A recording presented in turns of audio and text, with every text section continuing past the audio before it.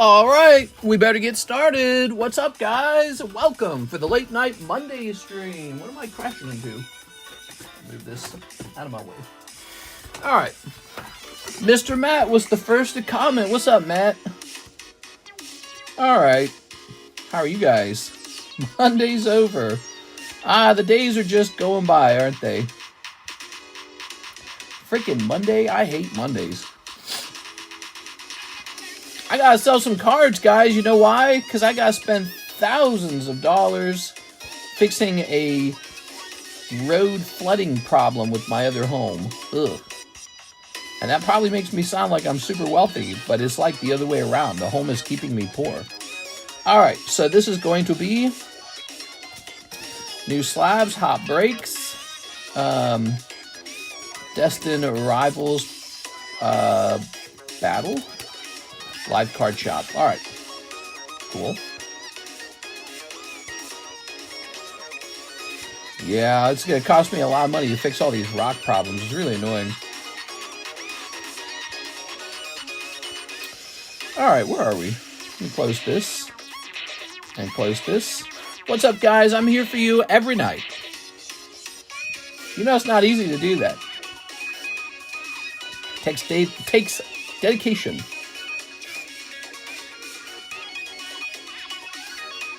Oh, man. PSA has kind of changed the way their system works. They reveal your grades, and they don't ship immediately. That's kind of interesting. Wow, these Rocket cards graded so badly. That's sad. All right. Well, that's just how it is. How's it going, guys? Let's see how tag grading's doing. Mister, I missed the funny titles. I do a funny title every now and then.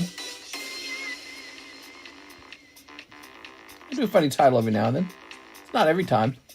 They're less common, aren't they?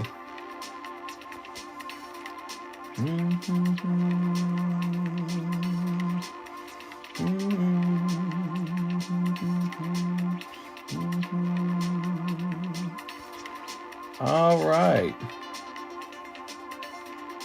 So, let's see. What's this? Danny Sadamore, Sarah Ledge Slab, Ivan Rodriguez. In rooms. What could that mean? He sent $47 and said in rooms. That's definitely his phone. His phone definitely said in rooms. Asset rich cash poor. Bro, we had to spend $10,000 on the air conditioner last year on that house, remember? And I was talking to this guy who wants to take over property management for that home. And he's offering me this really low amount of 15%, which I think definitely he's just offering that to get me to agree to swap over to him. Well, what's really fascinating is he explained to me why my air conditioning unit probably broke. He said these guys who rent your home, one of the first things they do is they run over to the air conditioner and they turn it down to like 65 when it's like 105 degrees outside. And then he says, and that overloads your AC and it breaks. And I did not actually consider that before. Our air conditioning unit might have been broken by the renters themselves.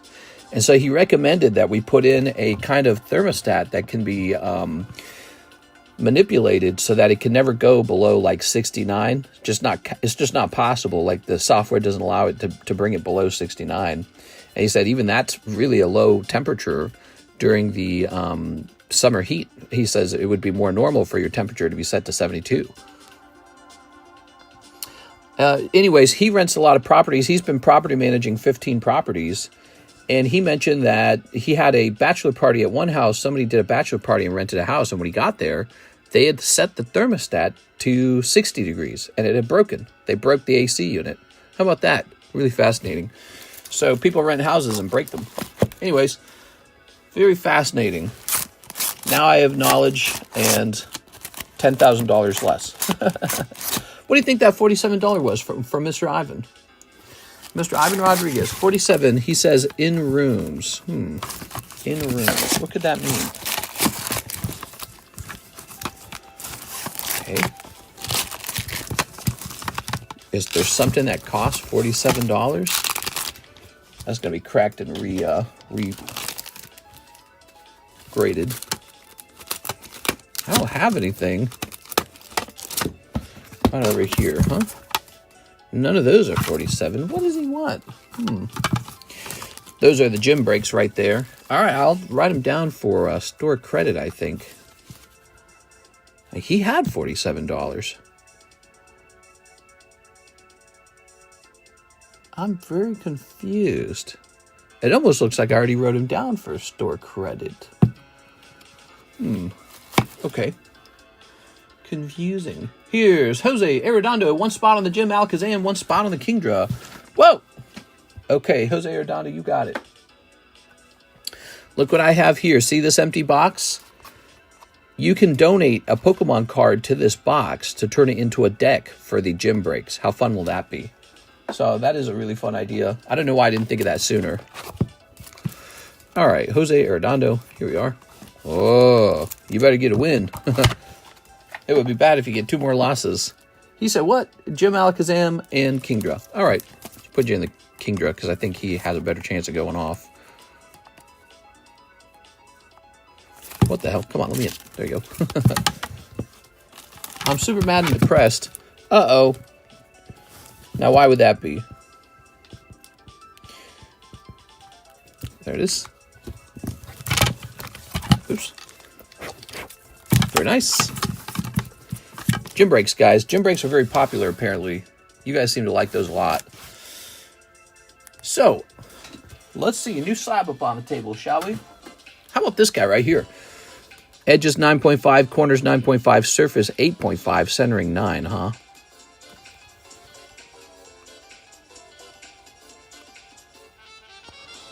I'm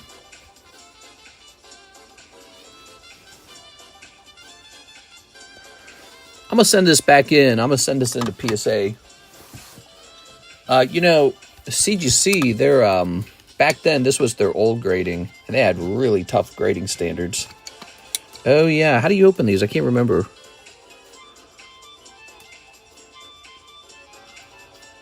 Okay.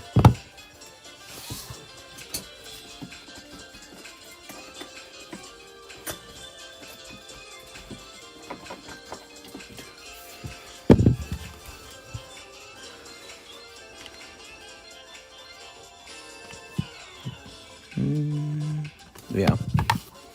Fight it like a man. No, come on, man. Don't be saying that.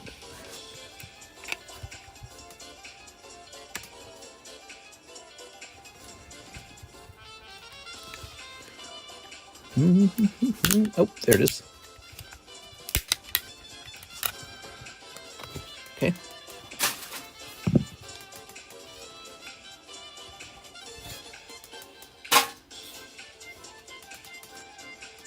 Okay, cool. So this one we'll send off to PSA. Let me take a picture of it. I'm going to have a regrade channel. Should have taken a picture of it before I cracked it. Okay.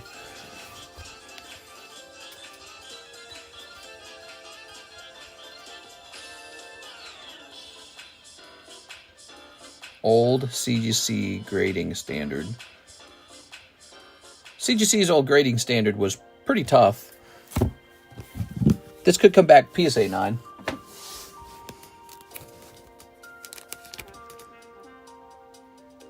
But you never know. They might give it a 10.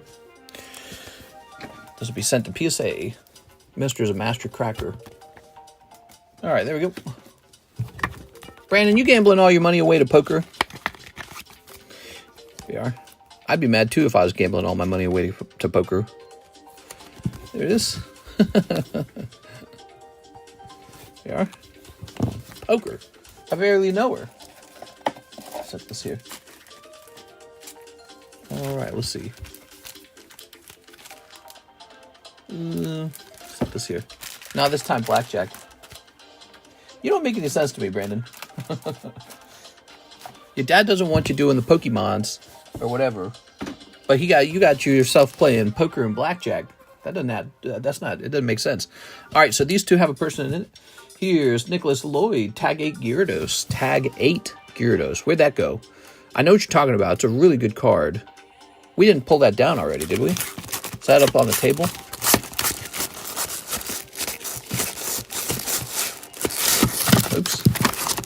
Bought a booster box, not my toaster tots. What?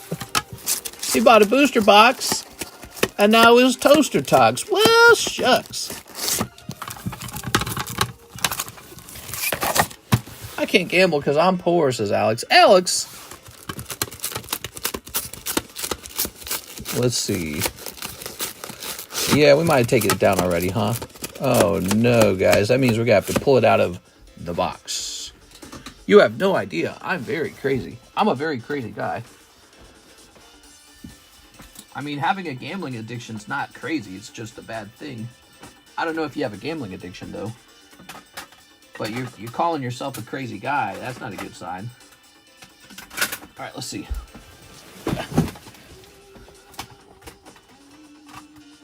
We have our gay fashion walk music playing.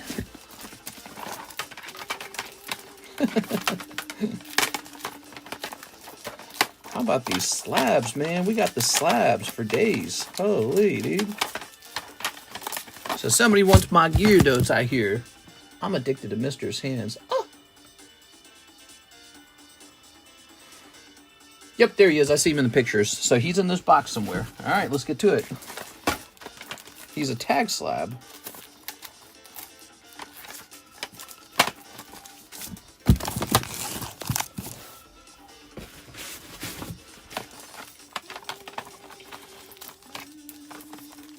Okay.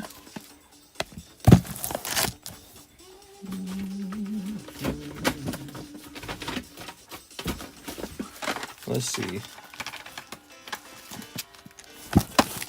Let's go ahead and zoom out.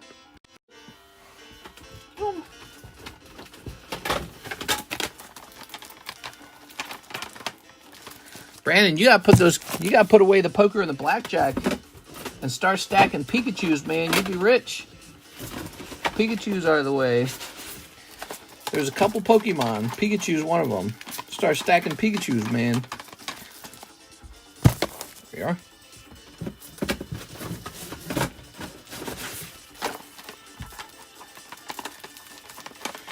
Okay, I ran into the melodic. Oh my god, we're never gonna find this. It's because this box is all mixed now. It's so bad. It wasn't mixed. But then Ivan Rodriguez was like, oh, I want these things. And I had to mix everything up. God, dude. Oh, found him. All right, he was at the bottom. Isn't that sad? He was at the bottom. We found him. All right. That's a lot of slide. I wish you guys could see our inventory at this point. It's legendary. It's a lot. Legendary inventory here, guys. Slab inventory that'll make your head spin.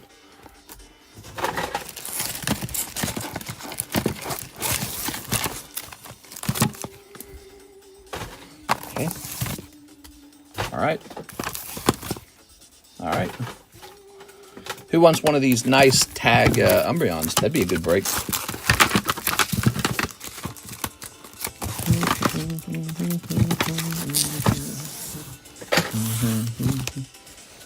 All right, that was like a million slabs.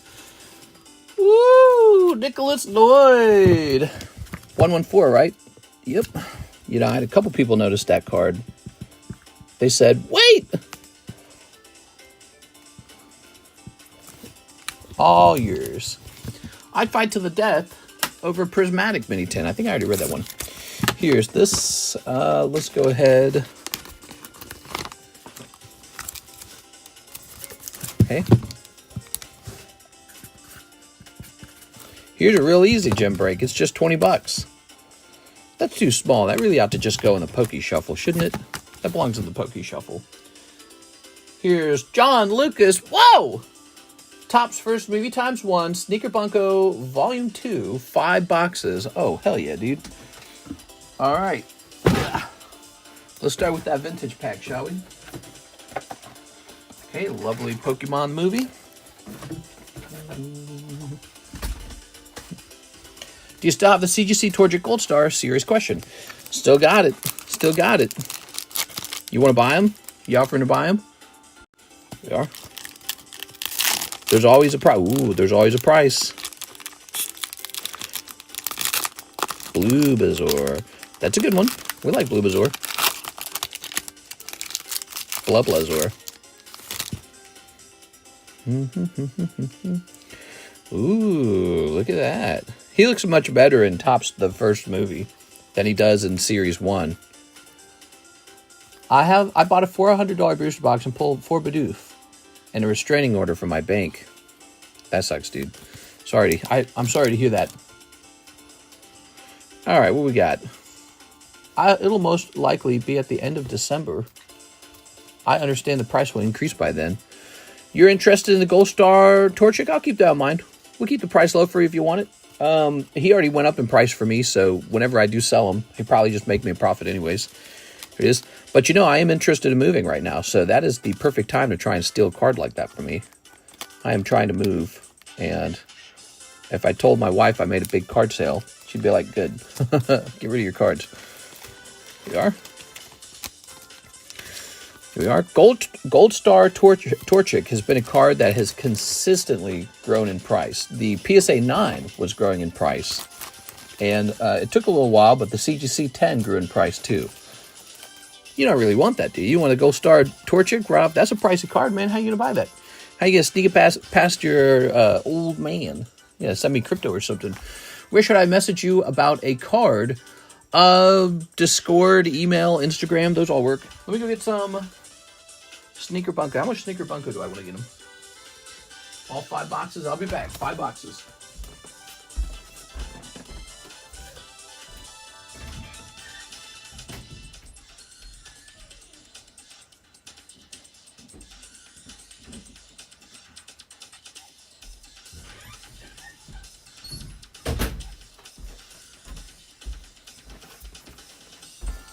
All right, here we are. Very nice. Ooh. So I'll set these to my side and start with one of them. Maybe right here. Good. It's Nikki. Hello, Nikki. You're not Nikki, you're Connor. Okay, so this is for John Lucas, who has a box over here. You're not Nikki. You're not Nikki 6. You're Connor. Yes. Ta-da! The card market is so bad right now, I'm going to grade my birth certificate. Might get a PSA 8. I'm reconsidering how to make money and think what you say is gospel.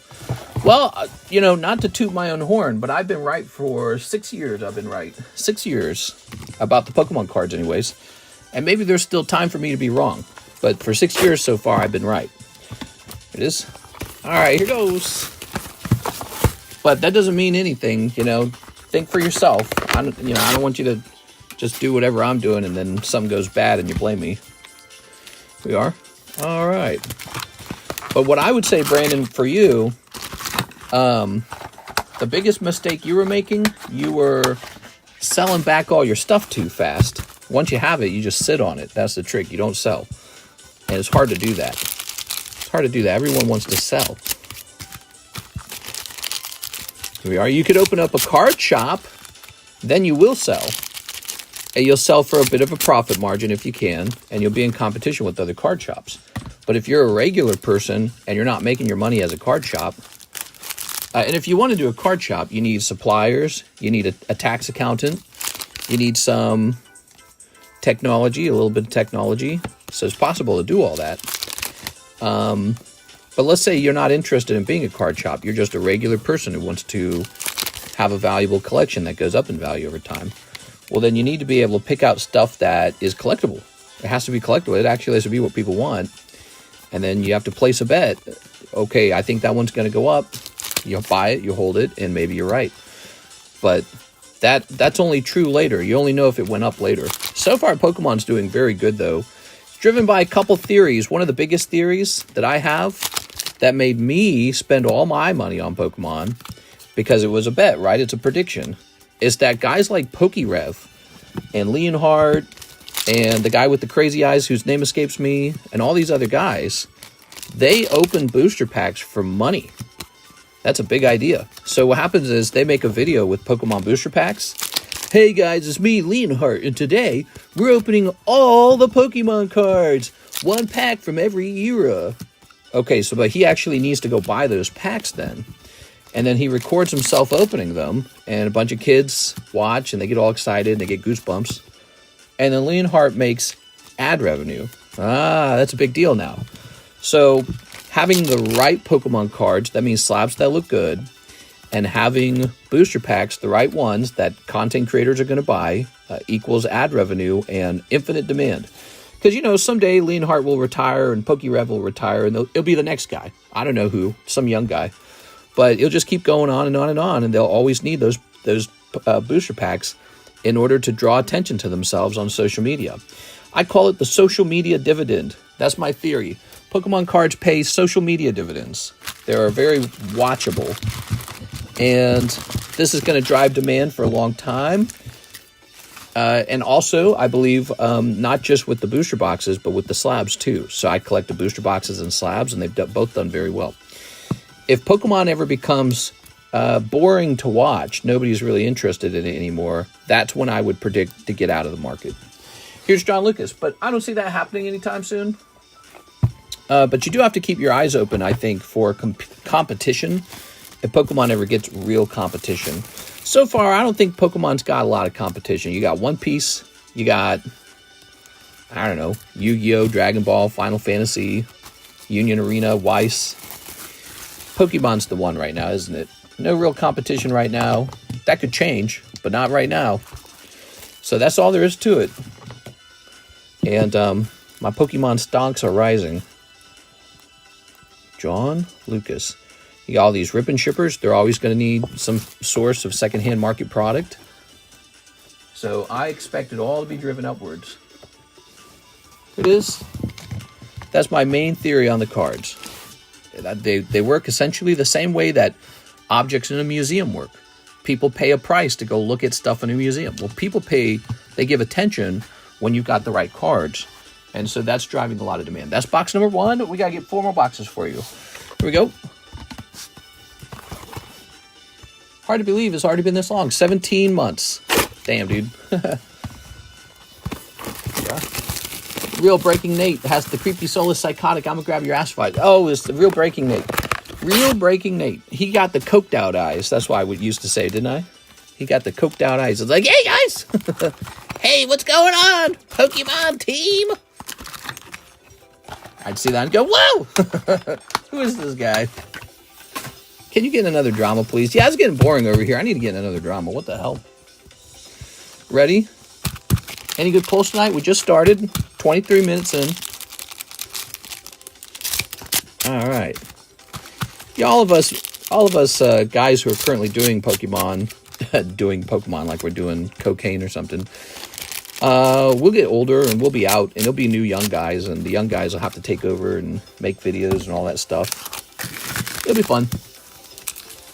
56 months. Holy gosh. Oh, Molly. Ready? All right. So here we have a holo.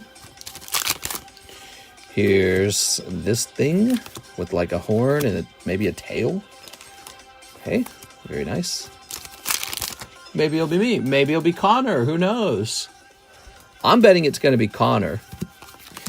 It is. Yeah, PokeRev, he'll want to retire one day. Leonhardt will want to retire. I'll want to retire someday. Or get into a different YouTube channel. You know, originally I was a Monster Hunter video game YouTuber, and I still have 130,000 subscribers on that other channel. Very proud of that. It was very hard to do because I didn't have any connections. No one shouted me out. I just built it from the ground up. And I had a lot of haters when I did it too. They're like, this guy didn't even play all the Monster Hunters. So I had a lot of haters, and kind of happened that way for this channel to a lesser degree, but it still was a lot of work. One thing about Pokemon content is it's very competitive. Very competitive. You got to be entertaining. And I rank somewhere in there. I'm probably like a B. What do you guys think? You think this is a nice B channel? All right. So when you have a child, will you name him Derek? I don't know. I'll name him. I'll let you guys name him. You guys, if I have a kid, you guys want to name my kid? I'll let you guys name the kid. There it is. All right. So far, so good.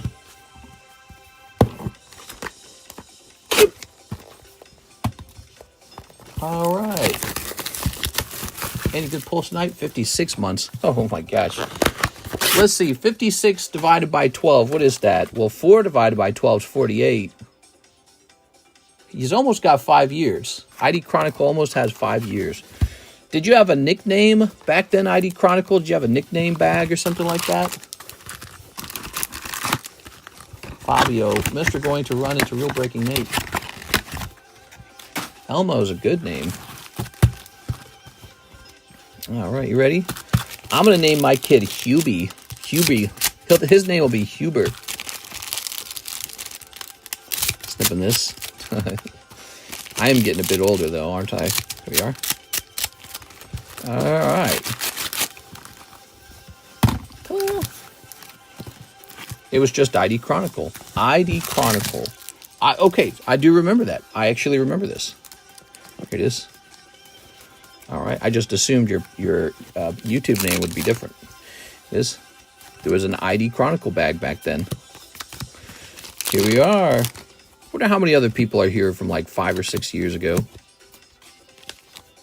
Put that in here. Grabbing this over here real fast. Let's see. Wait a second.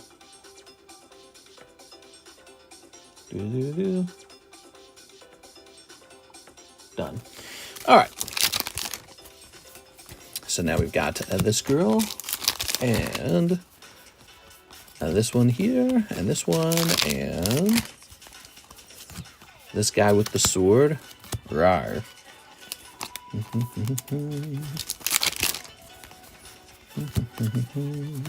Oh. Oh.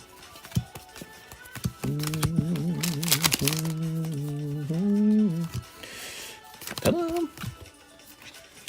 I glossed over this channel back in 2020. Jen in late 2024 convinced me to make a purchase from you. Oh, that's so nice. Wonder how Jen's doing. Hope Jen's doing all right. I haven't heard from her. She stopped in and bought a couple of SpongeBob packs. She doesn't have to buy anything. I would just be happy for her to stop in and say hi. I like having Jen around. She's nice. She's a nice person.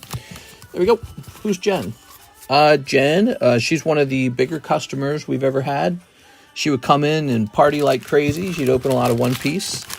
She opened a lot of vintage. She was deep into the Pokemon cards. It is. But who knows? She might be taking a little break. That's kind of how life goes, you know. If you go real deep financially into Pokemon cards, it kind of becomes like your whole focus for a while. And there's other things in life, you know, like family, friends that you can walk up and give a reach around to, that kind of friend, boyfriends. You doing pre-grading for $3 a card, just making sure to send the right amount. That's what we're doing, yeah. A little service to help you avoid sending bad cards to PSA, CGC, Beckett. It is. All right. I've watched for years, but only recently started buying. Nice, dude. And maybe somebody watching right now is kind of like that too. You've never made a purchase. If you ever see the stream slow down too much, take a minute, learn how it works, and make a purchase. Keep us entertained. It'll be nice. Here it is. You know, the hardest part about all this is that if you think about it, when we first got started, there must have been a lot of people who hesitated to get into any of this. And if they had done it, there is no doubt in my mind that if they'd simply bought a couple cards and held them, they'd be doing pretty good with those cards right now. You know, people really thought after Sword and Shield that it was all downhill from here. And the prices kept tanking. There was a lot of confidence was lost. It was like a Pokemon mini recession. And I didn't sell. I just held. I sold a couple cards, but I kept just about 90% of it, basically. And I sold here and there. But I held the majority of it, and now here we are, and it's all going crazy. And people are like, "Dang, I wish I had done that." It is. Turn on chat plus 5 years subscribed. I can do that. Let's see. Let's see. Custom. All right, I'm turning on the 5-year chat. You ready? All right. Ooh, train. All right, so a chat is turned on for people who have been here for 5 years. Let's see it. Who can still talk? If you've been here 5 years, you should talk right now because you'll be able to talk and no one else will. Let's see if we have any people who have been here for 5 years. 5 years, that's that's a long time. That's enough to graduate from college. Here it is. We know the one guy, ID Chronicle's been here 5 years. He actually showed us. Anyone else? No? All right, I'm going to turn it back off. Here, let's go to, let's have subscriber mode on anyways. I'm going to leave subscriber mode on. Alex is here. Wait, Alex, you're a mod. Of course you can see through. But Alex, you've been here 5 years, haven't you? How long have you been here, Alex? Yes. Now do 3. Yeah, 3 will probably be a little different. I'm free. All right, subscriber mode is on. Hit that subscribe button if you guys haven't hit it. We do need to get to 100,000 subscribers. We're so close. I can literally taste it. We're so close. Oh my God, it's going to be so nice. You know what I should start doing? I should start lining up cards that are free at 100,000 and start showing them off each night. Maybe get you guys a little motivation. I'm back. It was murky down there. No signature yet. Are you watching, John? No signature yet. Maybe a sexy box topper on this one there. Let's see. So far, this has been a cold round. Wish you could see your sub like you can on Twitch. It is. Okay. Konnichiwa. Oh my God. That's rough. No sexy box toppers on this round so far. I reckon I might be 4+, not quite 5 yet. Almost 5. Twitch is cancer now, says Alex. How's Twitch doing as a company? I don't understand how Twitch competes with YouTube. YouTube is, I like YouTube a lot. And then you've got like TikTok and Instagram. Just, Twitch is the only one I don't go to. I don't know why. I forgot a whole word there. LMAO. Length. You talking about the length? What are we measuring? Okay. Some breaks here. Jose Arredondo wants you guys in this King Dren Alakazam. Okay. Doggies. Bark, bark, bark. Here's a hollow. Here's a hollow. Here's a hollow. We got Cool Guy. Check it out. It's Cool Guy. Okay.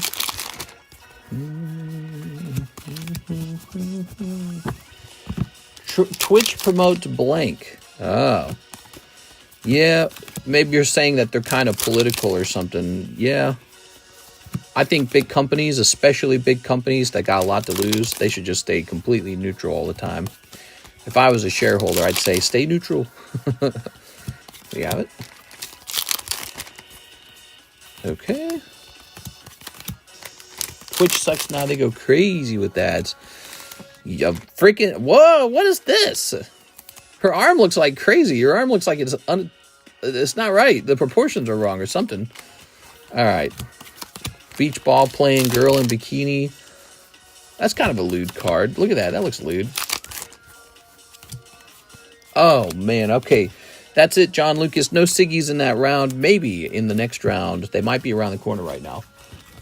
I definitely haven't been here 5 years. 80 for watching, 21 likes. Smash that like button for me, guys. Let's get that likes up, if you don't mind. John Lucas, what's the first big order of the night? $470 tonight. That's a big order. We need to have, like, big orders.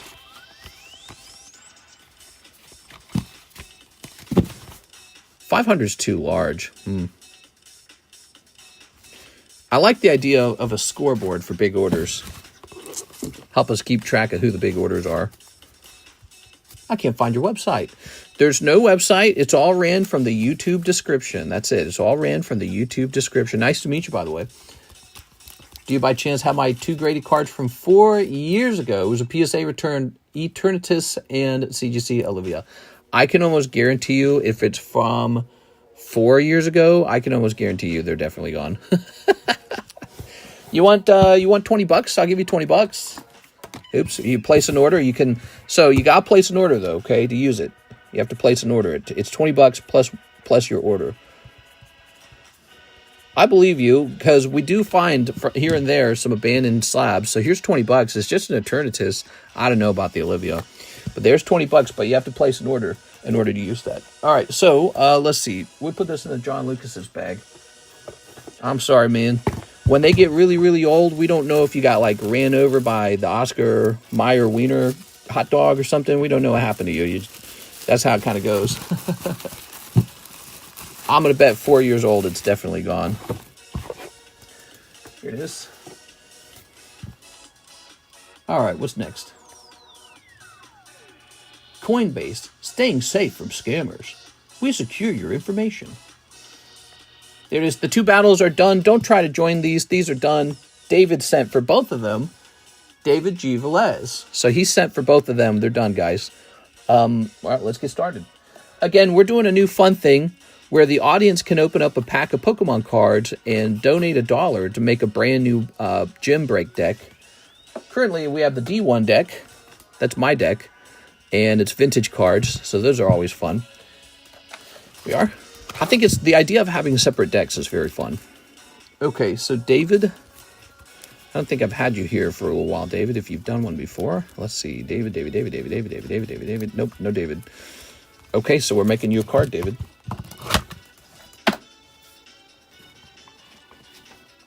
Someone ordered 200 prismatics, you won't? Oh, not sure if I can even service that. G. Velez.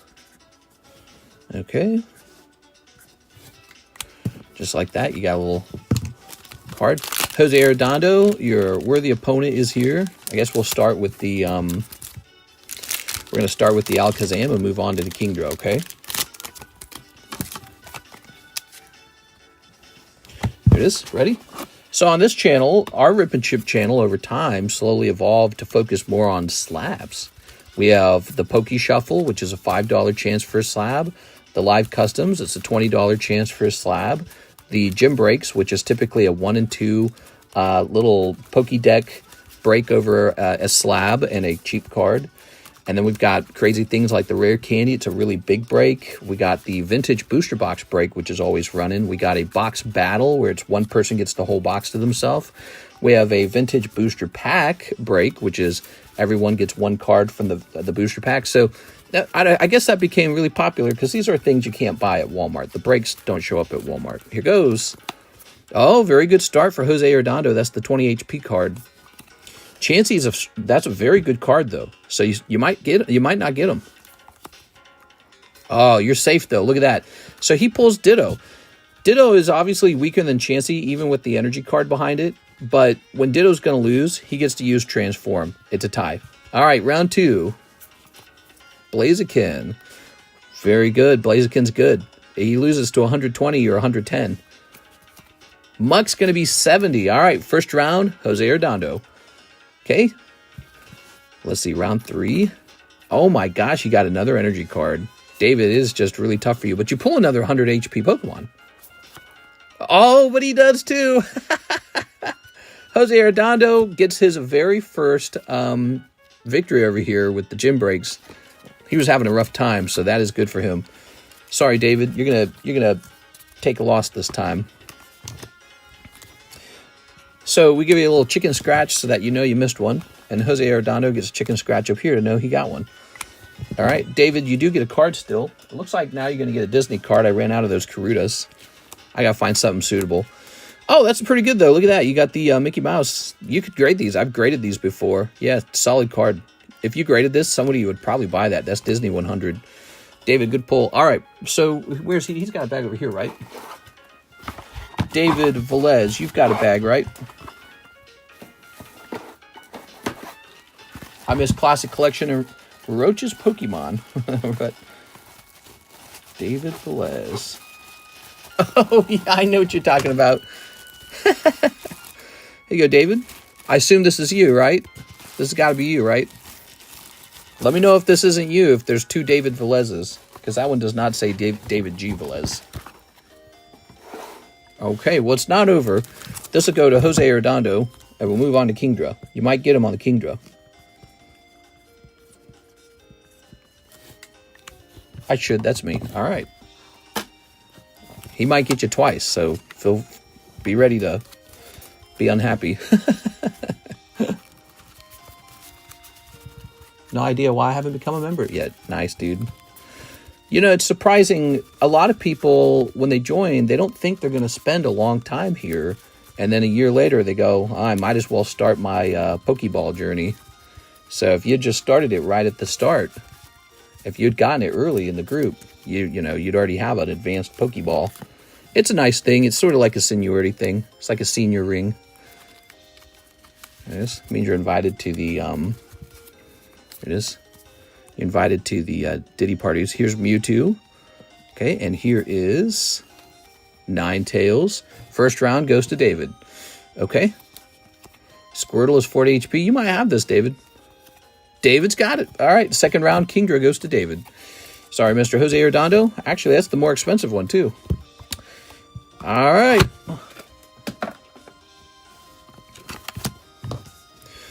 Miss one, win one, David. Jose Redondo, you're 1-4. Yeah, a long way to go. You got to catch up. Oh, sweet. I'll definitely take that. Okay. David G. Velez. Okay, we're going to get you a card. How about one of these? I'm going to get you a couple of these. We got too many of these. We got too many of these Disney cards, right? Too many of them.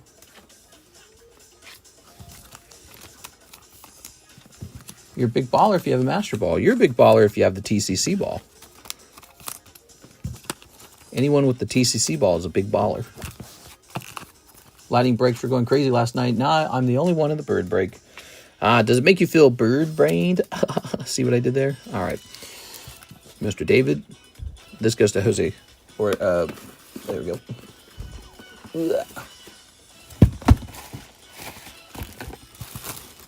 Mr. Jose Redondo. Oops. Brandon asked me if you could turn off subscriber mode so he can talk. He hasn't been following you 24 hours, so he cannot talk in chat right now. Oh, that's funny, dude. Well, smash that subscribe button. I'll change it. I'll change it to be a smaller duration. Okay, give me a moment.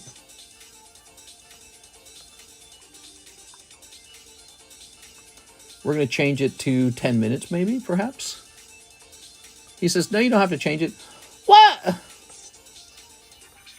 Look what you made me do, man. You're throwing me all out of whack.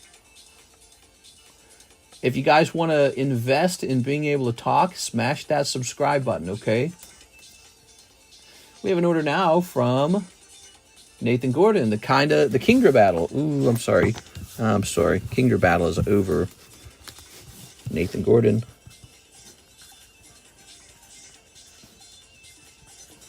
Sorry about that, Nathan Gordon. What will the new gym battles be? Well, we have these two right here. We have two already. Beatrice, spotting the Umbreon. All right. I'm not.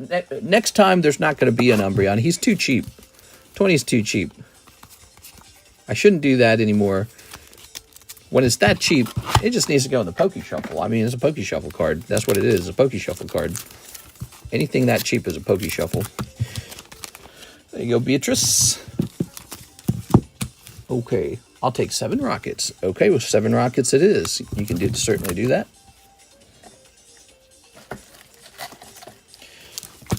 1, 2, 3, 4, 5, 6, 7. Ta-da. Throw the community a bone every once in a while. Well, it's the community can just open a Poke Shuffle. So it's a $5 Poke Shuffle. The number of spots in the Poke Shuffle won't be any less fair than a gym break. But the gym break should be a little more challenging, I think. They should be sort of like, if they're going to be a huge time cost, you know what I mean? They shouldn't be $5 slabs. It is like, what if we did a gym break on an energy card? You'd think that's silly, right? Ooh. So that's kind of the thought process here. We have a system for getting rid of Poke Shuffles. All right. Here's this thing. And, oops. I like the Rocket Hollows, by the way, anytime you guys want to donate one. All right. Hey, how about donating a card from your Rocket break? How about donating a card from your Rocket openings to, let's not have it be bulk. So if you would like to make a donation, let's start with the minimum of a holo card, okay? You could donate a holo card to create the new deck. Okay, so Beatrice, no, this is Nathan Gordon right here, Mr. Nathan Gordon. Here it is. How about a gym break with the $200 price tag? We could do that. I feel like there will be a lot of buyer's regret, though. What do you guys think? Buyer's regret out the wazoo? This is AVAX Dusk Noir for $35. That is a gold deck that nobody wants. Let's get rid of him. No picture on him. Like this Toxtricity, he's solid. He's going to the Poke Shuffle. New cards have higher HP. 1, 2, 3, 4, 5, 6. Yeah, but it's a totally separate deck. Take a Rocky Hollow. Okay, so thanks for doing that because I want to show people how this is going to work. So give me a chance to do that. Okay, so this is Tox Tris 10. Poke Shuffling it up. Poke Shuffle is basically full. Not a lot of room left to add there. Here's an Anthony Kalura card. Anthony Kalura's cards are on sale. Did you know that? So he is doing a sale. This card is now $17. You can see the original price of $20, and now he is only $17. Okay. You can see that here, too. This card is now just $75. My deck is old. Okay, so he said donate a holo. So let's grab a cool. I'm going to steal a cool one from you, okay? You ready? Looks like I didn't sleeve that thing. I'm going to grab this guy because he's a 180, and it's just going to be a very different feeling deck. Okay. 1, 2, 3, 4.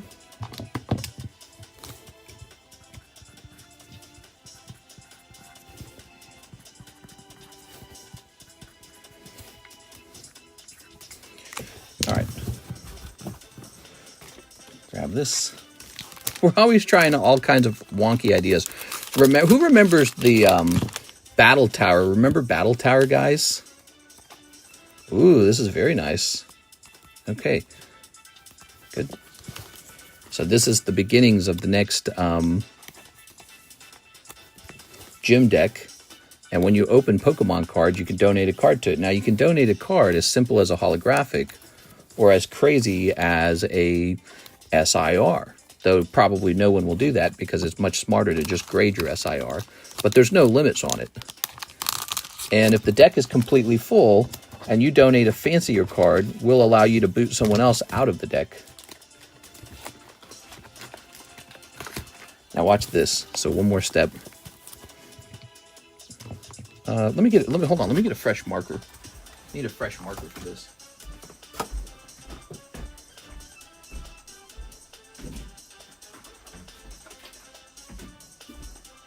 I'm thirsty, man. I want a drink too. I gotta go get a drink. I never bring enough drink in this room.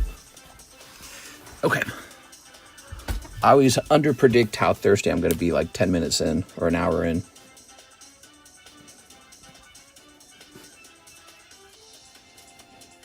All right, how cool is this? So now we know who donated it. All right. So these energy cards are going to work slightly different from the ones you're used to. They have varying degrees of strength. And so if you pulled an energy card and your next pull is this guy, it's 190. See? Cool. Okay. The deck's too small to actually begin to use it. But I'm sure that will change because now you guys kind of see you can do it, and that's very fun. In my point of view, it's fun. All right, you ready? So now we've got, let's see, David, all done with David. Zachary Stekskowski also wanted in the Kingdra. A lot of people wanted into that Kingdra break. Sorry, Zach. Okay, you know, I think also with these gym breaks, it makes a lot of sense if some of them were a bit more expensive. My deck smells funny. Your deck smells funny. You better go scrub it clean. All right. Ooh, this is one of mine. Okay, the Chivisu. I was like, whose card is this? Pachirisu. 084. So about $36. Don't discriminate against small decks. Okay. This is fresh. No one's seen this before. First time it's getting priced. $36. Pachirisu. Okay. We have an order from Alicia Brown, Tag Team Moltres break. Alicia Brown jumping into the lightning break. Here's Alicia Brown. Brune. Okay. Oops. There it is, the lightning break. So you're not alone, Mr. Oscar.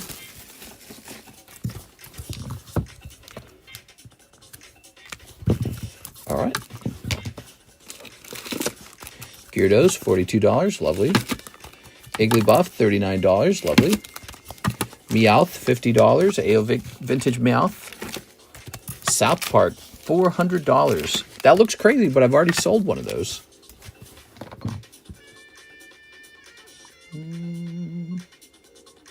Hunter Bradley, it's been a while since I bought anything from you. I'd just like to get whatever I have with you shipped out, please. Okay, Mr. Hunter, let's start there then. So let's go find what you got. Hopefully it's not a year old, right? Said it's been a while.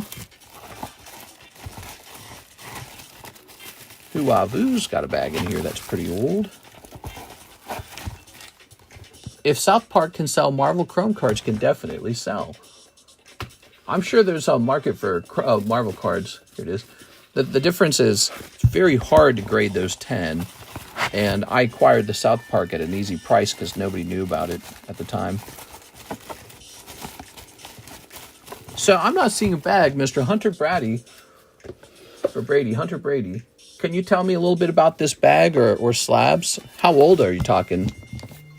Let me check over here. Should be able to look this up. Hunter Brady, man, I hate to tell you this, but your last order was from 2022. That is definitely an expired bag that was donated. I am sorry, man. I recognized your name. It was an old name. I was a frequent buyer in the 2022 era. Yeah, I don't know what you had. If you abandoned it, I promise you it was not good. Whatever it was probably $20, $30. Nobody abandons anything good. Like maybe we've got an abandoned bag here. What's this? Is this an abandoned bag? Sometimes I combine the abandoned bags. Like, look, here's one. This guy, David Maxwell, abandoned his for a year. And it's like a sticky tops pack. And he just didn't want to ship it. Like, look, it's a ruined Pikachu card. It's got all this scum on it. And he some of these. So, you know, that's the typical abandoned bag right there. They're almost always stinky. So I don't know what you had, but I don't bet on it being very expensive. One lightning break for me, Mr. LaFlame. Got you. Here you go. Take care of that right now. Okay. The rule over here is after 1 year, the bag's expired. Sometimes we keep it longer than a year. You know, maybe a year and a half, maybe 2 years.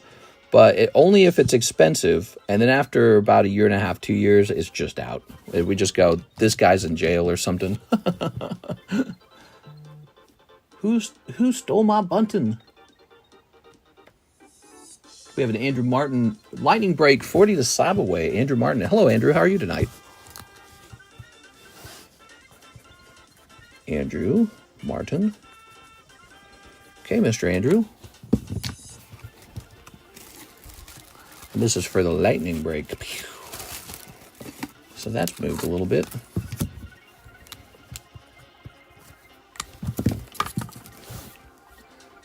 Let's see. So 40 to slab away. Let's take care of that. How's it going, guys? I hope you guys are having a nice night.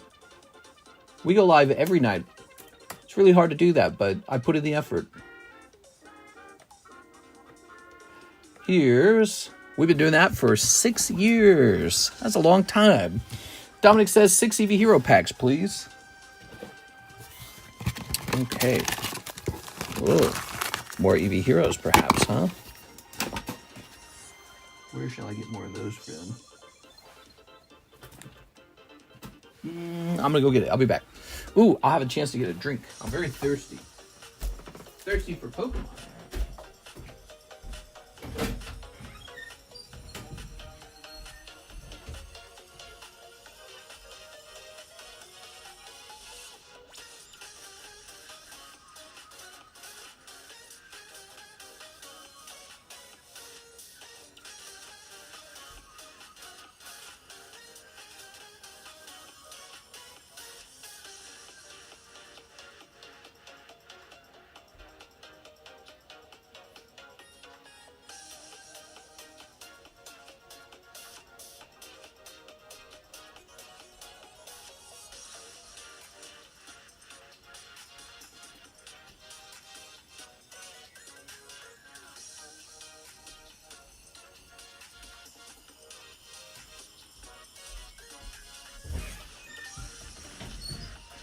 Aha! All right.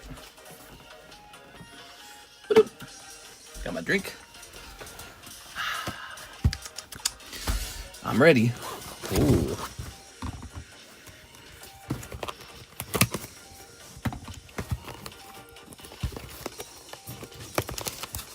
Hello. I stopped working the night shift, so I could never catch a stream. Can you just donate the 9 to someone or something if you'd like to keep it as a tip? Whoa, no, you don't got to do that. Here, I'll do a quick reversal for you. You get your $9 back. I don't want to take more money from you.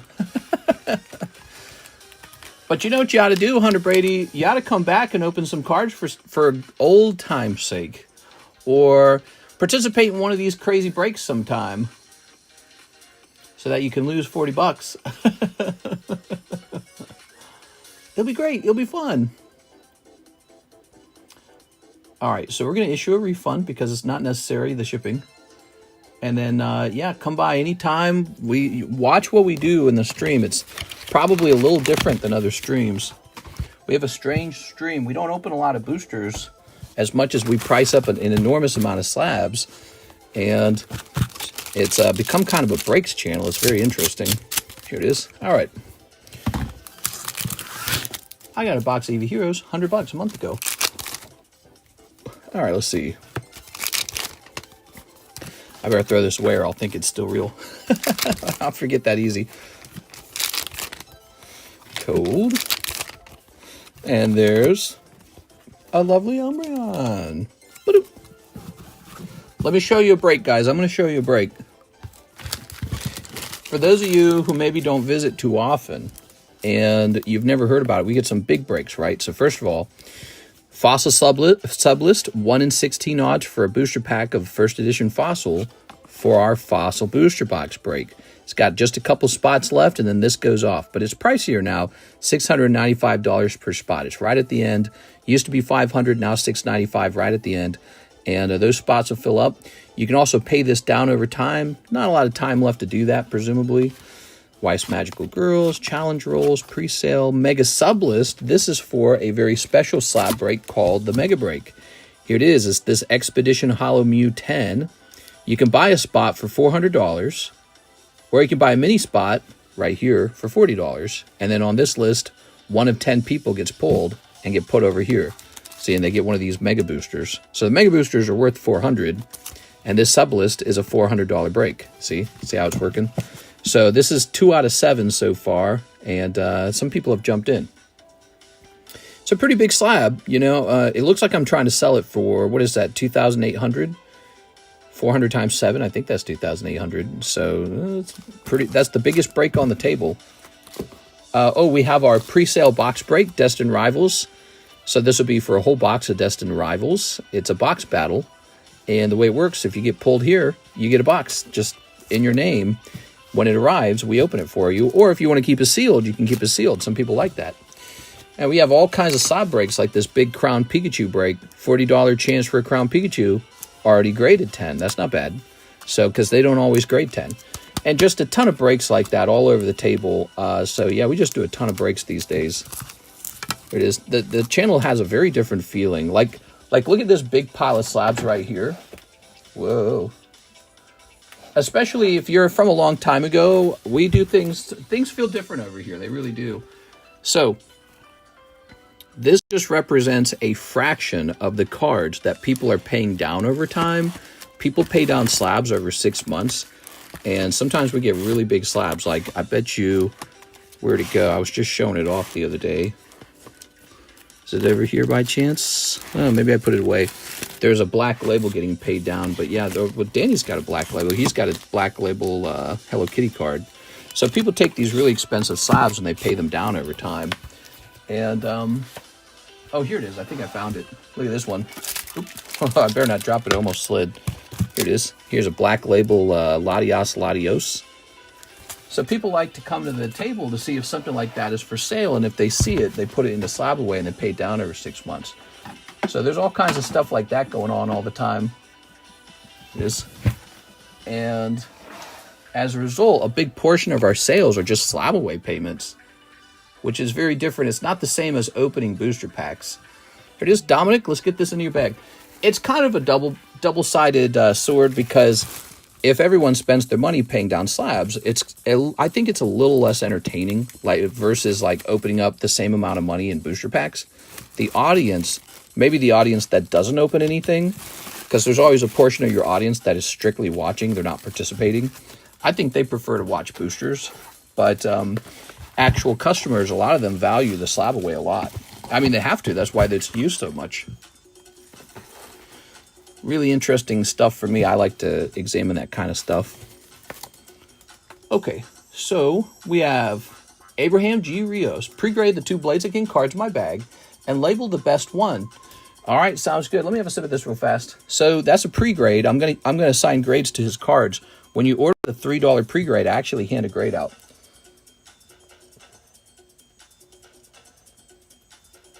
Ah, that's so good. Oh my God, I was so thirsty. Excuse me. Here we are. So this is a pre-grade. You said you got some Blazikins. Blaziken 1, Blaziken 2. It could be the case, I'll throw in a third card for free, okay? Could be the case that you should grade both of them, by the way. What are you sipping on tonight? Just a can of water. All right, you ready? So can we zoom? Let's see the zoom. Off center. So already this one makes me lean toward a 9. PSA would probably turn this into a 9. Now let's zoom back out. Here it is. All right. Centering's good.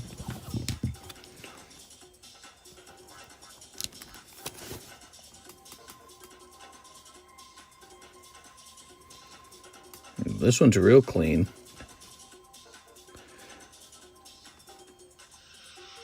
So I'd say this portion right here is a bit strange. Do you see this? It's almost like an impression. Isn't that weird? I notice cards will have that. I don't know what causes something like that, but it almost seems like an impression there. And the other thing I had noted on the back of the card that I didn't talk about right away, this bottom corner here, this bottom edge, I should call it, bit wavy right there. Japanese cards tend to do this a lot. Sometimes they have waviness. Notice how this whole portion of the edge is not wavy. So some Japanese cards are very, very wavy, and they really actually struggle with pens. Yours has a slight amount of waviness. Now, despite the impression and that waviness, I'm handing it a 10 because I suspect PSA would very good chance of a 10 at PSA. Don't send it to Beckett, though. Beckett will say no. All right, you ready? Kind of the same. The top edge isn't perfect here. Yeah, kind of the same thing. There's like a little notch right here on the top edge.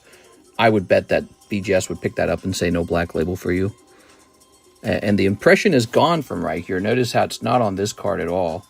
See that? Not on this card. So this card's got an impression behind you, but this one in front of you does not. Centering is good. All right. Yeah, this one's also going to get a 10, but this is the better 10, so I'll say 10 plus to help you remember. I would grade both Blazikins. You could send this one to BGS. I would not expect a black label on that because one of the top edge isn't perfect. You know what I'm saying? How do they judge centering on Weiss cards with no border? Oh, there's a way. Trust me. There are borders. There are. All right. My friend's dad gave me a 24-pack of Asian beer because he doesn't like it. I'll drink Pruno for all I care. Pruno? What's a Pruno? Okay. Grab these two bags together like this and pop it back into the box. There it goes. All right, there goes. Thank you, Mr. Abraham. All right, now wait a second. And he wants 2 Japanese rocket packs. Okay, I'm sorry, I just saw that. Order not done. We got to open these 2 packs. By the way, if you have a junky card, it has to be a hollow or better that you open in this round right here, Abraham. You can donate it to the battle deck as well. Cold. Okay, never mind. Well, you got 1 card. You got the Zamazenta. Okay. I remember last time I was here talking about Latisse and Letitia. You were talking about Letitia? What do you know about Letitia? She and I broke up years ago. Did you price up the PSA 8 Carddass Horsey? No, that one has not been priced up. You like that card? I can price that card up. Yeah, I can price up Carddass Horsey, definitely.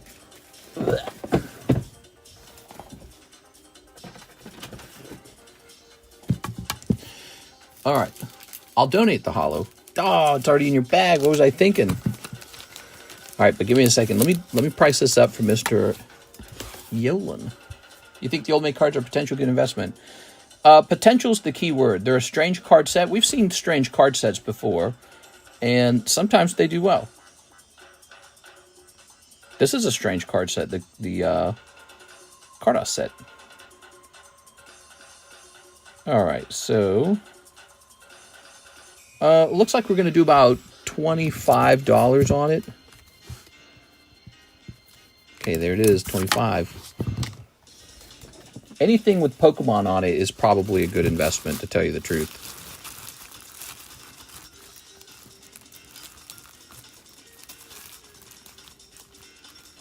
Ha, found it. Sold.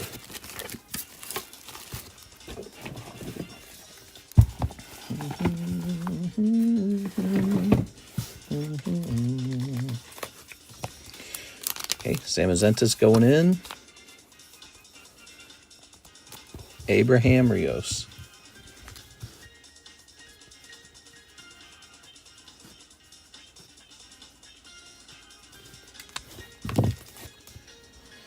So this is part of our battle deck number 2, where you can donate cards, but when the deck is full and someone donates a better card than you, your card gets booted out. And it's just a funny way to pimp out the battle decks. It'll be fun. Now, we have an order from ID Chronicles. 6 packs of Prismatic. Use my 6-pack from the credit. Hell yeah, dude. All right, there it is. ID Chronicles. 6 packs of Prismatic. Let's see if we pull them in SIR right here, guys. All right, so free $20 and placing an order after a little while. It's nice to see and hear from you again, Mr. ID Chronicles. What do we got? Okay, very nice. Oh, no. How do you prioritize your time to make sure you don't fall behind with your card endeavors, and how long did it take to establish a routine? I was always very efficient. I was efficient when I was a kid. I was efficient when I had my first jobs at places like Target or Coca-Cola, which those are simple jobs, but the more efficient you are with stocking shelves, the more valuable you are. And I just have this way of thinking where when I'm working on something, I go, is this really important? And what's the most valuable thing that I do? And so I just constantly ask myself that. And if you want to know, I ask myself that a couple times a day, almost every single day. Here we are. All right. So for one person, I do all right. There's probably guys doing way better than me, but I'm probably in the upper 10% of people who are producing something, let's say. You know what I'm saying? Like, I'm not like an investment banker or anything, but yeah, I mean, we move a shocking amount of cards. Shocking amount. Like, I think I can look it up.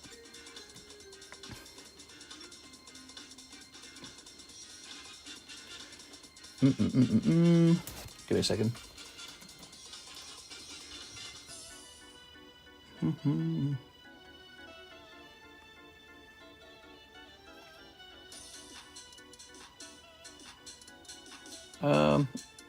They just changed PayPal. Well, I'm not going to look it up. That's silly. All right. They just changed PayPal. I don't know how to read it. There used to be a thing that just told you how much you moved. It is, but we move, what you might have guessed, a ridiculous amount of cards in a week. And it's only possible to do that because my brain has done a very good job over time making sure it focuses on the things that really matter, and then just grinding. Sometimes it's not efficiency. Sometimes it's just like, you know, being really obsessed. That's it. Obsession, passion. Ooh, you got a Lugia back there. That's not bad. So Dun Sparse and Seeking. Ta-da! Feel like I'm getting chased with this music. You want me to turn it down a little bit? I'll turn it down a little bit. All right. Did you mark him for the lightning break? Ooh, did I count down the lightning break? Probably not. So, ID Chronicles. Now listen, this is the gay fashion show song. Listen. Do you feel fabulous yet? Here's Dun Sparse and Seeking and Lugia. This is just the latest video game soundtrack mix that I'm playing, and then when my brain gets super tired of it, I'll move on to a new one. Fabulous. Yeah. Oop. There's one song on this playlist I really like. Let me jump to it. It's this one down here. I like this one. I like the creative sounds they use. Tammy doesn't like it. All right. ID Chronicles. ID Chronicles, by the way, you can also donate a card to that new battle deck, like one of these that you think looks interesting. Anything you want. You can, if you guys pull a specialty energy card, we can swap out energy cards. It's all about pimping that deck out now. That's what we're working on this week. All right, let's go ahead and get your name down. So now you got a couple cards over here. Appreciate it, man.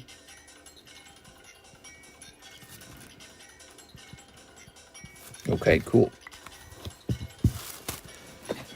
Let's see. And we would place you right over here. I feel like you haven't placed an order in a really long time. That's what my brain's telling me. Because I don't feel like I've seen that name in a while, but I recognize the name for sure. This should say 5. You're right. I'm coming out. I want the world to know. You gotta let it show. What? Oh, I'm coming out. That song. Oh, somebody's interested in this. All right. So now, click. Mr. Dominic Gonzalez, 6 EV Heroes. Uh-huh. Oh, right. We're supposed to be working on this giveaway tonight. Here it is. Let me get this running, okay? Did you remember my name? No. All right, there it is. Type in the 3-letter acronym TCC to get into this break, okay? This is a nice break. $110 poker card. When it reaches 20 spots, it's handed out. All right, here it is. Good, good, good. What are some of your favorite moments on the stream, guys? I'm curious. When I'm doing the most fun possible thing, what do you guys like to watch the most? What gets you most excited? What makes you stare at the screen? Or how do you know you've had a really good time on the stream? What is it we do best? I like to know how we stand out, or if there's something you like the most. Wow, win stuff. Well, shucks. La Flame and Jen orders. La Flame orders. It is. All right. Here's our Ratu. When you're making moaning sounds, we're pulling Umbreon. Oh! Vintage. Yeah, I like the vintage myself. That's actually my favorite. Anything vintage. We've got the Call of Legends break, and it's got, I think, 3 people in it. Ooh. I missed the soundboard. We might get a new thing. The rare candy breaks. You like it when the rare candy breaks go off? When people show up and we all interrogate and harass them until you ban them. My favorite. The Von Doom Dark Dragonite Air card moment. Yeah, that was really cool. I wish we had more moments like that, but it's genuinely super rare. Here's Dominic. I think when it happened, most people watching the live didn't know what happened. But I did because I had researched that card before, and I was like, what the fuck? And then he just pulled it out of a booster pack. And then even I didn't know that there was no recording of that ever happening before. So it was a very special video. And when I put it out, it didn't even get many views till later. Now there's two main videos, but the video with the 500,000 views is the short. All right, Fan P for $65 now. That's on sale. Here's Jigglypuff for $9. Ah, this lovely Gengar Prism. We've got Sanrio characters and Suicune. This is a double-sided card. Check it out. Huh? This is actually the back of the card. Both PSA and BGS do it wrong. This is the front. They just don't know. Doesn't matter. One piece will go up, hopefully, because there's a lot of people who bought it. All right, let's get a card priced. So today we have Yolan's cards. Yolan has a commission order he mailed in, and we're pricing up those commission cards along with Anthony Kalura's cards, because Anthony Kalura's cards are on sale. So they're all getting repriced right now. Here's a Rick and Morty, Rick Sanchez. Let's get the dust off of this real fast. All right. This one's actually pretty good. It's a Rainbow 10, CGC 10. It might actually sell. I just realized the poker cards in my binder are from you. Oh, yeah. If you didn't know this, I'm one of the largest holders of the poker cards. You should see my Poker Charizard collection. It's mind-blowingly large now. I added like 3 more Charizards to it recently, guys. So, still working on that. CGC 10, Rick and Morty. Didn't spell that right. I'm all about those poker cards, man. They've gone up in price, too. I've done well. Let's see. How about Rick and Morty CBO1? I'm sending you Marvel and kicking the can down the road, did you? Yeah. Okay, CBO1 didn't do anything. How about Cryptozoic?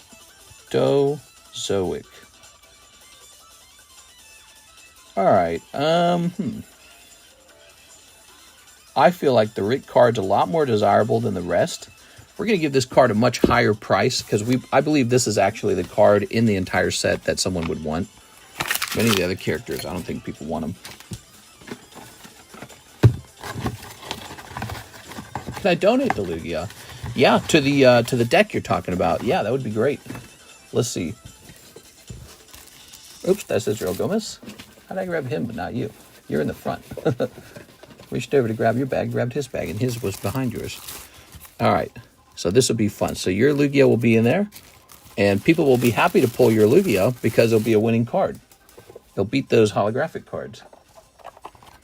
So here it is. The deck's coming together already. We got a Zamazenta, and we've got a Rocket Tyranitar. My brain wants to call him a Dark Tyranitar.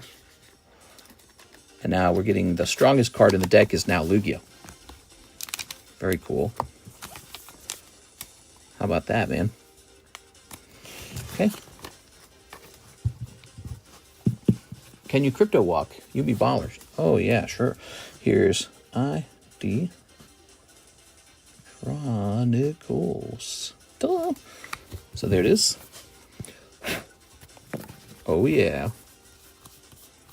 Yeah, even these energy cards. So by default, we want 4 energy cards in the deck. If you get a fancy energy card, like a sophisticated one, you can trade one of these out with it. All right, we'll put your name on the energy card. We also need to get some trainer cards in there, like Great Ball. So when you pull a Pokeball or computer search, what that turns into is the ability to search for Pokemon. Also, Ditto. I'd like to have a Ditto or 2 in the deck. Remember, Ditto is very fascinating because he, if he runs into a Pokemon with the lower HP, he defeats it. But if he runs into a Pokemon with a higher HP, he transforms. So Dittos, we should put at least 1 Ditto in the deck for fun. All right. This is called a commission slab, where I sell the slab for the person who mailed it in. This is AVAX, Rick Sanchez, holographic rainbow rare. Look at that. Very fancy. Additionally, let's pull one of these Anthony Kalura slabs. Here it is. So these are getting repriced. This is Master Ball Leafeon. And, you know, I feel like that was one of the earlier cards that we got from him. I feel like we need to look up today's price for that card before we do a reprice. Master Ball Festival. All right.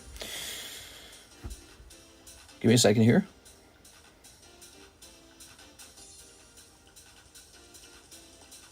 So it's about right. It's about $45. Okay, let's run that calculation now. 37.5. I'm going to make it 38. I think this is already a pretty good price. 38 is the new price.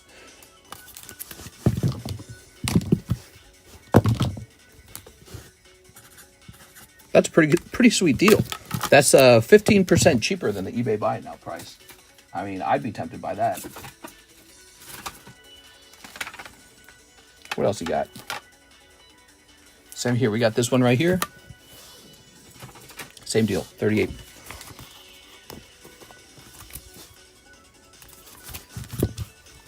How about the ghost Pokemon that only takes special type damage? Here it is.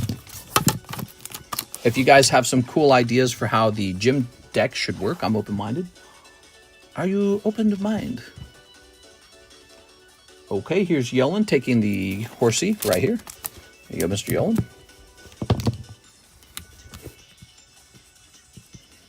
Thank you. Okay.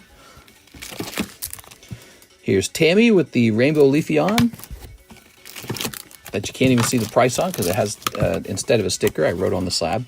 It's got to have a sticker, I guess. Problem is the stickers aren't free. They cost money. I hate that they cost so much. You don't think they cost much, but we run through them really rapidly. Okay. And so it'd be nice if you could just write on the slab. Here's Danny Sadamore, Pachirisu. All right, he sold Pachirisu. Gone. That was pretty fast.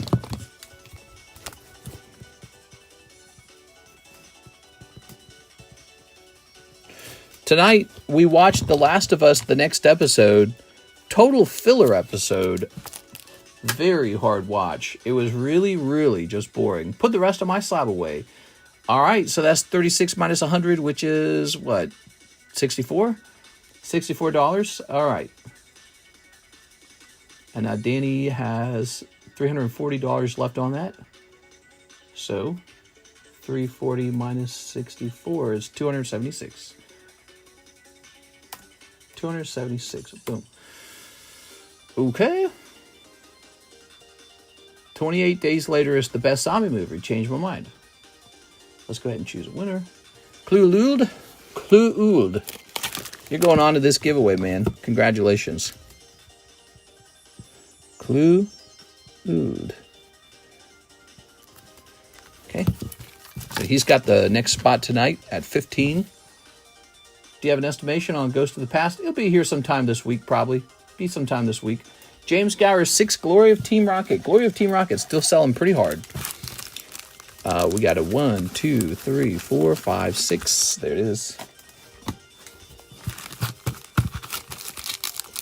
All right, snipping that. Ooh. Very nice. Oops. Oops. Sticker is sticking in my hand there. Turn this down a little bit. That song's really repetitive. Ooh, the Raticate. What do you guys think of this Raticate?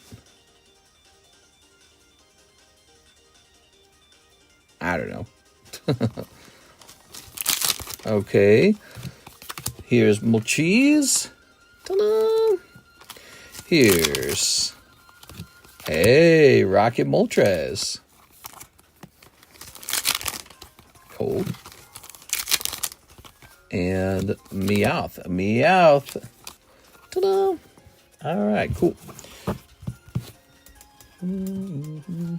Put the rat in the deck, says James. You got it. The rat's going in, everybody. It's going to be a Team Rocket deck. Okay. Very nice.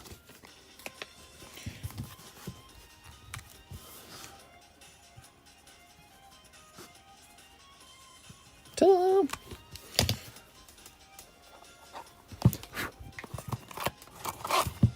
Oops. Well, this is pretty fun. So we got Lugia, Zimazenta, Tyranitar, and Raticate. We got 4 Pokemon. I think we need like 30 in the deck before we can start to use it. So we're ways out before we officially begin. Ugh. It'd be fun to be able to choose deck 1 or deck 2.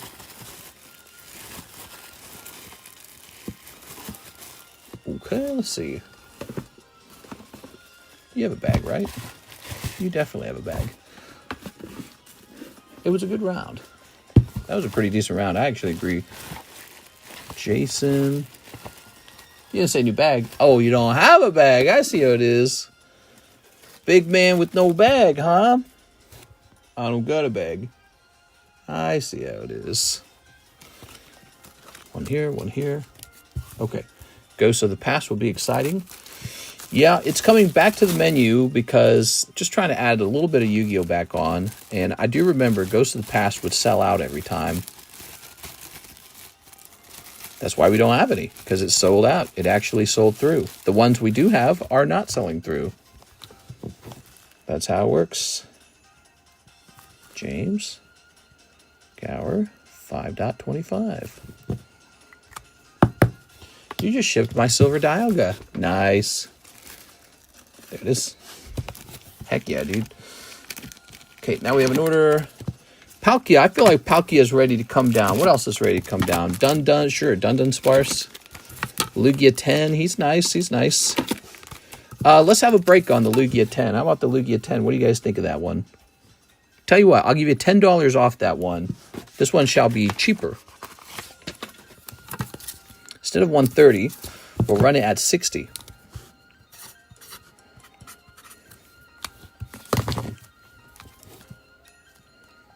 Okay.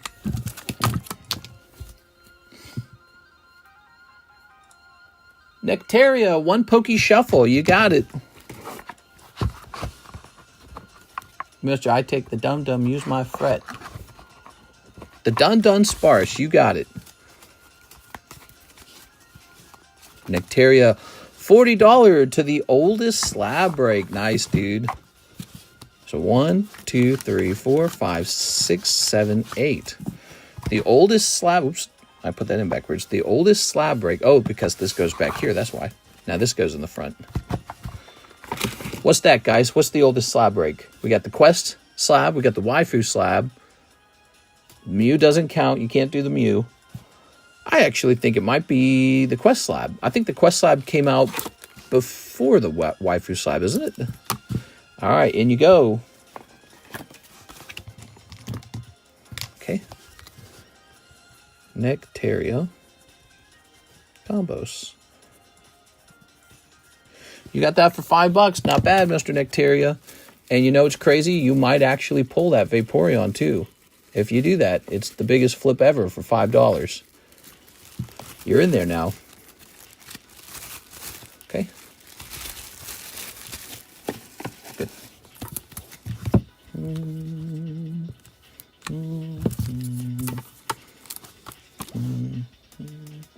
Apparently, the dad spoke about the kid that blew himself up at Palm Spring, and he didn't talk with him for 10 years due to a divorce. That sucks. I had a great night, but I think I'm going to go. Have a nice night, Mr. Connor.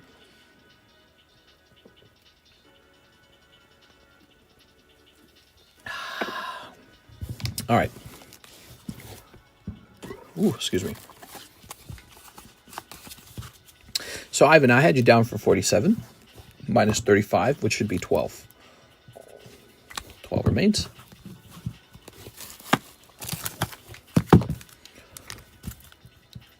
Ivan, Rod, Riguez. One spot in the Lugia is taken. I can see it's taken. Zachary Stekskowski, 10 Glory of Team Rocket with my $43 credit. Ooh, that's tough timing. You went right after the other guy. Oh, but wait a second. You might get into the next box, so it might still be okay. 1, 2, 3, 4, 5, 6, 7. So you're going to have 3 packs for the next box. You still got a shot, Zach. Also, it could be a double hit box. Those are still a thing, I think, aren't they? They might be a thing.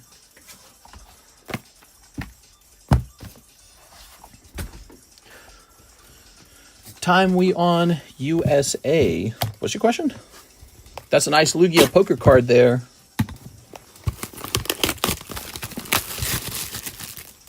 $9 a.m. UK. 3 a.m. in the morning. Cheap and easy. 3 a.m. in the morning. No sleep necessary. There it is. 1, 2, 3, 4, 5, 6, 7, 8, 9, 10. Okay. Zach, throw that away so I don't reuse it. It's another break. Where is it? Here it is.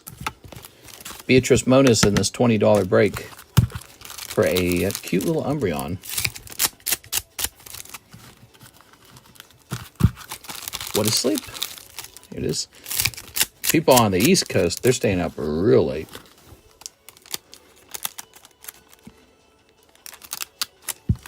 There it goes. Okay. Got a cold one. Here's the olive tree that I absolutely cannot stand to look at. It doesn't even make sense. These are pitted olives. How are the olives already pitted? It looks like an olive with... No, it looks like a salad with olives in it. I don't know what to say. Freaking olive tree, dude. I'll never memorize that Pokemon's name. I refuse to. Here's... Oh, my God.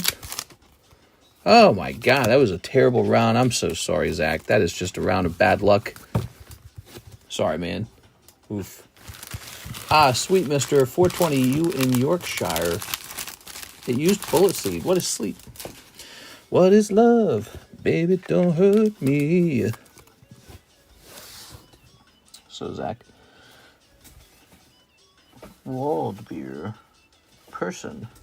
Who's this? I'm going to create a fresh bag for you, Zach. Oh, he did say that. He said new bag. Might be. Night at Roxbury Goated. The Olive Garden Pokemon. Okay. Yorkshire. Ah, yes. I'm from Dusselberry. Okay.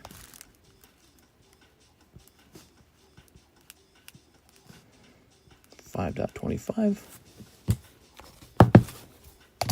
That guy's so cool. I can't believe he hasn't sold. Sometimes a cool card doesn't sell, and it surprises me. Spin rack for $9. Ekans for $60. PSA 9 reverse holo. Gengar for $46. This one's new. You might not have seen this. Unseen Forces Rockets Persian for $200. Got the old blue label on it. Here is Anthony Kalura cast form. Time to reprice this. Repricing the cast form. He is going to be $59. $59, everybody. It's in English, by the way. That's an English card.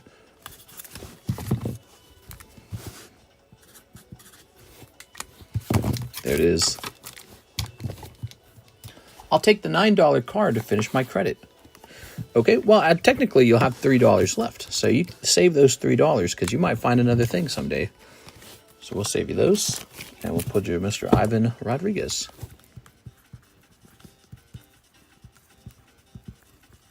Oh, I remember. I was supposed to be finding some other cards to line up with this Palkia Diamond card. Mothman. Well, I'll just set this guy over here for now. This guy's rotated an awful lot. We're going to make some room on the table. Okay, what do we got next? This one's already been priced down. This one needs repricing.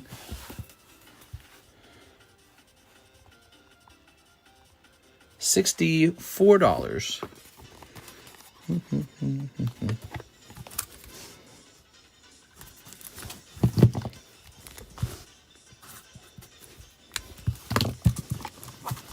Lovely.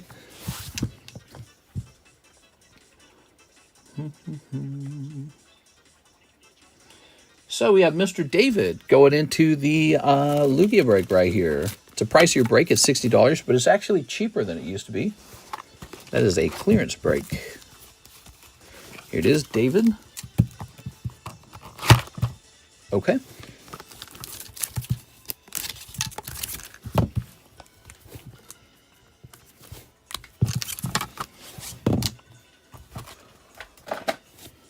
Mr. David. Mr. David. Mr. Tyler Franson, 3 Heatwave Arenas.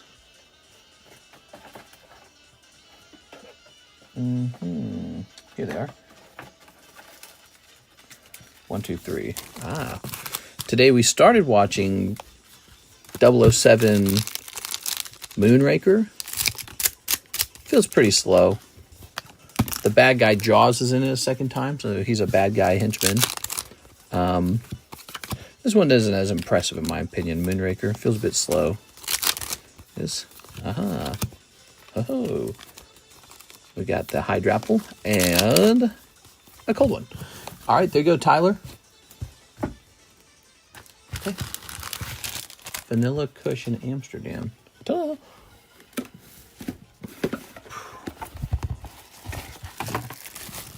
The shop called Popeyes.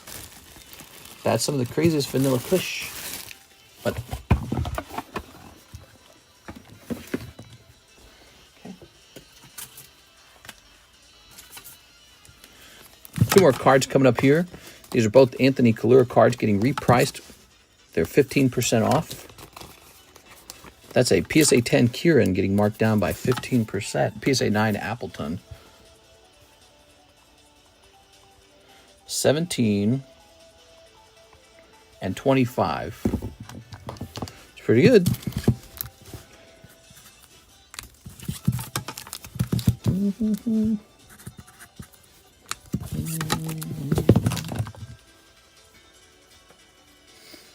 Oscar Resendez, 10 Rocket Packs, 2 Pokemon Go. Maybe we can pull a Ditto. Okay, so the Pokemon Go English. Let me take a quick look at that. Pokemon Go English.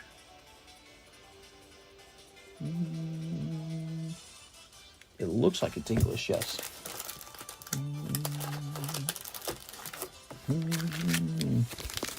It is 1, 2.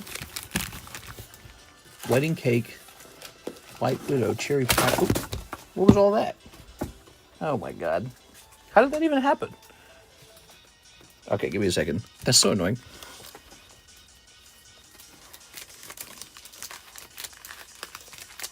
All right. Very silly.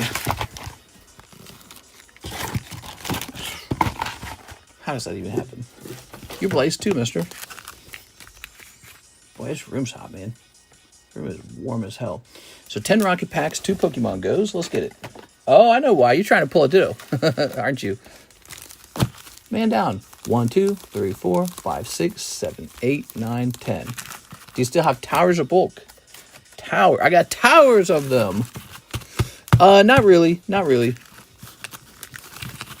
There's still a lot of bulk left over the years. Like, we sell a box of it here and there. Here it is. Snipping this. All right. Yeah, there's actually a big pile of bulk in my basement. There we go. It's mostly Pokemon like Korean bulk, you know what I'm saying? A lot of Korean bulk. The deck needs a Ditto. Oh, that's fun, dude. All right, so let's see. We got Nido King. Maybe in the meantime you pull Altar Mew or something. Mewtwo. There's a nice Crobat. Here's a nice Zapdos. Here's a cold one. We've got Clamperl. Really big variances in Pokemon health in this game now. Like 60 HP versus like 300. Blaziken, he's blazing. Cold. Zamazenta. Okay, so that's done.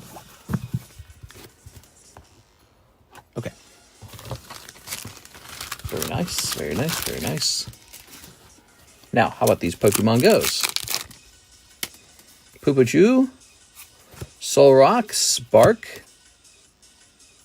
We got to think about how to add trainers into the deck too, because I think there should be a couple trainers in the deck. Trainers are fun. Blanche and Articuno. Okay, nothing too crazy. You pulled the Spark, which would be considered a rainbow hit, but not by the market standard. The market's like, nah, pass. Oscar Resendez. All right, Oscar. Do I need to set any of this aside? This. Can't believe I'm giving it up, mister, but the Clan Pearl, put the Clan Pearl in the deck. Clan Pearl's going in, everybody. That'd be really funny. If you pull Clan Pearl, it's only a 60 HP Pokemon. And so pulling Clan Pearl will definitely not make anyone very happy. We put you to my left, didn't I? Yes, here you are. All right. Not the $1 million Clan Pearl. Make it so. All right.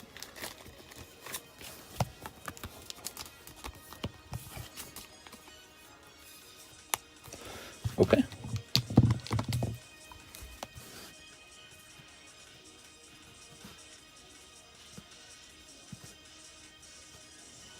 With the DIZ. This deck's worth millions now. All right.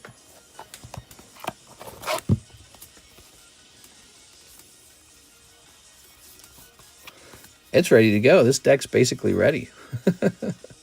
60, 90, 220, 130, 180. There it goes. Very nice. Okay. Now we have an order from James Gower. Umbreon Break. If it's bought already, I'll do 3-Team Rocket. It is not a bot already, so you are going in.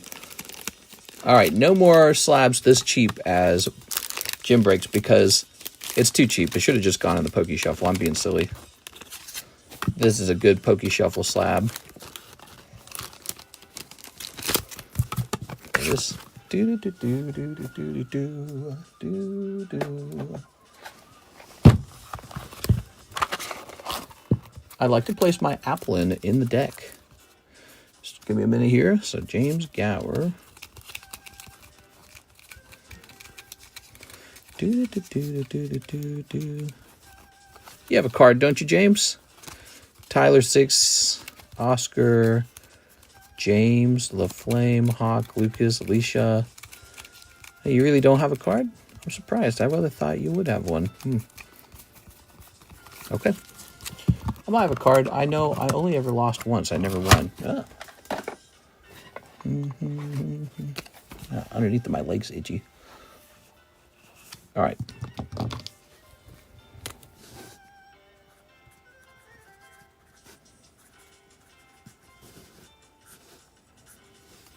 Good luck. So here's the current deck, and this is the one I put together. It's full of vintage cards. Tag 10, definitely a Poker Shuffle slab. Poker Shuffle slab.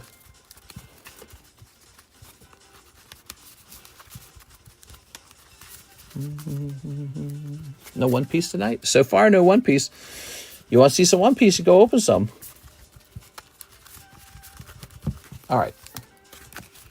Ready? So we've got Nido King, not bad. Squirtle. Round 1, Beatrice. Ditto. Oh, you're doing good. Oh my gosh, Beatrice just won right away. James Gower, you took a loss. Sorry, man. Finish the lightning break. Oh yeah, the lightning break. Don't forget about that one.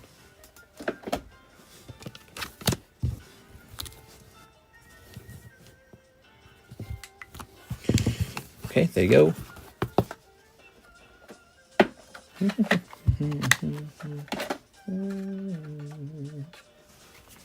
Yeah, a little Minnie Mouse and Mickey Mouse here. How about that?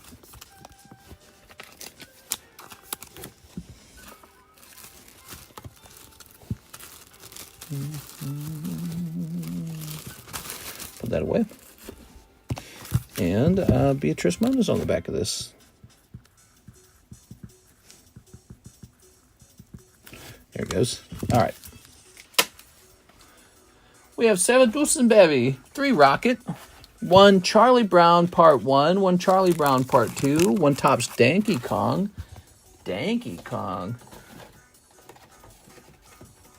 and 3 OP9 Japanese. It's a really varied order. Okay, let's grab Charlie Brown.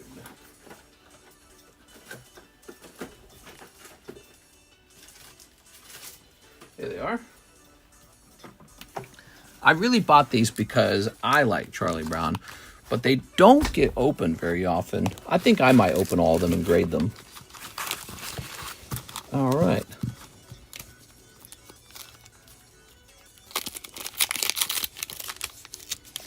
There we go. Open, open, open.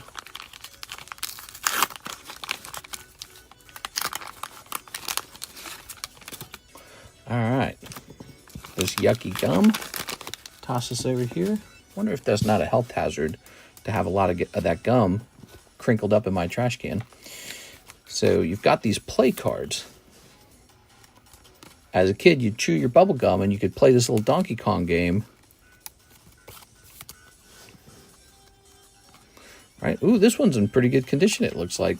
Look at that. Okay. I like this one. So I like this card. You always recognize it because it's got all the faces on it. You flip it around, and it's got this on the back, so I like it for the back. Cool. It'll drive you bananas. I eat quarters. Hey, lovely. So that is a vintage Donkey Kong for you, Miss Sarah.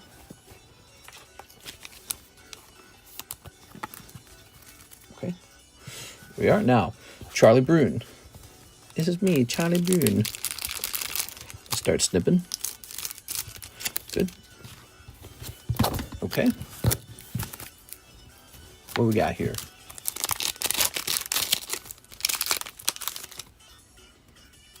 This is Series 2, and Series 2 seems to be all sports, right? Yeah, Series 2. How many did you sell? None. What they do here, if the heart of a man is depressed with cares, the mist is dispelled when a woman appears. What? In the big leagues, when a team gets a rally started, someone blows a trumpet and everyone yells charge. There's a nice Snoopy card. Let's try to make it a nice friendly game. I thought you said looks our best, or look our best. Oh, this is such a good one. I like that one right there. All right. Lots of great cards here. I'm going to slide these back into their holder. That's Charlie Brown packs. If any of you guys like Charlie Brown, look at this. I'm a big fan, actually. I'm a huge fan. When I was a kid, we played all the Charlie Browns during the holidays.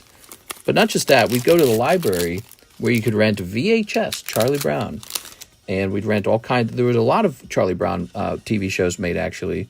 And we'd rent them all, and it was a lot of fun. It is. Happy birthday, Carl Beethoven. I can't believe it. Achoo. This is a nice one. The logo. I need somebody to hit. I like that one a lot. Try to raise a soybean. I can tell. Okay, but if you flip this around, look, see, you get the entire comic strip on the back. See, I can tell. So, very cool. Like these a lot. I had to grade some more of these. I guess I'm so busy grading everything else. There we go. I graded some Charlie Brown cards. They didn't get 10s. I wish they did. If they did get 10s, maybe I would have listed them for like $75 to $100 a piece. 10's a 10, you know. Not easy to get. Okay. Charlie Brown. I like that one. I need to hit somebody. So, I need somebody to hit. Is Series 1 more Snoopy? I need Snoopy. No, but Series 2 is mostly baseball. It looks like Series 2 focuses on Charlie Brown and his team playing baseball, where Series 1 is variety. All right. So here we have Boba Fett. No way, dude. Sarah was just casually opening up a box of 3 packs from this fresh box of Team Rocket, and she just pulled the chase card. Sarah, you did it, Sarah. Wow, wow, wow, wow. Wow, dude, that is amazing. That's so unfair, dude. She just casually open. I've been watching a lot of people open a lot of these packs, and they are not pulling this Mewtwo. You just pull it casually. I had 3 packs. Man, that is so crazy. All right, hold on. Get her top loader. They're all sticking together. I would be happy to send this into grade somewhere for you. Wow, wow, wow. Fudge. I should have just bought those and not into the slab. You didn't know that. You could have bought more rocket packs and they could have been freaking cold, bro. Nobody knows when the big card's going to show up. You know, the tough part, I'm examining it. The top and the bottom look off center. If we take a look here. How many boxes of this did we open just to finally pull one? And it's probably going to grade 9. It looks like it's potentially a 9. I'm telling you, man, that's why those slab breaks are really fascinating to me from a mathematical point of view. All right, there we are. But that's a pretty amazing moment. It is. Congratulations, Sarah. Let's see if you pull a manga along with it. If you pull a manga, it's going to... Well, you know, you pulled the hit card out of this box. So there you go. That's not bad. How about this? What? What is Sarah doing? Sarah! What? She pulling another hit out of this box. I believe that's a case hit. Dang, dude. What is going on with Sarah tonight? All right, look at you, Sarah. She just got 3 packs of these. Yeah, you definitely profited tonight. Crazy, dude. SP, OP5, SR star. Wow. All right, that's a clip, I think. What do you think, Sarah? Clip time. Sarah Dusenberry, she's the first one to pull the Mewtwo Alta on the channel. She gets the bragging rights. Maybe we should have a bragging rights scoreboard. Oh, that's what we should do. Because, you know, it would be hard to have a sort of like... Yeah, it would be hard to have a badge for every big pull you got. Don't you think? Then again, if we had a badge for every big pull, it would give people something to work on if they liked collecting all the different titles in the Discord server. Now let's do the badges. I like it. All right, so Sarah Dusenberry, you get to have the Mewtwo, Rockets Mewtwo title in the Discord server. Okay, so what you should do is send me a Discord message so I can create the role. I still have to hand out that role to Anthony Kalura too. I'm just a bit slow at it. That's all. Here it is. Absolutely crazy round. The only time I touch Discord is basically when I'm sitting down here, and then by then I'm just going live. So Sarah, this is going to go in the cool box. Lay shock. So Sarah, you get a special role in Discord, but you need to reach out to me in a private message and say you get it. Okay, so because I'll set me up nicely for that. All right, I'll set this over here. Sarah, you can't just be stealing everyone's hits over here, Sarah. I don't know how I feel about that. Well, now wait a second. What is this? It's just not the done thing, Sarah. You can't be doing that. Okay.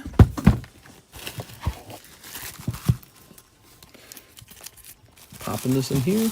Absolutely crazy round. You should have bounties for the big pulls. I feel like it's kind of counterintuitive, though, isn't it? So if you make a bounty for the biggest pull, it's like rewarding the person who already did the best. You know? Like, nobody needs to tell me to get excited for pulling the top chase pull from a set. So all you're really doing is you're adding more value on top of the already existing value. And why is that? Why would the card need that? If it was already good, people would just go after it. And then in order to justify this extra cost, or this extra bonus, or whatever you want to call it, bounty, you would probably need to increase the cost of the booster packs. So you increase the cost in order to pay for the bounty. Mango Madness should be a roll for OP Mango pulls. You're creating a bounty to make many, many more orders. Do you really think it works that way, though? I mean, do people actually feel that way about it? How do you guys feel about bounties? Does it make you go, oh, yeah, I'm going to buy way more of this? There it is. All right. I feel like if you wanted to create many, many more orders, you would just take a lower margin on the card and just lower the price. And then if people want that particular card, they'll buy more of it.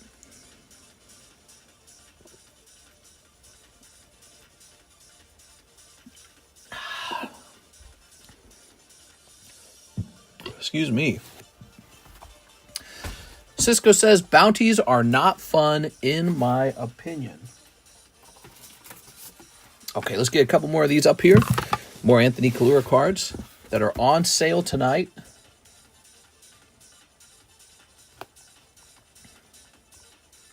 Oops. So this is going to be $25. People buy in when they know there's a bounty if it's good enough. Here it is. Nah, I don't know, dude. I don't like it. I don't like bounties. Do you got? How many people here like bounties, and how many people? Wait, we can run a poll. I'm curious.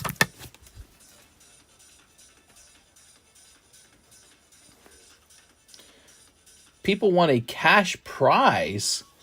Are you telling me the bounties are actual cash? That's really not. I don't like that at all. What are you talking about? You're saying people are offering money? Are bounties cool or lame? All right. So I want you guys to vote on that one because I want some feedback on the bounties. Because if the audience said we really like bounties, then I would know. Okay, so the way I always feel about it is ultimately you don't think you're paying for the bounty, but you are. So all that's going on, the seller has sort of, shoehorned an extra cost into your set for a card that maybe you like, but maybe somebody else doesn't like, and who really needs that when you can just open the set that you like the most? You can just pursue whatever you want. So adding an extra hit on top of the hit, it just changes the nature, I feel, of it. Plus the fact that you're probably paying more for that. All right, let's see. 42. This is going to be 42. Very nice. Here's Savrelish. $44. I just feel you would have tons of orders if you have bounties as well. So let's say we added a bounty and it was like a $200 card or something like that. Maybe it's a slab, maybe it's a raw card, I don't know. And the card cost me $200. Let me tell you exactly what I would do. I would calculate the average number of times that you pull the chase card from that set, and I would totally bake $200 extra on average into the pack price. So that would mean, let's say, the rocket card, $6 per pack. Maybe they would be $6.50 per pack, so I could add an extra thing on top of the current card. If I wanted to just earn less money by giving away a $200 card, I don't have to do that. I could just lower the price of the booster packs from $6 to $5.50. See? So, and if you do that instead, if you just lower it from $6 to $5.50, you guys can pursue your favorite card at a cheaper price if I'm the person who doesn't want to make as much money. See what I'm saying? So that's why the bounties never really made sense to me. Bounties only make sense from the perspective that the person selling you the bounty is hoping you're not very good at math. So they're hoping that you don't recognize that the bounty does not add enough value for the pack price to be what it is. You know what I'm saying? So he's hoping to have a higher margin on his packs, knowing that the bounty card doesn't make up for that higher margin. So in other words, how does that look?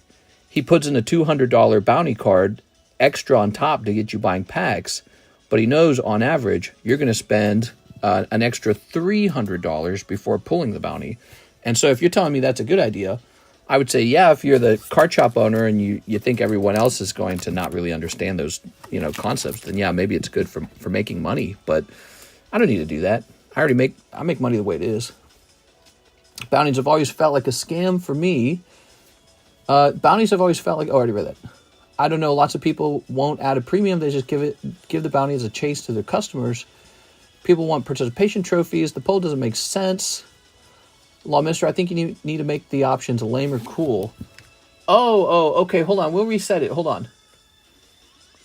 I'm going to reset the poll, okay? Are you ready? Start a poll.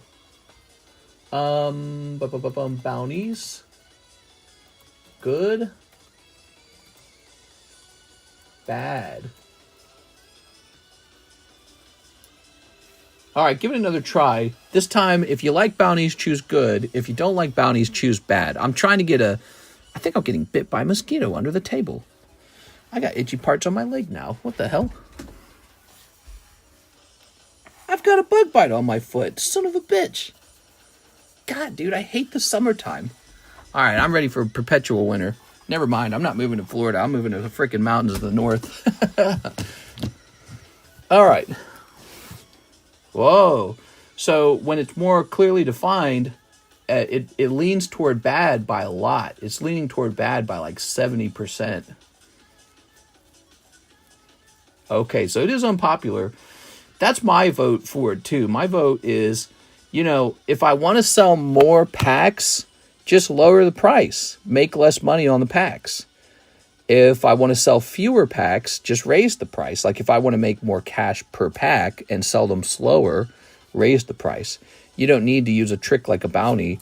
And the bounty, you know, if the seller's very smart, he's either tricking you on the margins with the bounty, or he's just a bad businessman and he's losing money on the bounty.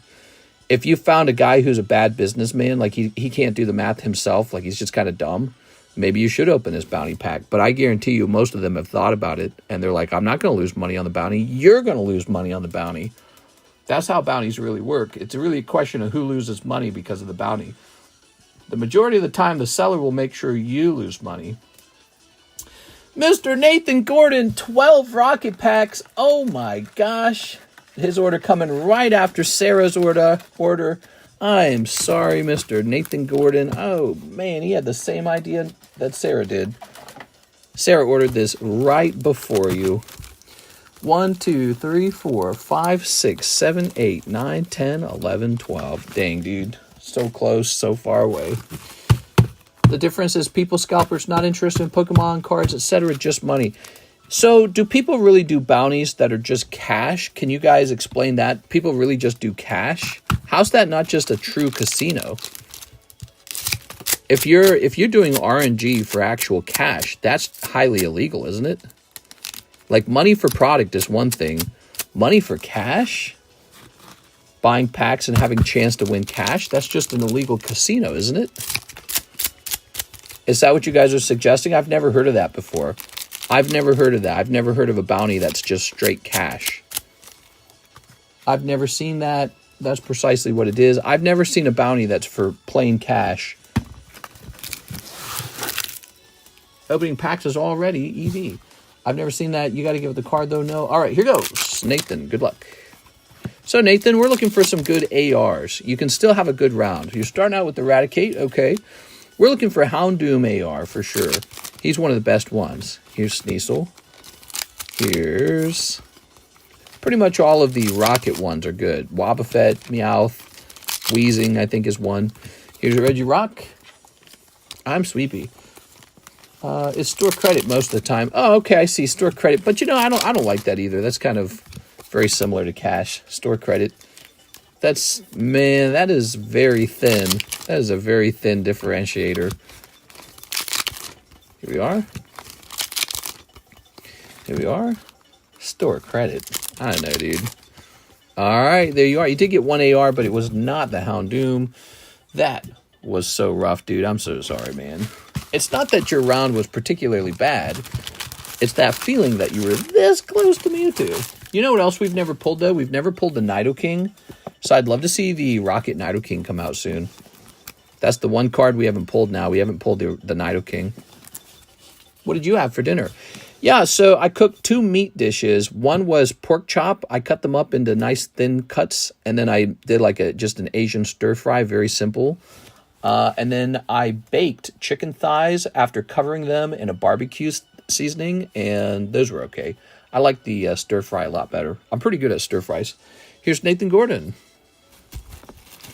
Mr. Nathan, I cannot believe how close you were to that Mewtwo. Here we are. Chicken mango jalapeno sausages. GameStop store credit is a joke. Do me out. Mister, what did you have for dinner? That's why I put it in quotes. It's store credit? That's wild, dude. That's wild. All right. That's too close to being a real casino. I don't like that. Okay.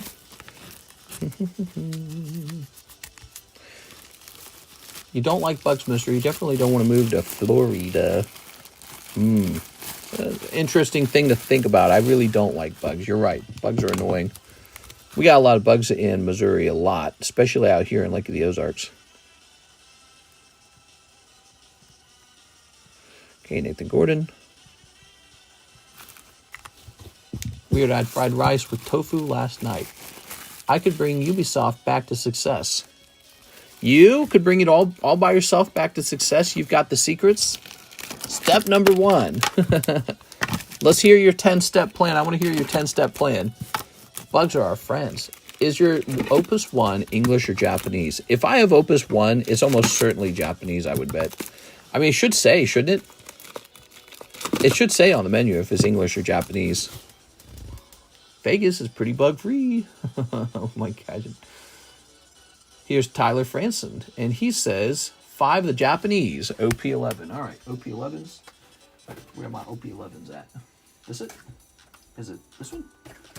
Is this OP11? Yes, it is.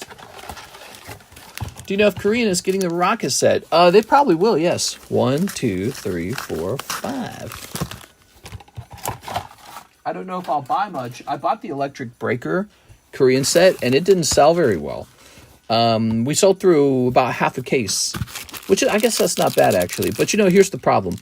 The Japanese version of the set's already pretty affordable. And so there's no need to open the Korean packs. People open the Korean packs when they need cheaper cards. What's the hottest one-piece set right now? OP11. Quick! Here's a holo. Here's this card here. Just started the show. Lol. Here's a holo. And here is a holo. There it is. Very nice. Okay.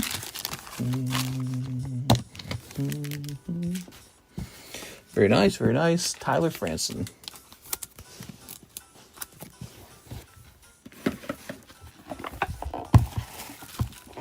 All right. Setting this here. Popping this up here. We got Mirip. Ninjask. Birthday Pikachu. Manectric. And this guy, Ting Lu. I don't know about you, Ting Lu. Okay, we're going to grab this. Mr. Mark Valerian, what's up, man? Hey again, can I get the Rainbow Umbreon slab? Heck yeah, dude. Let's go find that.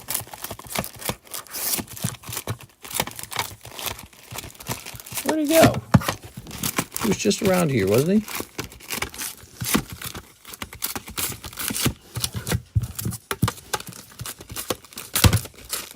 I lost him. I can't find him. Oh, there he is. Found him. He's in the last pile. Dude, this room is so hot, man. It's miserable in here. I gotta turn the AC up. Okay, that's gonna be $47 to Mr. Anthony Kalura. He's at $247 as it is. $294 now.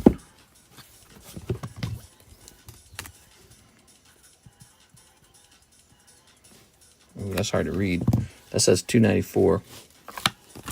Okay, and now we put your name on it, Mr. Mark.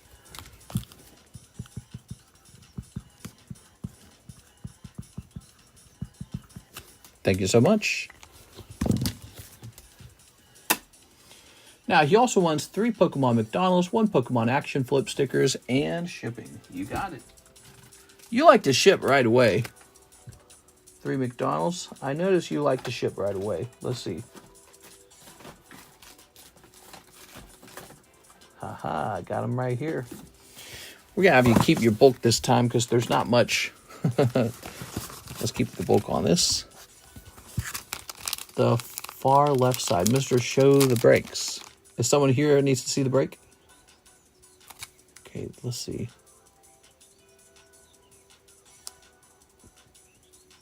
Okay, let's snip it. Snip. Anyone else going to Pokemon Worlds this year? Finish the lightning break. Trying to hit that Pokemon Center. It's so I can enjoy my cards right away. Yeah. No problem, man. No problem. All right. So here's this. And here is this. Very nice. Dude, it's so hot in here. Why is it so hot in here? The humidity level feels like it's 100. I'm going to go turn the AC up.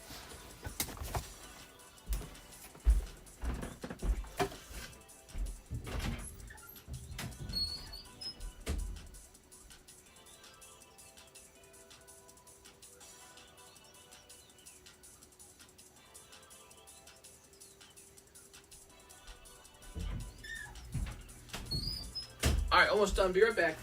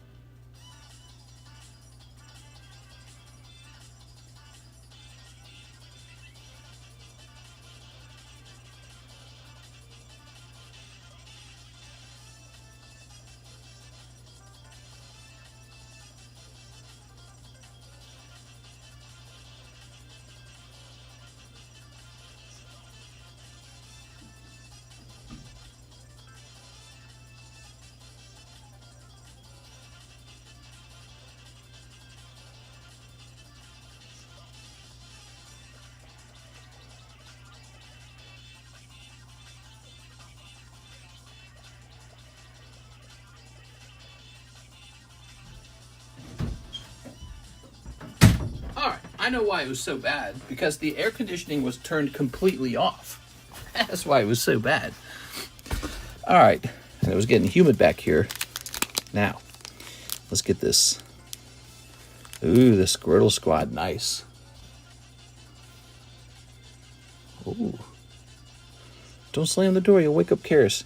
She sleeps all the way out in the family room. She likes to sleep in the family room. You know why? Because when she sleeps in the bedroom, it's too lonely. It is. It's just her back there by herself. Kind of sad, actually, when you think about it. Yes. My house is so old, it has no AC. Okay. Well, these are sticking pretty hard. There we go. Should be fine. That's kind of how these are. It's an evolutionary tree for Kangaskhan. So they have Kangaskhan just rotating. Here's, there we go. Little Ninetales and Vulpix. And this one's cool. So this would be the Venusaur evolution tree. How do I tilt this just right? Is there a trick? Just straight up and down? It's almost like it can't handle putting 3 images in. Weird. Okay. Very nice. Lenticular is really interesting. All right. Let's get it. Wait a second. Okay. Okay.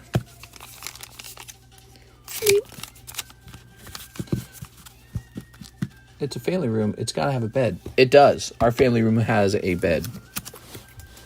It's a full bed with pillows and a big comforter. Yep. Here's Hydreigon. Hey, lovely. I put up window units for the dogs. You have a bed in the family room? Mm-hmm. Here's Charizard, Koraidon. Think about it. No one lives in our house except for me and Karis. We can do anything we want. Set our house up however we want. Here's a Roaring Moon. Ooh, it's a pretty big family room. There's a total of 3 TVs in that one family room. Really big one. It is Mark. Maybe I'll show you one day. All right. Mr. Mark.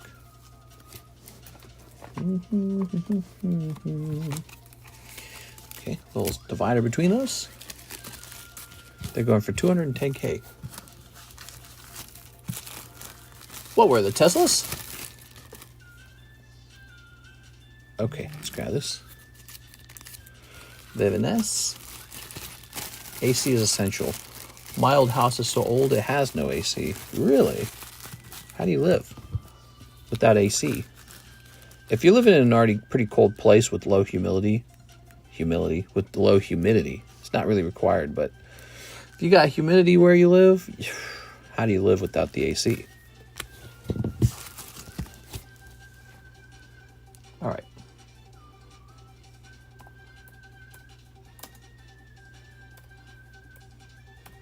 Okay, here you are. I'll lower the weight on that.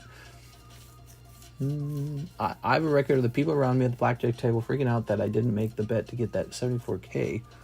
Go ahead and print a label. Man, the more you talk, the more I think that you do too much. I almost made 74K.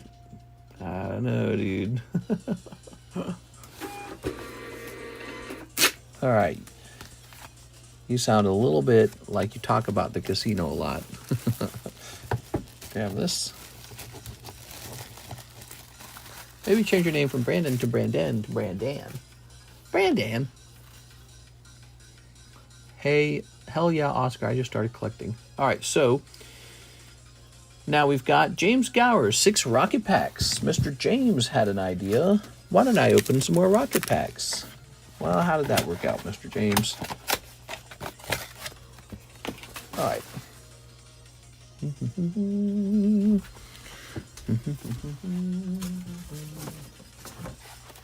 All right, grab this. As the night goes on, we gather more viewers. That happened yesterday, too. I wonder why that is. All right.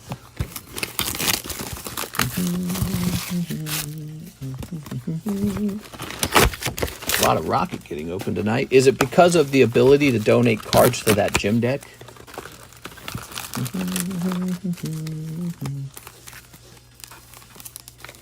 Okay, there it is. Okay, Boomer. You're the same age. You're like 55, Mary. Snipping this. All right. Mary often talks about one of her favorite TV shows, Mighty Mouse. There it is. She also talks about how only people old enough to be president should be allowed to vote for the president. Dang, Mary's so old. This. All right, here's Tyranitar. Rawr. Spidey Ops. Here I come to save the day.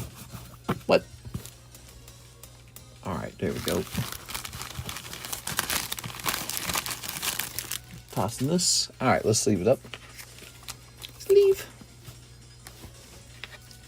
Sleeve. Sleeve. Oh, all for you, Mr. James. Do, do, do, do, do, do. All right. Mary's gone through a lot in life.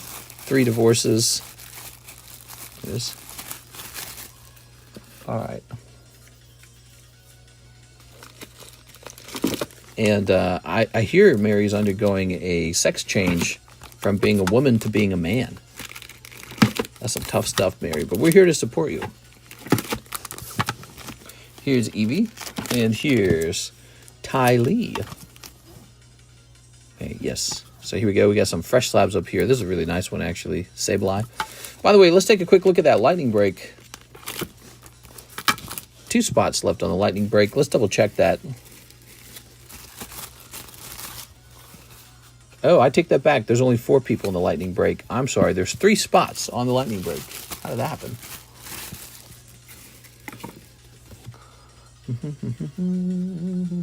Nathan Gordon, 3 rocket packs. You got it. Nathan Gordon, 3 rocket packs. Ta-da.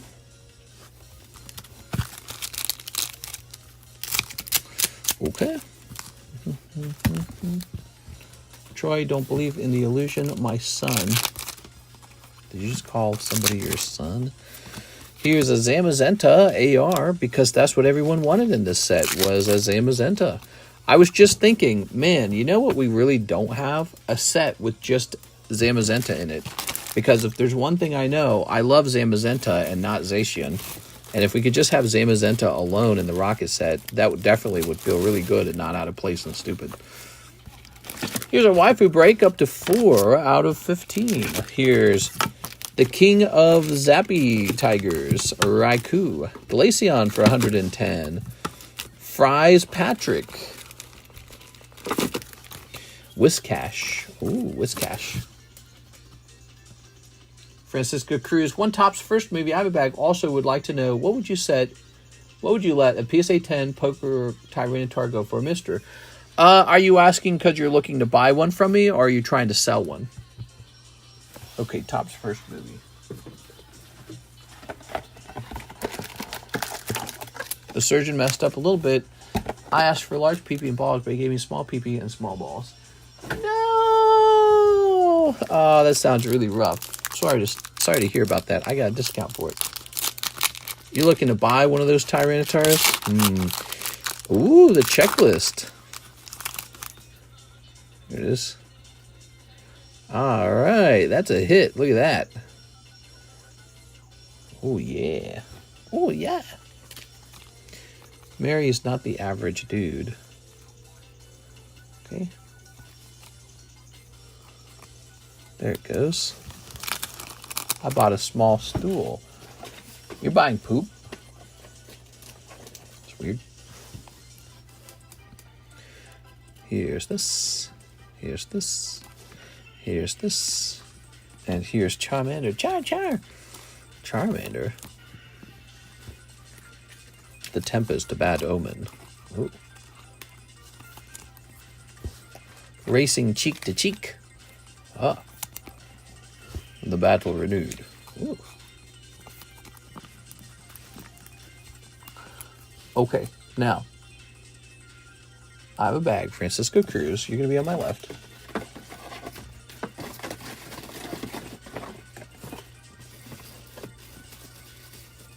Ta-da!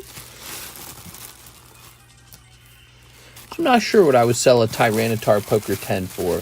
They're super duper rare, and I kind of feel like just stacking them up for a while until the internet knows about them much more. See, that's the thing. When something's super unknown, it's hard to know what the value on it is. $190 Anthony Kalura, Lycia's Appeal. You can make me a private offer, though, if you want to tempt me. I can DM you. Yeah, feel free. You can try to tempt me. I know what I paid for one. I paid for one. I bought one instead of grading it. All right, there it is. It's Jennifer. Yeah, time to ship. Can you ship my stuff to New York? Address is do. You got it. You got it, Miss Jen. So it's nice to see you. And let me get this shipping ready. All right. So we're going to use a different address. Let's just start by getting your email, maybe. Okay, so if I grab this, should have this email right here. Oh, no, that's not going to work on. Okay, let's go into contacts. All right. Search. Ah, there it is. And choose edit on this one. I'm going to grab the email. All right, so now we've got this email. Plug that in there. And we're going to grab your name.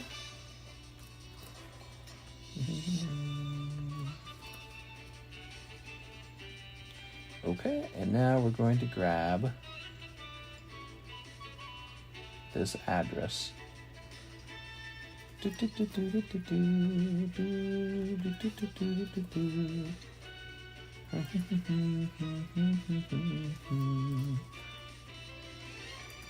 right. Okay. It's got to be a lot of product, all right? Probably print you 2 medium boxes. That should probably do it. Cody Hodges says, hey, Jen, miss you. Hope you're doing well. People notice when you're not here. Let's go ahead and print this. All right, print.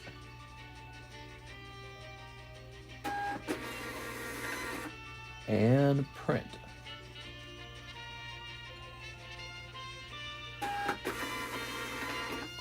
All right, so we got 2 labels for 2 big boxes. We'll see how much we can fit in there, and if we need a 3rd label, we'll get a 3rd label. Whew. Okay, let me leave a note on it.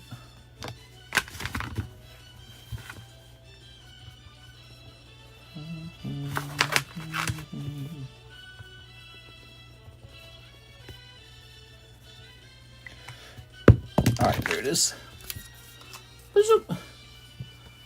Jen's leaving us. Well, she does actually have a lot to ship, and she hasn't shipped in a while, so I think she does just want a round of shipping for sure. We are. And now, let's move on to the next order. We have Travis Nova, shipping for Travis Nova. Travis, did you see? You actually pulled something really good, man. You probably did see it. All right, so let's jump over here. I didn't call you Travis Noah, did I? I do that too much. Drop this down. We're going to change the shipping type real fast. Oops, come on now.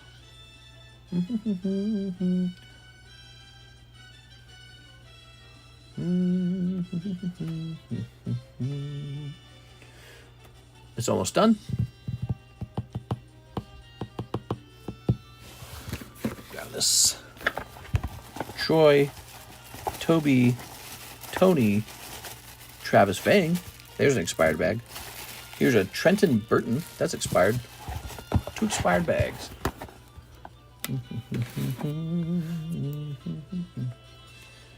All right. Talking about shipping, I'll get my shipping soon. Yeah, you got a lot too. I think what we ought to do is we ought to just ship you with, I think we'll try to squeeze you in with just regular priority mail for just your normal stuff. The only one I'm worried about is the really high-end one-piece slab. Actually, that one in the Charizard. How to get those in. Because I don't know if I can declare those like normal. We'll have to see how that works. Now, okay, so we got Travis Nova, and he's got no bag, so it's just a slab. So I should just be able to toss this over here. All right, good. Here's some expired stuff. We've got a Trenton Burton from 124. What did he have in his bag? Some hollows. A lot of hollows, I guess. Some Union Arena. Some Premium Marvel. I mean, he actually had some stuff. That's a Korean Master Ball Mew. 124. That's a long time ago. That's the problem. That's actually quite a long time ago. We're in 524. I'm going to set this to the side, but I'm not going to disassemble it. Travis Vang, he's getting disassembled. He's got a junkie bag. Oh, he's got a Gold Star Umbreon. That's why we haven't moved him. All right. I will give these guys a little more time. They both have decent bags here. I don't know why people would leave something like this behind. I'm thinking of sending one of my friends to the U.S. free vacation for him. Yeah. If he can sneak those cards in on like a carry-on bag, I don't even know if that's how it would work. I don't know if customs would catch him or something, but...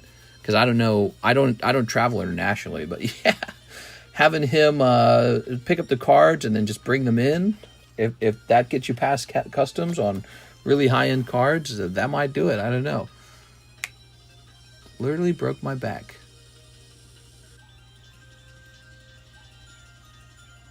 I don't know what you could do. It's weird. I wonder, well, yeah, I don't know. What could you actually do?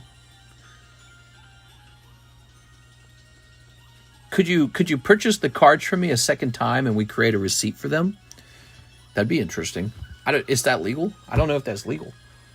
You'd pay more money for the card, but then maybe you'd... well, yeah, I have no clue. All right. Just thinking out loud. Let's see what we got next. Here's Gabriel, 2 Ruler of the Black Flames. Create a second receipt. Here it is.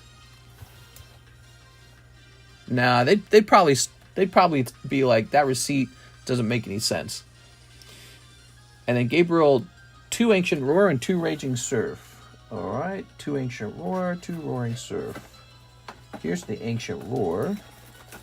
Last time I checked, we were really low on Raging Surf. Customs is really annoying. It is. Any cards in your luggage does not get subjected to customs. Really? Because if that was really true, I wonder if we could stuff most of your slabs into a pack, into his luggage. Of course, you'd have to really trust this guy. You'd have to be like a family member or something. There we are. Now, that doesn't sound right. You know why that doesn't sound right? Because if he was transferring, let's say like gold, if he was transferring gold, they'd stop him and be like, you can't transfer all this gold over without paying customs duties. So I don't think that plan would work. It is. La Flame, you're just going to have to move over here, man. Problem solved. Bada bing, bada boom. You get the cheap grading. It is. Cheap U.S. grading. That's how the UK PokeTubers buy cards from Collecticon and bring them over to the UK. You can try it, man. You go for it. You do anything. Once it's in your hands and not my hands, it's all up to you. Here it is. There's Kingdra. It's all risk, isn't it? It is. The thing is, I wouldn't take too many risks with them if they've caught you at customs before, you know, trying to get product in at a low price. Yeah, if they've caught you before, I wouldn't play too many games. All right, that's for Mr. Gabriel. Thank you, Gabriel. We got both of your rounds done. Gabriel Tree Hugging Cow. You're this guy, right? Because they're going to start getting angry, and they're going to be like, you know what? We're finding you. But I don't know when they start doing something like that. Here we are. How's the line looking? Pretty short, pretty short. Send those orders in. It is merely a Monday night. I left Canada with my slabs and my carry-on. I did not have to declare the value. Nice. You left Canada? Well, Canada doesn't care if you're leaving. Cool, just did. Thanks, mister. Yeah, Canada doesn't care if you're leaving. They care what you're bringing in. Oscar Resendez, 11 History of Z. Really? 11 of these? You got it, bro. Woo! We got a shipping box. That'll be a great shipping box. 1, 2, 3, 4. We got to get more. Gold's a whole different subject. The government doesn't hodl Pokemon cards, but they hodl gold. You can do whatever you want, man.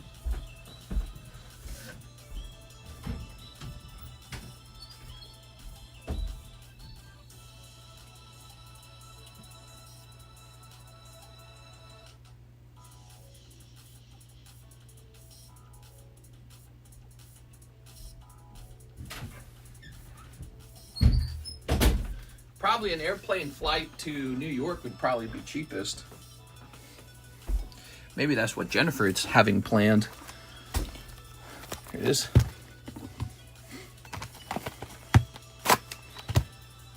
All right.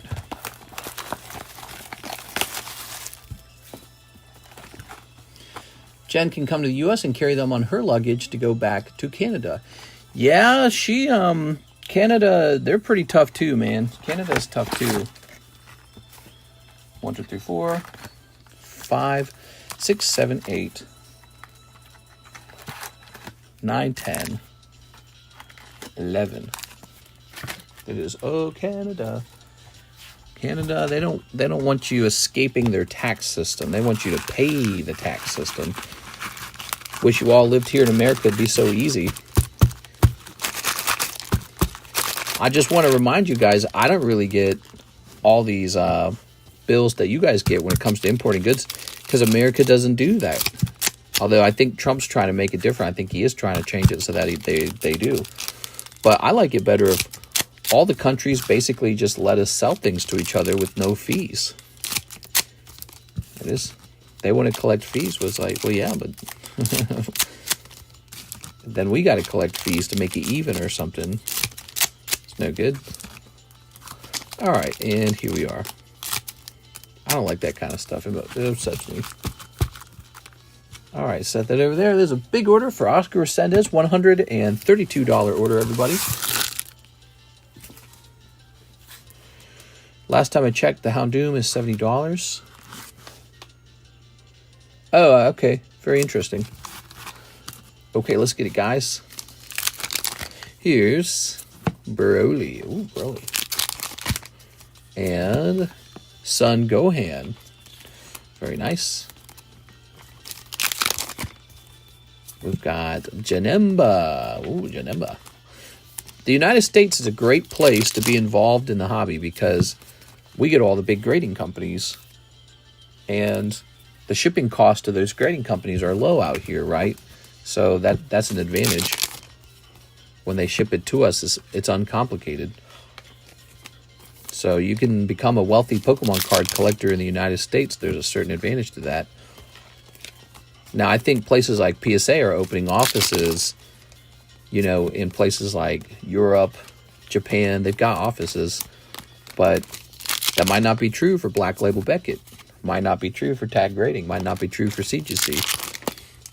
Although, I bet you CGC will try to do it. Here's Son Gohan. Can you add DBZ Care with the power level 30,000 to the Pokemon deck? Nah, come on, we can't do that. Wouldn't make any sense. There it is. All right. I only grabbed 3. You got a better shot. Let's go. All right. Ta-da! There's some bulk. Good. Son Gohan. Unlimited potential. Whoa. He has unlimited potential, everybody. Not like this other person who has limited potential. It's Tammy. Yay, Tammy. Tammy's back from her job as a beekeeper. All right. I buy from other rip ship. They have shipped me a big box worth of cards too. Never had any issues, but only DHL, UPS. You keep saying that. There it is. All right. Very nice. Oscar Resendez. I'm willing to do any of those companies you want, but the cost on shipping will probably vary. It could be like $200 or something like that, and I'm still going to want to declare the cards as the problem because I don't want to be implicated in anything either. I don't know. Ask the person doing the shipping. I don't know if I can get in trouble for, let's say, under declaring a really big shipment, or maybe it's just the person who's having the cards brought into them. But yeah, you got some pricey stuff. I guess the real problem is just France just wants to cut some big tax on your cards. It's really annoying. But yeah, if you want me to use DHL, we can use DHL. But I probably the cards still need to be declared, right? Because I guess that's the law, right? And we can try sending it DHL and do a lower value. And if they catch it again, man, I don't know. I'd be a little bit nervous, you know. I'd be a little bit nervous about it. Maybe you're not nervous. Maybe they just caught it one time or something. I don't know, man. Yeah, it's wish I had like a lawyer who could like advise me like right now and just be like, do it this way. But I feel like I already know. Like they set rules and you just follow them. That's it, you know. And that you don't need a lawyer to explain that to you. Here's Execute. Here's Gray Ninja. And here's Mew.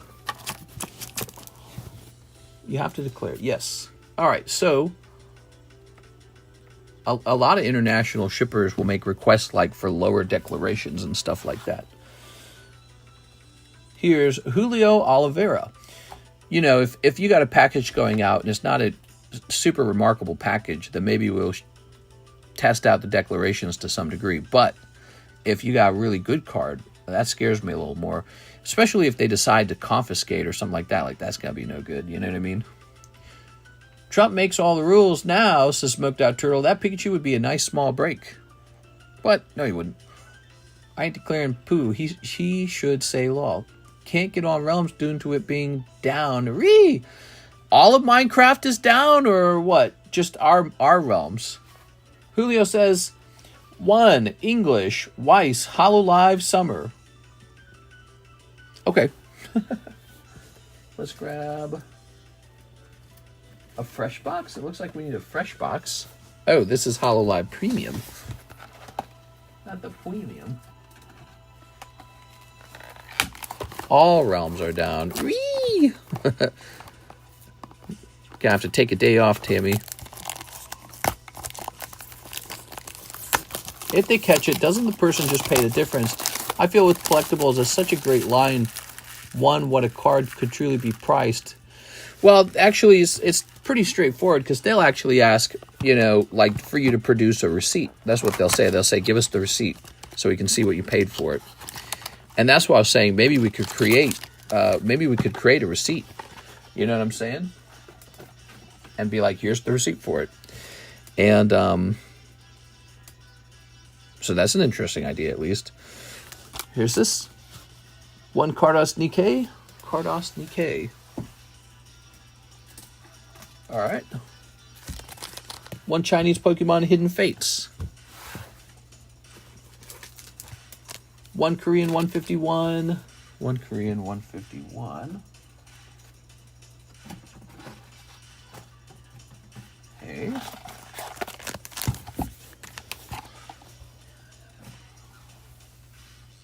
One Matchless Fighters. Korean Matchless Fighters? This is one of those orders, huh? Okay. One English McDonald's Dragon. Okay, here it is.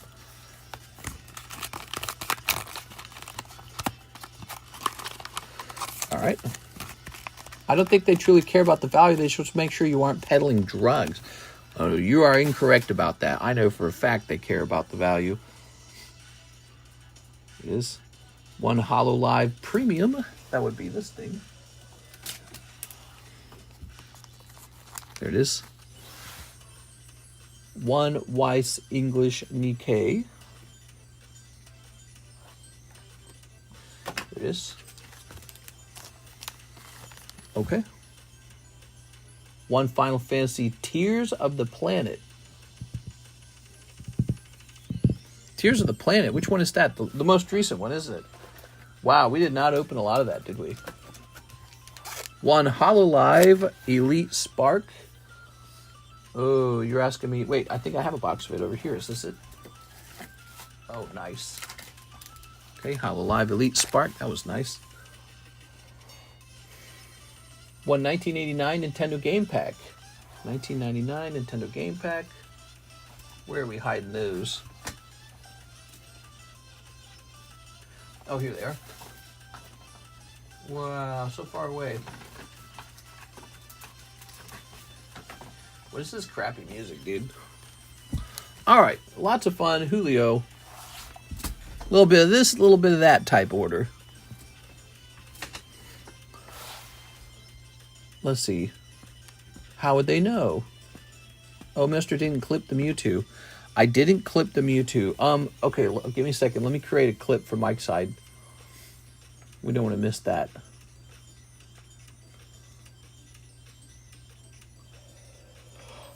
Oh man. Sometime late in the stream, Sarah pulls Mewtwo SIR. All right. You're slipping up, old man. Ooh, look at this order, man. It's so strange. They definitely want to collect those taxes, man. It's so annoying. Snipping this. Okay. I had someone I know who was shipping cards to themselves across the border, and the shipment got caught, and it was a big problem for him. And this was nothing we were doing, but they were asking me for advice about it, and I was like, that sounds familiar, because we've had that happen once too. And yeah, it's too bad, huh? Here's Super Mario 2. Really kills the momentum to some degree when that happens. Ooh, look at that. The fun of opening cards when you go, yes, but any card you buy, you now have to pay some big stupid tax on. It's like, Jesus Christ. Well, that's why we want to, ooh, look at that. Nintendo logo for Punch-Out. And Nintendo logo Legend of Zelda. That's why we want to offer international buyers the option to do their collection digitally for as long as they can until they can think of a, you know, some sort of decent trick for getting their cards moved or something. Sort of like maybe you could put the card into the PSA vault Okay, so have me send the card to the PSA vault, and then you can transfer it from the PSA vault to you. And maybe PSA vault will make something about the shipping easy. Who knows? You see what I'm saying? I don't know how PSA vault will declare it. How do you think they declare it? You think they declare it for full value? Or do you think they only declare it for the cost of having it in the vault? Great question. All right. He should hire coyotes. Yeah, it's like you shouldn't have to smuggle cards because these countries want to collect like a 20% tax. It's outrageous. It's too high.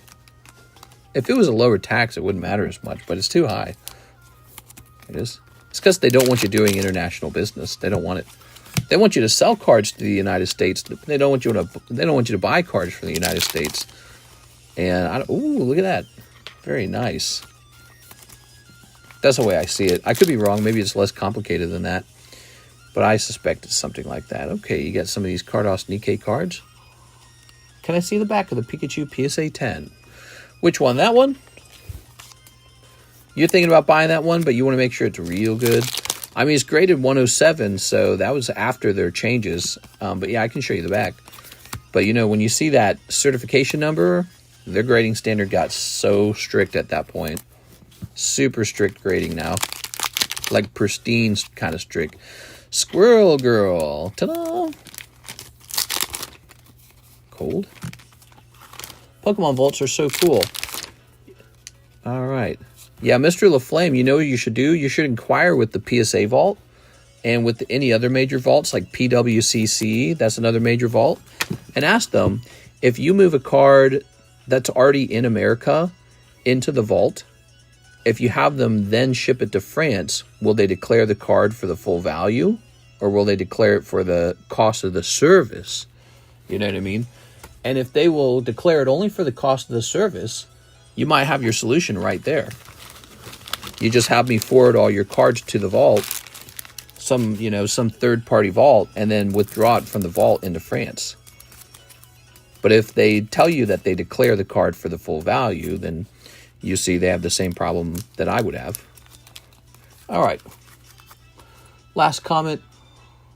How can we, the people, fight the war on governmental tax and spending? I don't know. Vote for somebody who says they want less taxes. It's really hard. I don't think that the Pokemon card community is going to have a big impact on taxation. Okay. Cardconomist vault. Mewtwo was pulled 52 minutes ago. Can I see the back of the Pikachu PSA 10? It's a really good one. Pokemon Vault, Gold Vault. Pokemon Vaults are cool. Is Final Fantasy 1 Opus 1 an older set? Does anyone know? Asks Austin. Hello, Austin. That's the original set for the current modern Final Fantasy. So it's kind of like Pokemon base set. So that's why it's on the menu, and you should definitely open it. And by the way, it's supposed to be 15. Is it at 15? Let me go take a quick look at that. Opus 114. So I'm going to move that to 15. It's supposed to be 15. I was looking at that recently. All right. So Julio. Ta-da! Because the other day I was repricing it, and then I realized I'd repriced it based off of the cost of the German set. Oops. Really stupid. I didn't even know they had German boxes. Crazy. Anyways, what do you think of that, LaFlame? If you could have me forward it to a vault, and then from the vault to your place, that would be very fascinating. If the vault declares it differently. I'll take that Pikachu. Pikachu sold. Set this to the side. We got to make sure we give Anthony his cut when it sells. Okay, Sarah Dissenberry, 2 Charlie Browns, Part 1, 1 Pokey Action Flip Series, 2 Hollow Shuffles. Hey, Miss Sarah. Here you go. If I were to ship all of my cards, how much do you think you'd declare? Just my cards, not the slabs. So if you're not talking the slabs, you're just talking the raw cards, we can declare those pretty low because those are all opened. And so the value is really, you could argue the value on them has changed, right? Like if it was a sealed booster pack and you shipped it sealed, I think we'd have to declare it for the price of the booster pack. But since you've opened the booster pack, it's not a returnable item anymore. It's like a different item after you've opened it. So we can try to declare that pretty low. It's the slabs that are the trick. The slabs, they're pretty hard to get around, especially if you have a really good one like that manga one. That's the one that scares me, really. That and the Charizard signature. No way, dude. Those are really expensive. They do scare me. All right, so 3 to the back. You got that Charizard and you got the manga pull, and those are really nice cards. And some way to get those over to France without overpaying. That's what we want. There it is. All right. So those are cold. Let's get the Charlie Brown packs and let's get the action series. Yeah, we can get your raw cards shipped for sure.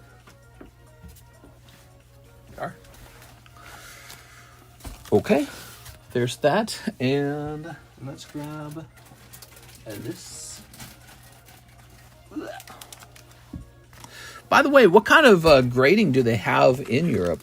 In Europe, can you send cards to PSA? Do they have that as an option? Like, can you send it to the UK? Is there UK PSA grading? Is there Germany? Like, what do they have? I heard there's a European office for PSA. Isn't that true? There it is. Let's do the raw cards. You can remove those C tiers, though. Give it to chat or something. Well, maybe I can offer to purchase them from you or something. Well, no, I don't even want them. Maybe we can... yeah, I don't know. The C tier ones are stinky. There we are.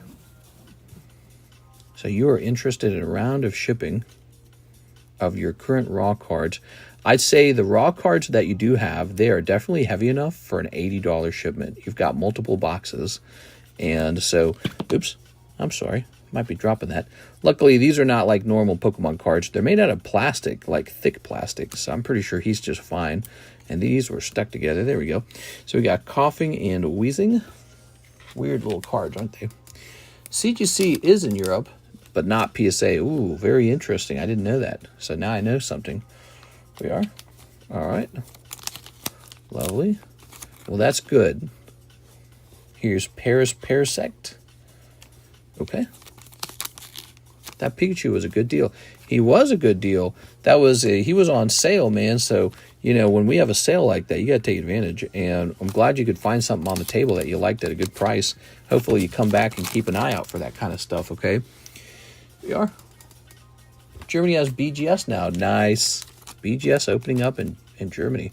That's cool. You know, the card grading companies definitely want to expand internationally because card collecting and all this stuff that goes into it is definitely like a big phenomenon right now. And you're just going to miss out on so many sales if you don't have an international office. I thought I saw something about PSA opening in Europe. Yeah, I thought I did too. Let me look into it, okay?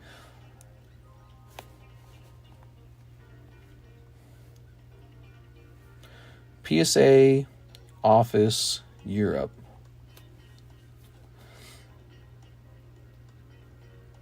PSA has expanded operations in Europe with the submission center in Germany. A London submission center has also opened in partnership with Fanatics.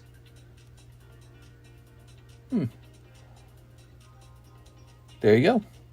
So you might not have to worry about mailing the cards into the U.S. where it has to cross that U.S. border.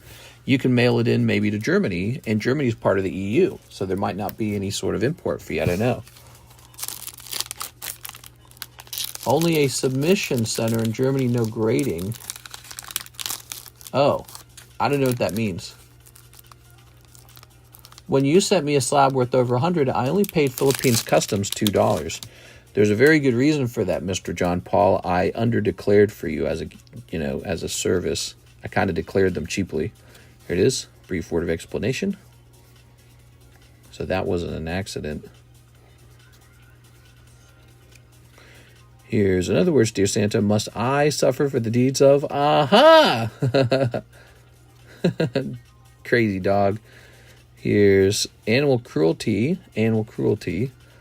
Maybe you're not a songbird. Maybe you're a crow. Try some cause. Do not disturb. Who, me? I thought so, says Cody. PSA opens only a submission center in Germany. No grading. I already read that. Okay. So that was pack number 1. Let's check pack number 2.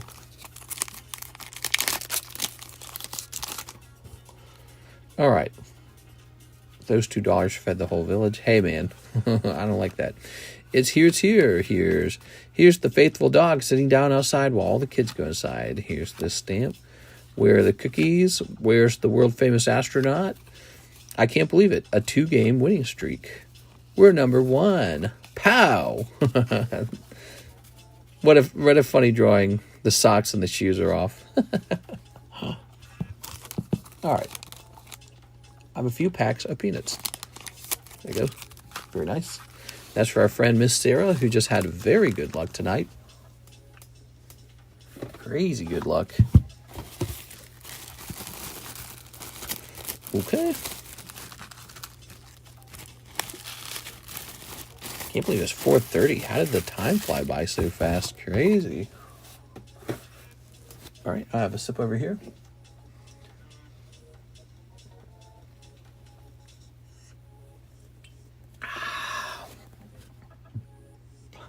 I get reckless after hours. Reckless, what does that mean? James Gower, 4 more rockets. Team Rocket blasting off maybe somewhere. There it is. Snipping this. Good. And now, cold. Nato King.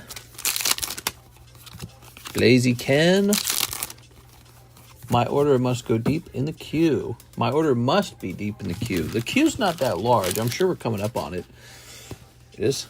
All right, that's for our friend James Gower. Okay. I don't think you're in this box. I think you're in this box.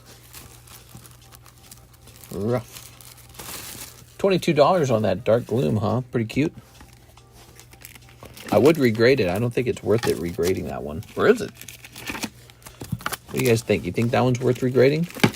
Really hard cracking those tag slabs, though, I gotta say. Here's Araku. And... oh.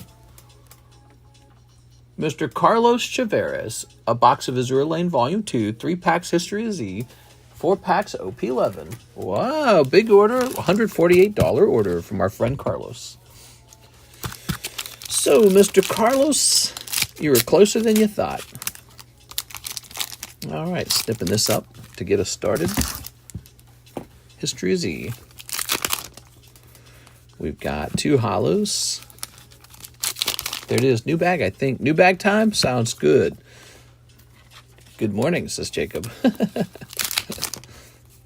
All right, and Dark King Mechakabura. Why do I know these names so much now? I've never even watched this show. Just from opening packs, you know. All right, good. Box of Azure Lane. So I believe we have a box, right? Wait, this is Azure Lane. This is Sneaker Bunko. Azure Lane. I gotta go grab a box of Azure Lane. I'll be right back.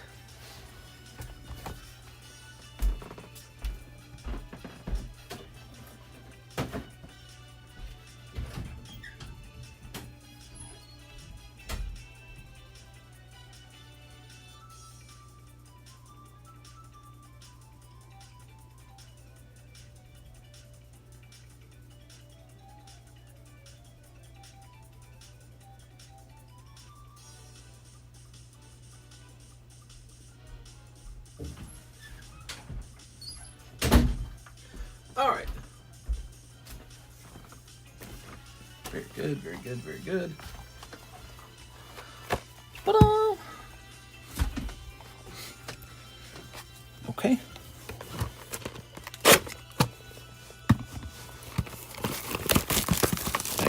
Nice. Throwing that away. Hey, LaFlame, here's a crazy idea. Is he still here?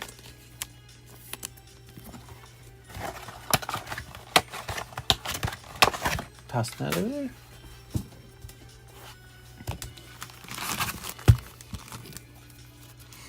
Set this down.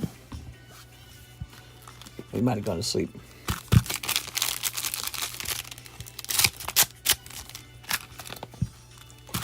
Okay. Okay, snipping this. Snipping this.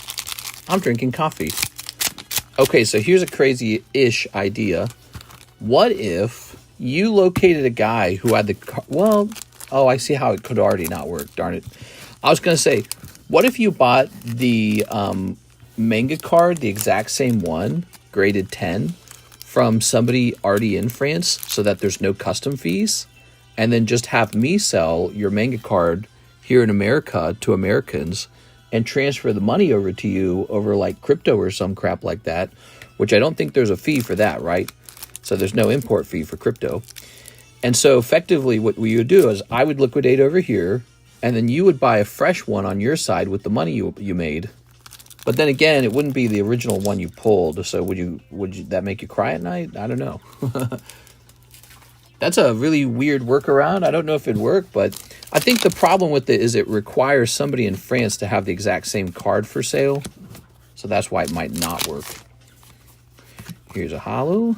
Here's a holo. Oops. Here's this lady. Konnichiwa. Just a blockchain transaction fee. Here's this. All right. Here's a holo. Oh my God, what am I looking at? My God. This is such a crazy set, dude. Wow. All right. Whew. I've thought about it. Here's... How much money would it save if you could avoid that import fee? How bad is the import fee in France? I don't actually remember the French import fee, but I could vaguely recall it was like close to 20% or some crazy number. Here's... Whoa!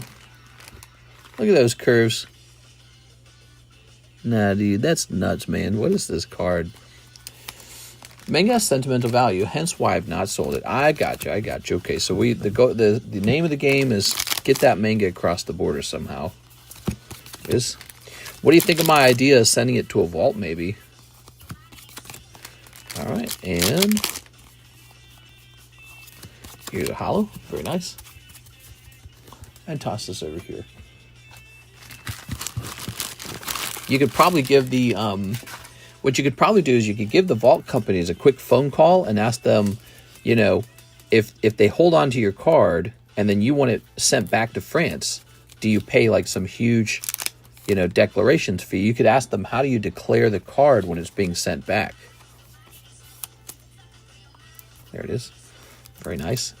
Because you're not buying the card from the vault, are you? You're not buying it from them. The only thing you're buying from the vault is the vault service. So they might not have to declare the full value of the card. That's what I'm thinking. Okay, that's for Carlos.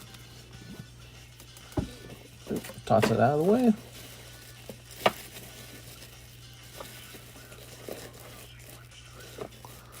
Oh yeah, new bag time. Okay. All right, I'll let you donate one of these sexy girl cards to the deck. My OP11. Your OP11. Let's get that next. I would never forget OP11. You know me. I'm one of those never forgetters types. All right. OP11, you need 4 packs of it.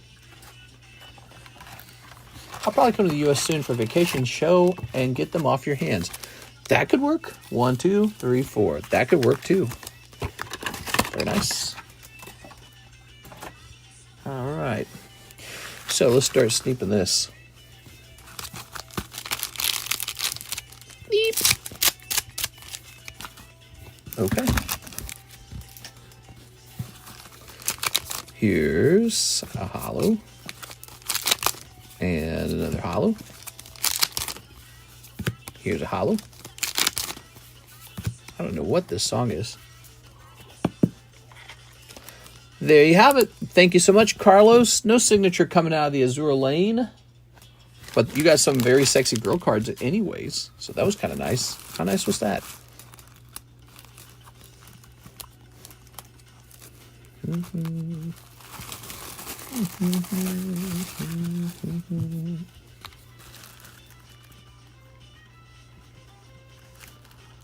Carlos R. Chaveras, which was going to tell TCC to fly to France and deliver them himself. That would be pretty cool. I didn't even consider that. Wow. But you know, the cost of that would be pretty astronomical. Not just because I would need to, you know, get my, what do they call this that allows you your passport? I'd have to get my passport, and then I'd have to successfully get the card on the plane with me, and then get into the country and assume that they don't check me at the border like, what's this $5,000 card you got on you? And so once I'm at that point, I've probably already lost a day of streaming, and losing just one day of streaming is already a severe cost. And then if it takes me a whole nother day to fly back, that's 2 days of streaming. That'd be pretty expensive. I'll pay your airplane ticket. That'd be pretty cool. Maybe I could get Karis to do the stream for me for 2 nights. If Karis could do the stream for me, I'd do something like that. I could send Karis out there. She'd probably love that to death. But then again, she'd probably be kind of anxious going by herself. All right. Yeah, she'd be anxious going by herself. William Henry, can I get 10 Glory of Team Rockets? You know, she's never been on an airplane. Ever. Here it is. We got a 1, 2, 3, 4, 5, 6, 7, 8, 9, 10. All right. Mr. will never take a vacation. Instead of a vacation, we'll take a move to a new house. That's what we'll do. We'll take a move to a new house. That's what we'll do. I should have a bag. I believe the name is William Henry. You got it. William Henry. Moving to a new house is sort of like a vacation. It's like an extended vacation. All right. Take a week off and go on vacation. Currently, this year, we have no plans for that. The plan is to keep saving up. All right, Mr. William. What I really ought to do is offer some high-end cards for sale, actually, is what I ought to do. Cold. Ooh. Ooh. Ooh. Set a tan. Did I miss my orders? It says Pysaw Collects. I don't think you did. I can't remember what your name is. Here's Zapdos. You've told me before. Clam Pearl. Mister, you should start selling Labubus. Yeah, I saw the line for the Labubus wrapping around a building. That's pretty impressive. Somebody's a billionaire now, whoever started that company. It's all about starting companies, guys. Start up a business, produce something, do a service. Yes. Read my last comment about exports. He says, message retracted. I don't know. It just says message retracted. All right, William Henry. Here you go, William. Oops. All right. Mr. William. With the W. You'd be in the W box. William Henry. And you said you don't know if you have a bag. Is that right? I should have a bag, I believe, William Henry. Okay, take a quick look.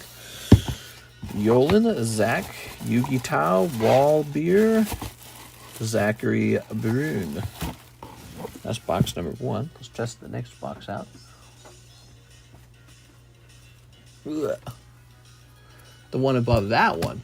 Bro, you can't be telling me to go above that one and read it. I don't see a message above that. You know, I think that it might be hiding your message. I think it's hiding your message. All right. Nothing there. One more box.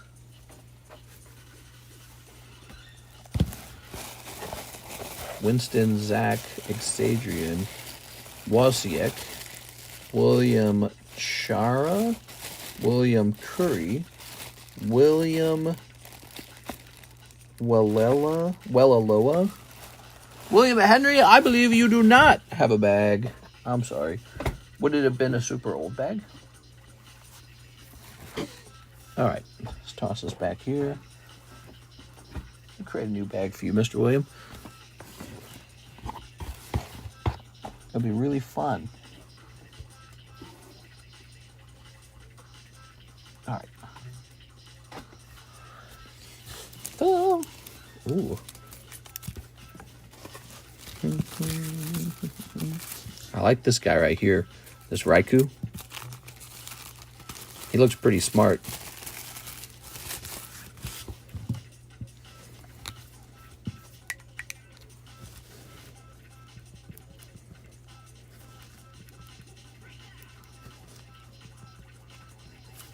Anyways, mister, I sent for 100 prismatic.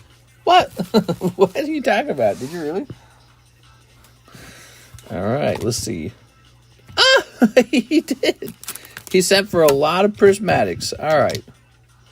Anyways, crazy, dude. Let's go ahead and pop this in here. So this is a, oh, that's a LaFlame slab we're breaking. Nice. So you're about to get a little store credit for this one. This one doesn't need a red Sharpie, really.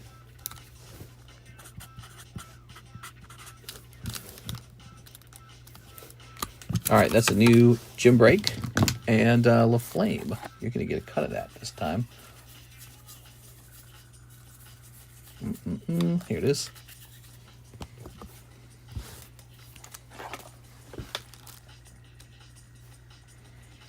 That's going to be fun.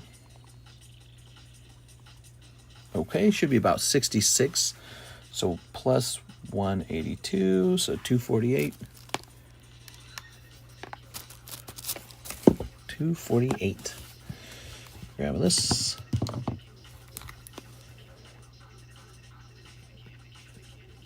There it is. Lovely. I started a master set instead. All right, give me a minute here. 100 years.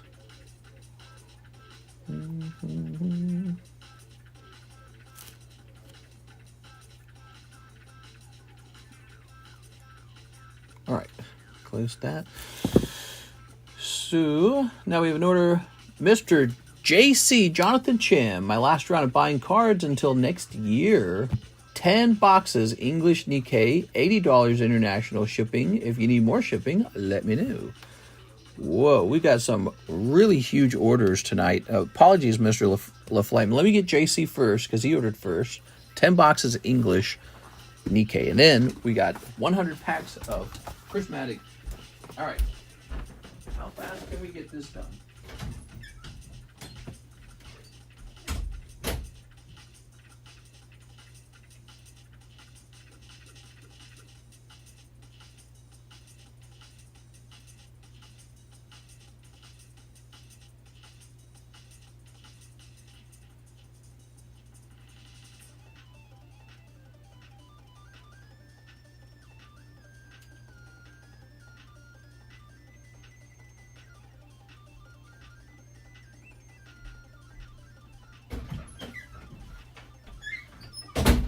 Kind of interesting timing. All right, so I got 9 boxes here. Good, there's one sealed box here, so that is box number 10. All right, I'll go fast so that you don't wait forever, Mr. LaFlame. To see what you bought too. I was not expecting the 12th hour JC order. What the hell? This is box number 1. Guess I'm done ordering tonight. You could always order for tomorrow night. Or tomorrow daytime. Tomorrow's Tuesday, isn't it? It is.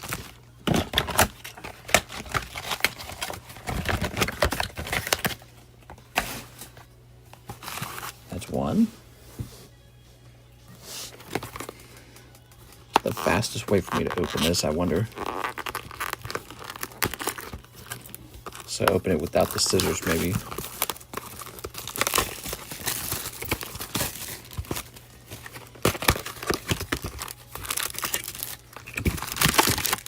Two. Sorry for the late order. Just a spur of the moment. Definitely not going to complain about a big card sale, I'll tell you that. You know what's crazy? Our sales are doing much better than last year, the same time period. I don't know why. Just May doing very well. Box number 3. So we'll do 4 boxes on the first round, then 3 boxes, then 3 boxes. Okay. 3-hour wait times are back, says Alex. No. Actually, the timing here is quite good. The only person waiting is Mr. LaFlame. Hate to keep him waiting, but JC got that sneaky big $1,000 order, huh? Holy. We had a $470 John Lucas order tonight, too, man. All right, here goes. Well, I appreciate it, guys. All right. Got some Nikke. Get that snipped.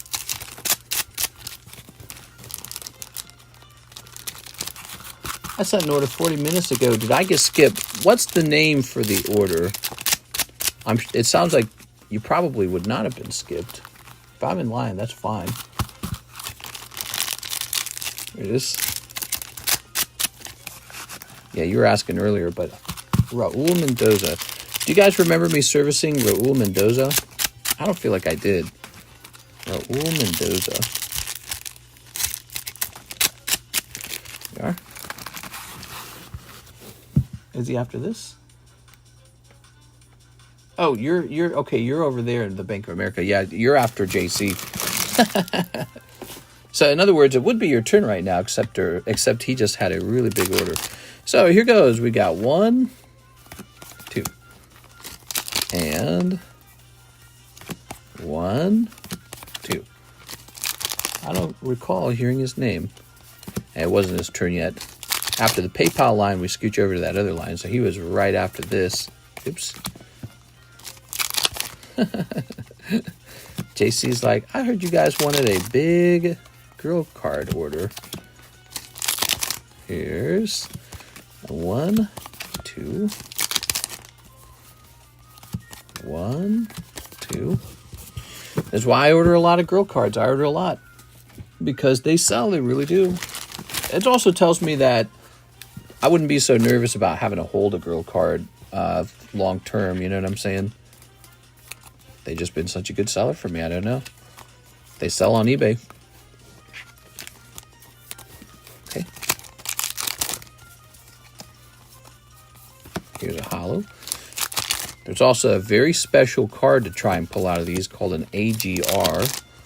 And it's like an actual hand-drawn signature. Not printed. Oh, there we go. Not printed. See, this is a printed signature. Okay, that's signature number 1. We got 1 signature so far. Okay. No AGR in English set, mister. I take it back. He says there is no AGR in the English set. So is it exclusive to the Japanese set? I thought there was an AGR. Or is it just a different set entirely? As always, Mr. is misinformed. I thought in general the Weiss sets were having AGRs. Okay, here's a holo. How many AGRs have been pulled? We've never pulled an AGR. I'd love to pull the first AGR. Is there data out? Yeah, people are saying it's something like every crazy number of cases. Here we are. I don't remember the number. Oh. Only Japanese set. Oh, that's an interesting thing to note. So I wonder if it's more valuable to open the Japanese sets as a result. I mean, that's good for me. I actually get better. I get better pricing on Japanese sets usually. Okay. All right. All right. Here's a holo bubblegum girl. Well, that's interesting, though. I wonder if, even with that, I wonder if the English set is still more popular just because people tend to pay more for the English set. All right, second half of this round. Ready? Here we are. All right, snip this. And we'll snip this. Well, if I knew it was going to be this busy, I'd have started a little bit earlier. Snip snipping this. And snipping this. Good. All right, move this over here.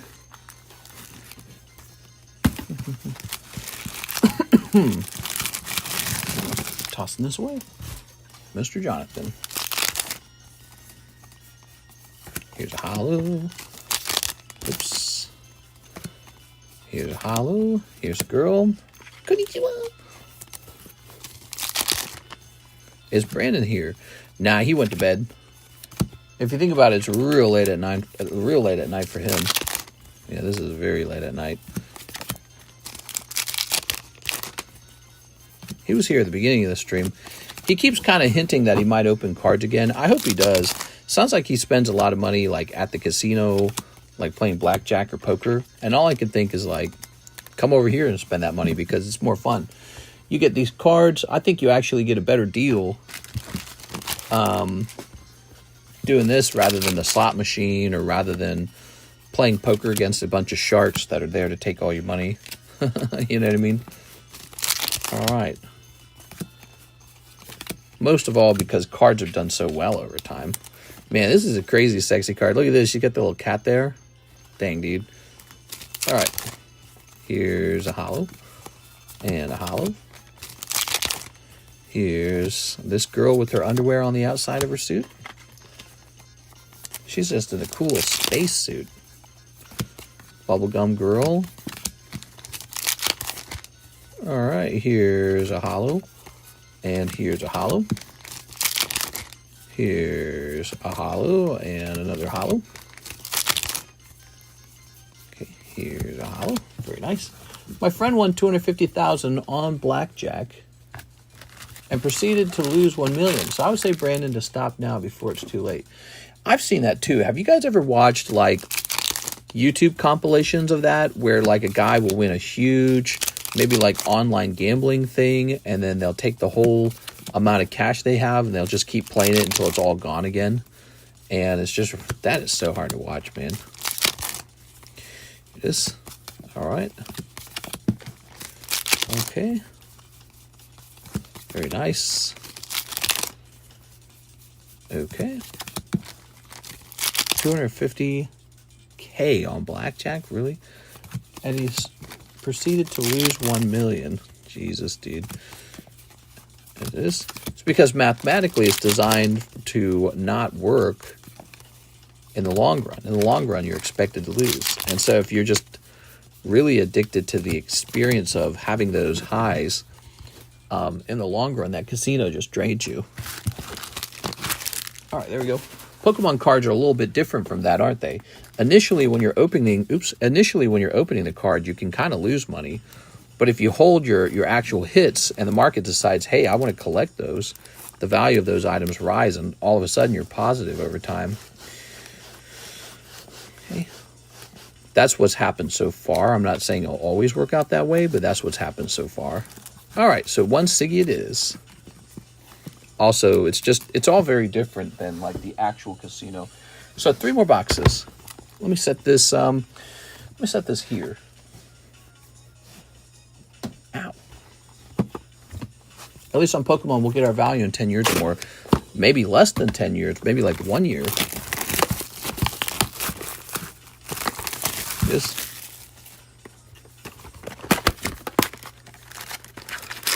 All right, oops.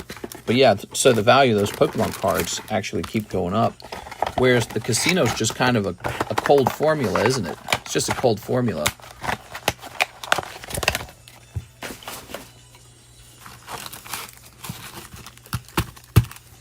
All right.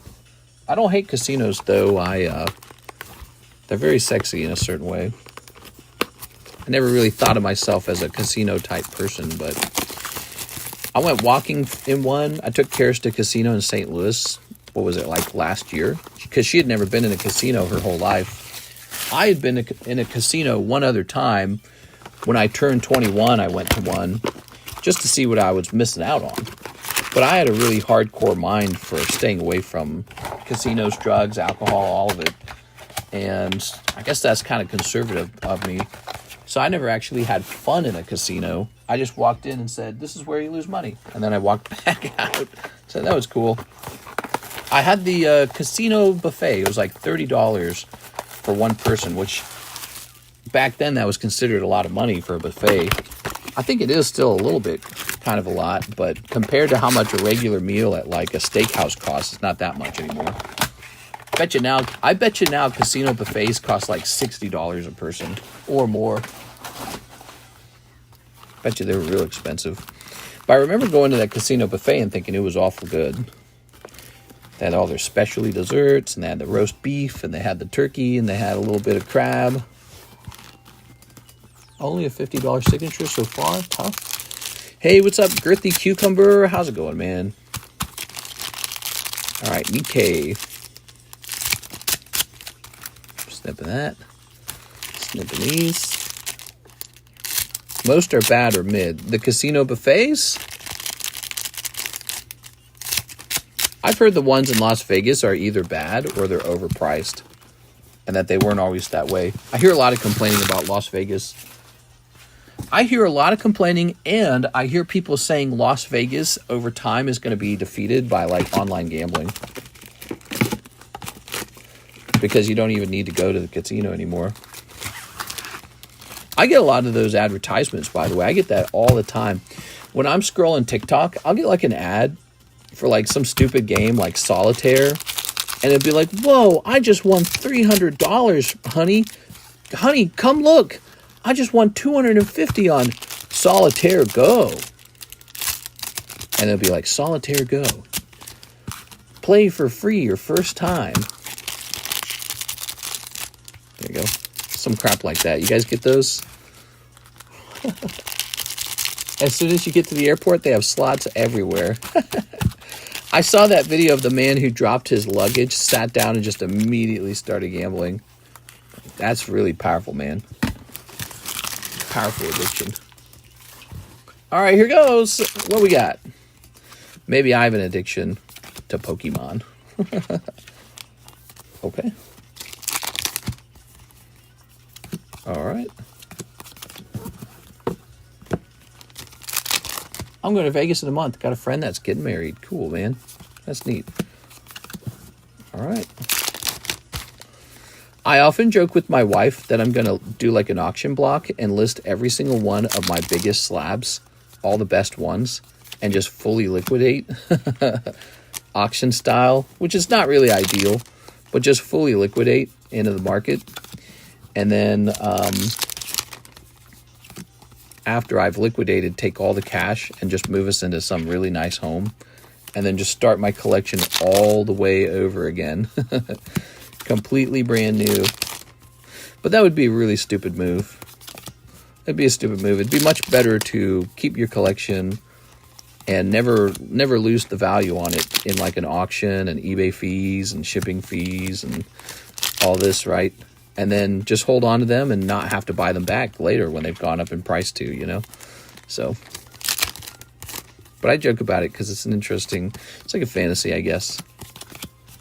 You're going to close some card shops for the same reason casino will close. What, me? Doing a rip and ship? I bet your rip and ships impacted card shops, sure. But also, I bet some of those card shops adapted and they have their own rip and ships. So, you know, I don't even like the term rip and ship. It's just online card shop. That's the way I see it. It's no different to me than DoorDash. I went to Taco Bell the other day. Kirsten and I, we got a heavy walk-in, and we're like, all right, what do you want for dinner? And we're like, let's get some Taco Bell. We drove up to the Taco Bell, and we sat there in line for like 20 minutes, and the line barely moved. And I pulled out of the line because I couldn't take it anymore. Well, no, here's what I did. I opened up the DoorDash app while I was sitting at Taco Bell with a big line in front of me, and I ordered the thing that I wanted on Taco Bell.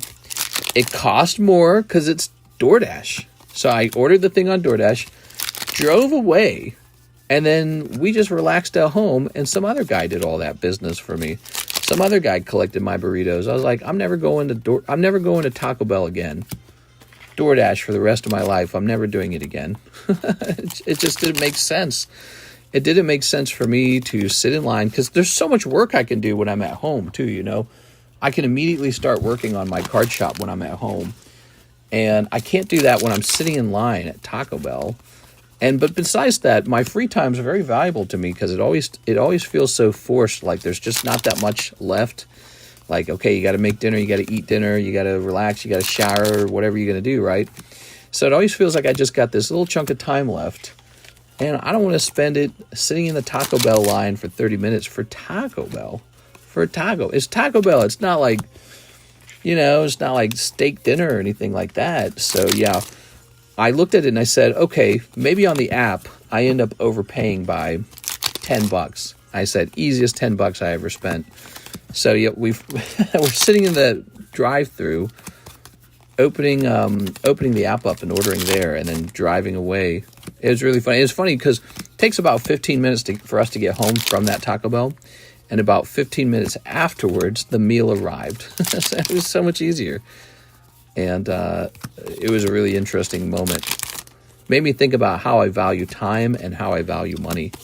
And this is a really important concept for the whole idea of services, Like, why am I paying this guy $1,500 to come fix the flood problem at my other lake house? Well, because he's going to be so fast and efficient and skilled at it, it would be very stupid for me to do it myself. There it is. And so that's what the world's all about now, services. We are. All right. So no Siggies in that round. Siggies in the last round for sure. We got 3 boxes left. Double Siggies coming right up. I'm going to Vegas in a month. Go to White Castle, hodl for 20 years. You're going to close some card shops. 20 minutes. Yeah, DoorDash delivers in 20 minutes. I literally blink and it's delivered. Taco Bell I ain't paying $9 for quesadilla. Taco Bell line stream when? We have one Taco Bell out here and not a lot of other restaurants. Very few, in fact. There's a Taco Bell, a McDonald's, a Sonic's, and a Dairy Queen. That's what we have. And so Taco Bell stands out from there's no Chipotle. Tammy mentioned she likes Chipotle. And so, the lines can get pretty bad out here, actually. Oh, I think we're getting a Popeye soon. Because I saw the one shut down. There's a fast food restaurant that's been shut down for years. And they finally removed the gate that was guarding it. And so I suspect they're about to fix it and get it running again. All right, I discovered I can do this. There we go. In-N-Out or Five Guys? You're gonna think I sound silly, but I've never had either of those things.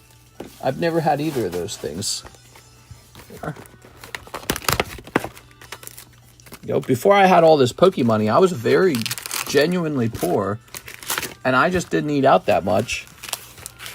Here we are. By the time I got out here to Lake of the Ozarks, I had more money, but there's no restaurants. There's no restaurants out here. Is there Jollibees? No. We don't even have a Chick-fil-A. Lake of the Ozarks is so small. There's no Chick-fil-A. There's no Popeyes. There's no KFC. There's no Jollibee. Very limited food options. There it is. All right. Do you do handiwork jobs yourself? Because most people that do services will charge you a minimum. I do not do any handiwork at all. And I know that sounds crazy, but I really don't. There it is. I make a lot of money when I sit down. There's this job I can do that makes me a lot of money. I mean, a lot per hour. And it's literally just me sitting down with my own cards, looking them front and back, and then setting them to the side to grade. And when I'm looking at them, I'm doing a big analysis. There's like a cost value analysis. And so what I'm doing is prepping a submission for grading. It's an extremely time costly thing to do, but I'm sending out a submission, and the submissions is where a lot of the money's made.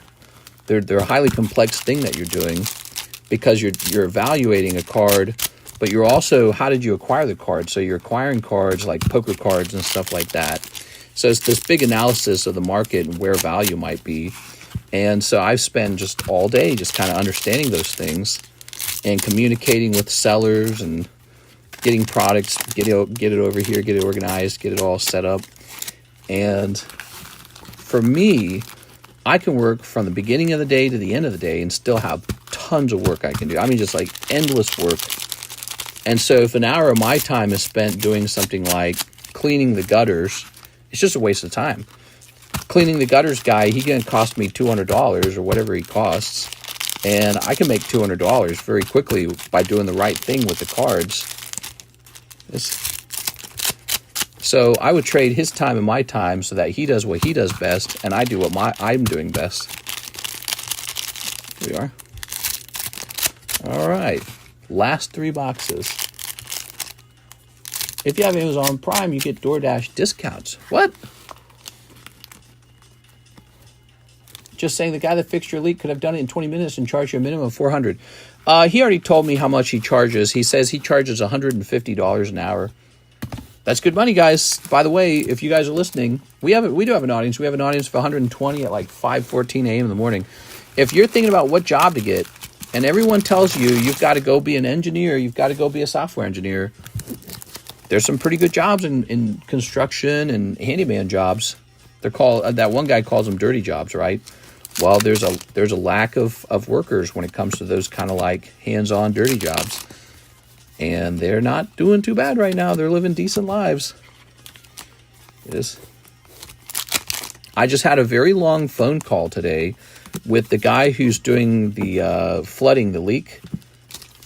He has a son-in-law, and that son-in-law is running a property management business down here. And I took the call from his son-in-law because the son-in-law is going to offer to remove a lot of landslide rocks from my porch and from my driveway and from the bottom near the lake. He's going to remove those all. But he was also giving me sort of like the spiel because he was telling me he wants to acquire my property too for property management. And he just went on and on and on, and you could tell he was full of a lot of energy. And he was talking about, I got a guy for this, I got a guy for that, I got a guy who specializes in this. I know all the guys. We're a very competitive group. You know, we're all smart. We're all young. And I was like, yep, this guy's going to make tons and tons of money by the time he's my age. You could tell in his voice he's young. And he's like, and I do competitive fishing out here. We won the prize last time. I was like, yep, he's got all the things. You know, and so if you want to be wealthy, I think you kind of have to get into that kind of stuff, right? Like that was the right move for him to get into property management and to try and assemble a team of people who specialize in various things. Like his father-in-law specializes in flooding drainage excavation. That's what he does, literally. He just goes from area to area because there's flooding all over the place by the lake. And so he specializes in that, and his son-in-law specializes in property management, and they're like a team now, right? Like he's recommending me to his son. That's very clever. And you got to get yourself into that kind of stuff, you know? But you got all these people going to school, and they're getting like, what, a psychology degree? What are you going to do with your psychology degree? And maybe some of you already know not to do that, but there's an awful lot of people still going to college for those degrees. Not a lot of psychology jobs out there. It's just sort of this book you read that tells you how people are stupid, like, you know, abuse, brain problems, trauma, autism, whatever it is. But you don't get a lot of great jobs with that psychology, or like a history degree, or whatever it is you went after. That's communicate. Ooh, look at that. We got a stamp. Communications. All right, we got a stamp coming up. Not a bad one. Lizards Protection, TIA.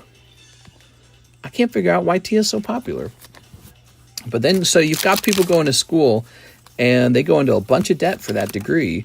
But then you got this kid, and he just got a father-in-law that does flooding excavation. So he works like with the Bobcat and stuff like that, right? And he owns his own business, and then his son owns his own business, and they're just going to be multimillionaires. That's it. They're going to be multimillionaires. No school necessary. No 4 years wasted in school.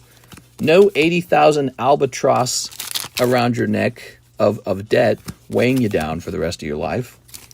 And they just got right into the thing that makes money. Like, they're in the right field. Think about it. You got all these people who just got cheap mortgages because of the 2019, financial issue, all the money printing, all the cheap loaned money. And so they're in the right field at the right time. This is what you all should have done, If you're listening to me tonight and you were not sure what you should have gotten into, You should have gotten into property management or something related to homes, because all these rich guys were going to buy the homes with the cheap mortgage money, and they're not going to give them up now because it's too good of a deal. The mortgages are lower than so if it's under 7%, because stock market, you know, traditional 7%, 8% return. So if you're under 7 with the 4% mortgage, you're just going to hold the mortgage, and you're going to operate it as a rental unit at that point.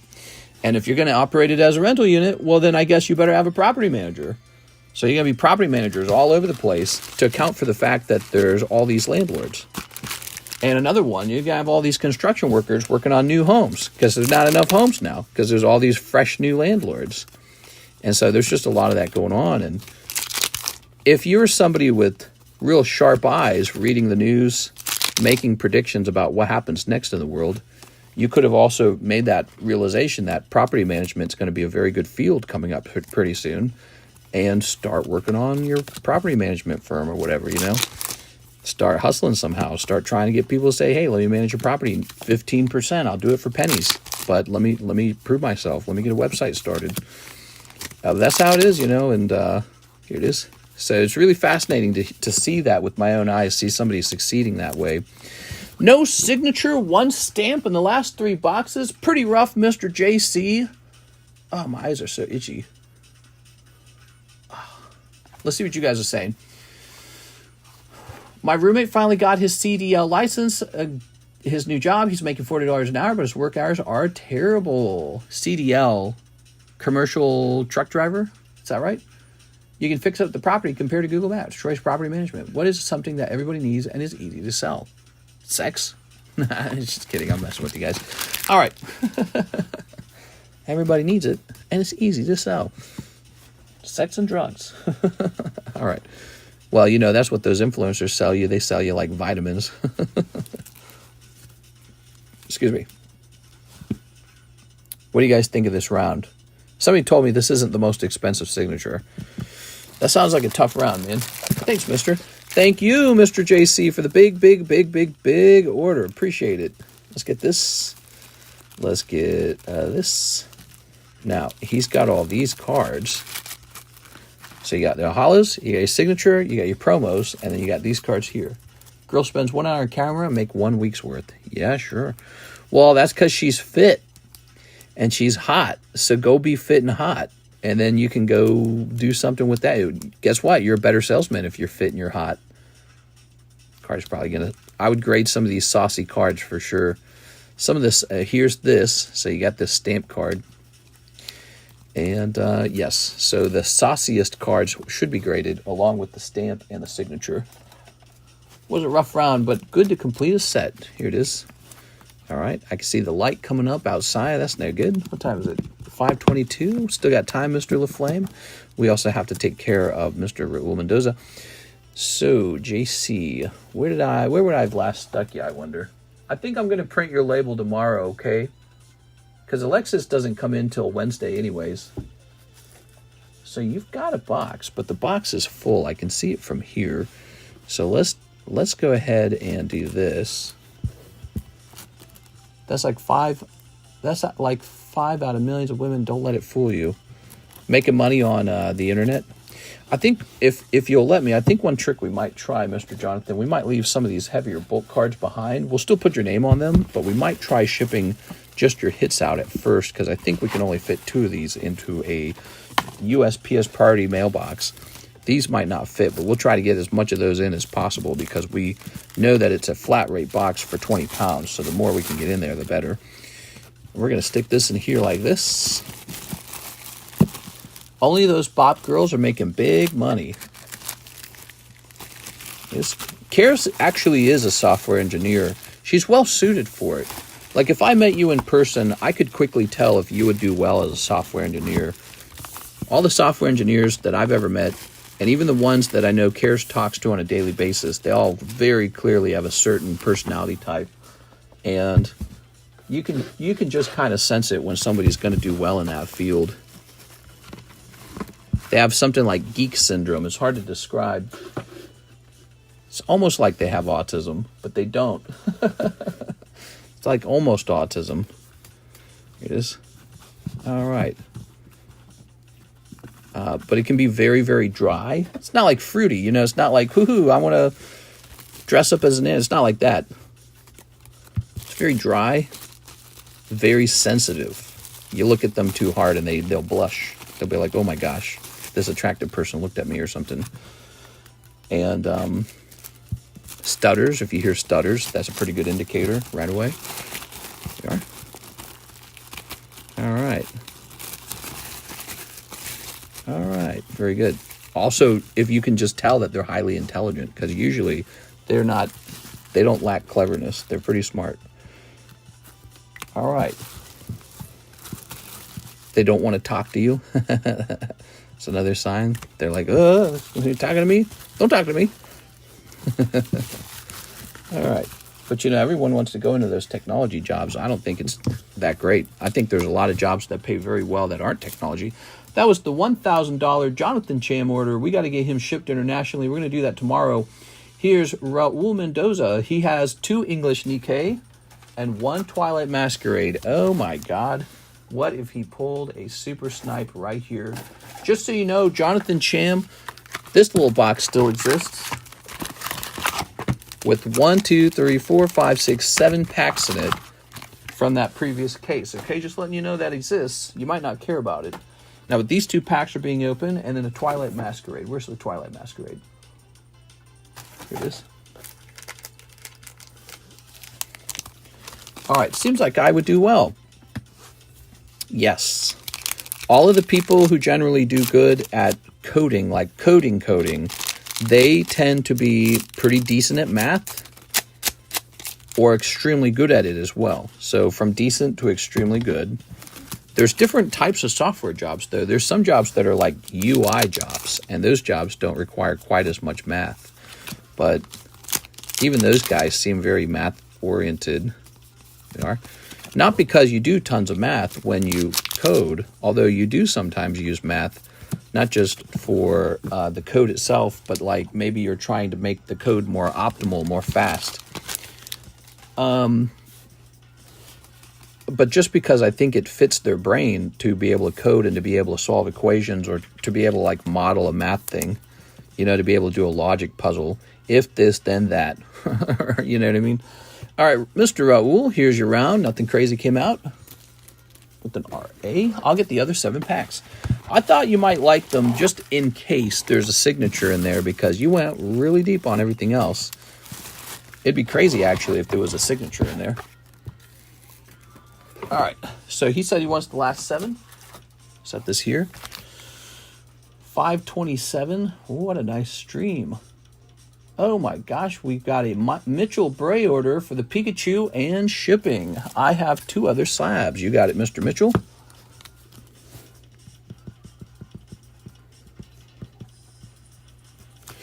Okay, we have to make sure Anthony Kalura gets his cut on this.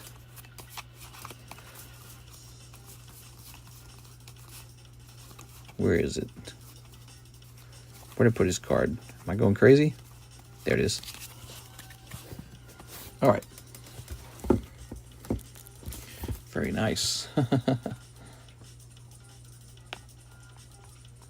we go.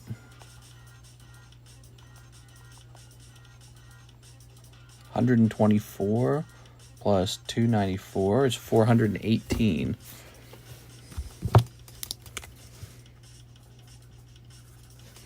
There it is. But yeah, they're very fun. Okay, Mitchell Bray. Let's see if we've shipped a Mitchell Bray before. Yes, we have. Mitchell Bray.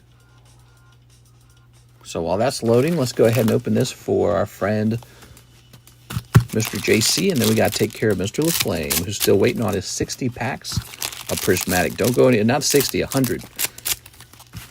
So he needs something like a little less than 20 boxes, isn't it?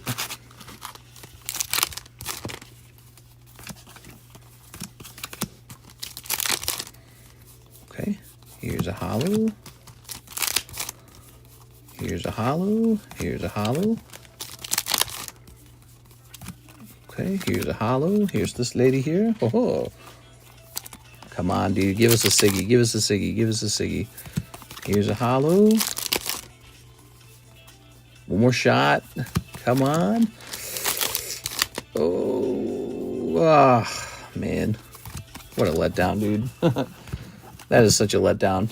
Wow. I don't know what to say. You had to, you virtually had to, because you went through 10 boxes and there was one signature. So when there's one more box, you have to. In the off chance it's also got a signature in it. You almost don't have a choice, because could you even imagine if the box did have a signature in it? I'm looking around, seeing if there's anything else laying around. Yeah, wow. Woo! And that is why the signature cards are not cheap. They're expensive because they are very hard to pull. Let's grab this. All right, you'll have better luck next time, Mr. JC. I can feel it. I think I have another 2 cases of this. I have certainly another 1 case of it. Might be a total of 3 more cases of that product. Here's Charizard. Here's Deoxys. Here's Totodile. Here's Golbat. And here is Mickey Mouse. If that one PokeTuber can pull 3 SIRs from one box, we need that hits for LaFlame. Oh, I completely agree.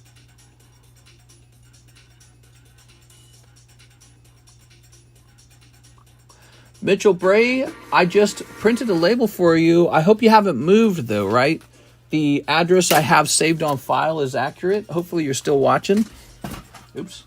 Okay, let me go get this. 100, huh? 100 divided by 6 is what? 28?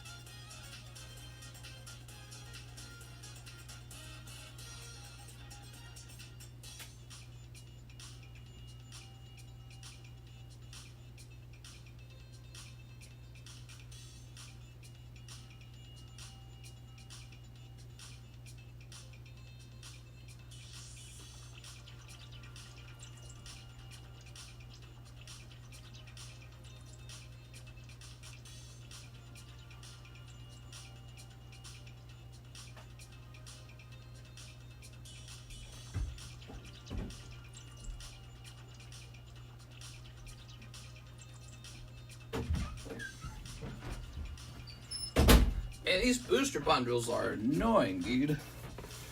Alright, so what I can tell you is the current case doesn't... Oops.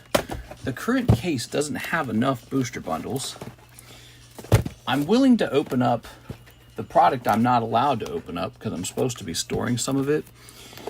But that depends on the restock, okay? Ugh. It has to restock at the same price. Jesus. All right, give me a moment here. I can't believe how much we've sold of this, because you have to remember, we sold through all the SPCs too. And so as I sell through it, I'm also supposed to hold on to it.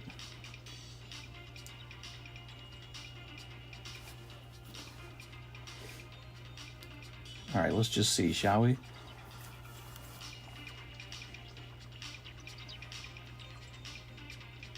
It looks like it. It looks like it.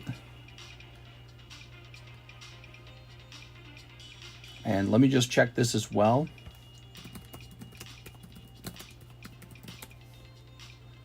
Tung Sahur. Oh yeah, okay, we're good. We're cutting open a fresh box of the booster bundles, Mr. LaFlame, for this order. And then what we are also going to do is order, I guess, 3 cases of this, because I actually cannot keep up with this. We're still selling through it, all the way through it. Okay, so give me a moment here. I'll place the order and then I'll cut open the next case and get it all set up. Crazy, huh? Crazy times, guys. I think about it. I sold out of all of my prismatic again, even though I ordered so much of it. It doesn't make any sense. Oh, this reminds me. I got to go looking for these stupid boxes. All right. I had some stuff manufactured in China, and they shipped it to the old house, and it wasn't there when I went there.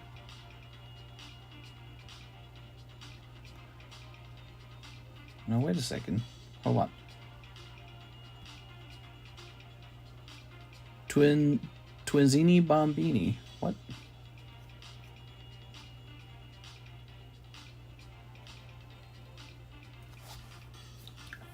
Man, is there not a cheaper way to do this? Or not cheaper, an easier way to do this? All right. There we go. All right.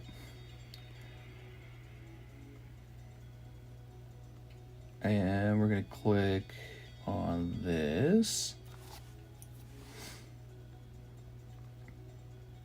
Puccina cappuccino. Oh. All right. We're very close, everybody.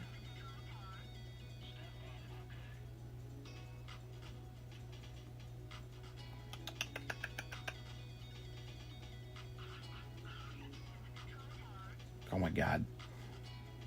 $6,000 restock, by the way. That's what we're going to do, is $6,000. Prismatic's the best one, man. There it is. All right, $6,000 restock is in. Now, let's count this up. So exactly 100 divided by 6 is exactly how many? 16.6. So we actually need 17 boxes to complete this. 17? Dang, dude. What time is this? 5:35? Crazy. Got busy at the end, huh? We need 17, everybody. 1, 2, 3, 4, 5, 6, 7, 8, 9, 10, 11, 12, 13. We got 13. So I need about 4 more. Okay. I'm bringing 6 more.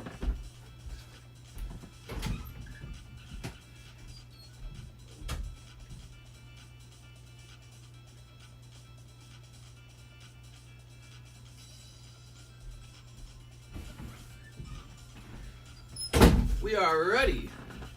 This is Mr. LaFlame's gigantic prismatic opening. Time to pull Crown Umbreon. 1, 2. 1. 1, 2. 1. So there we have it, guys. We have what we need. The second half of this, or quarter of this, is coming from a fresh case. Very curious what this will turn out to be. Are you curious, Mr. LaFlame? Well, Mr. LaFlame's curious. I like you, Mr. LaFlame. Your orders are crazier than anyone else's. You are? Oops. Go. Just setting these up all over the place. 17 boxes, 2 stray packs. Okay, 2 stray packs, huh? And I'm going to move this out of the way. All right, ready? Oh, yeah. Let's go ahead and zoom forward.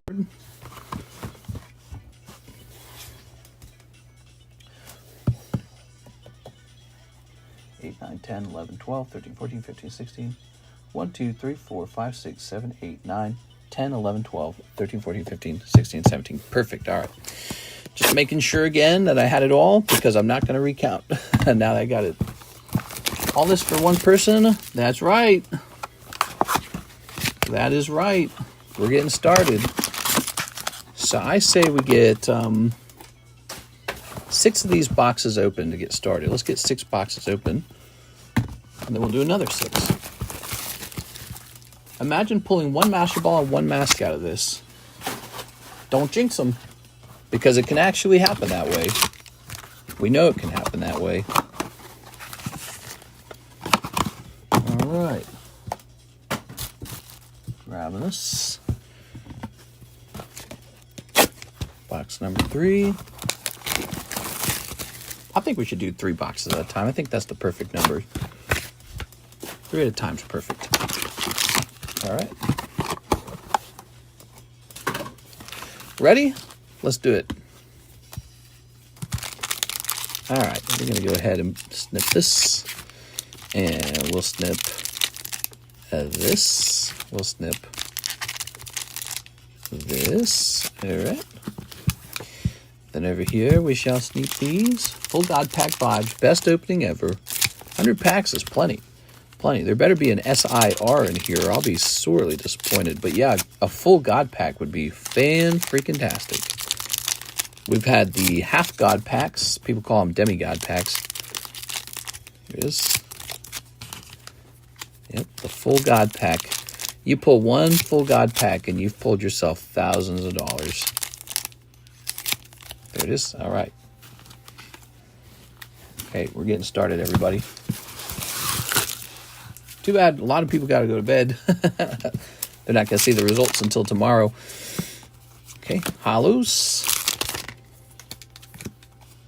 All right, we got Okie Dokie.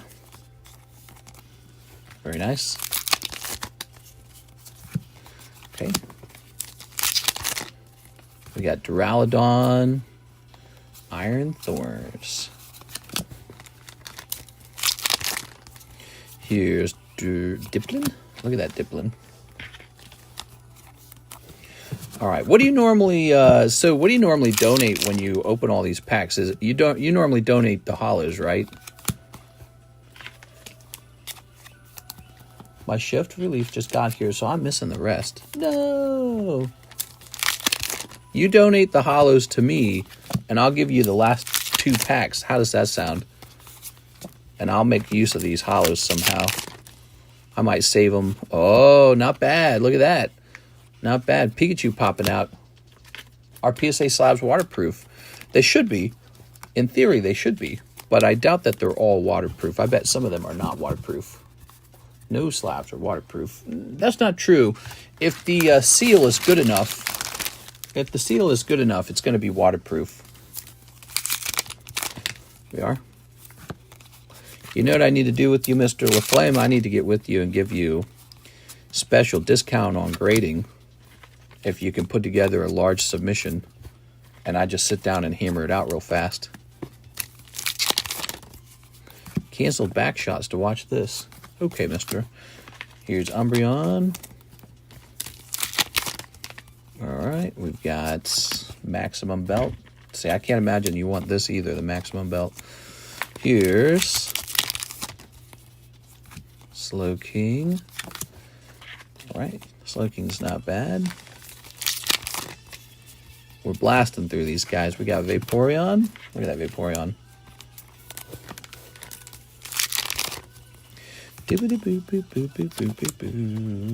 Friends in Paldea. Paldea.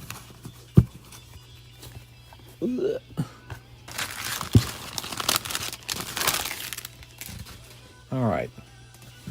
2 more packs here. Buneary.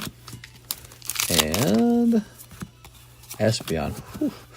Well, the first 3 boxes gave you a Golden Pikachu. Technically, that's not a bad pull rate for Prismatic. Technically. Okay, set this here real careful. Now, three more boxes. Ooh.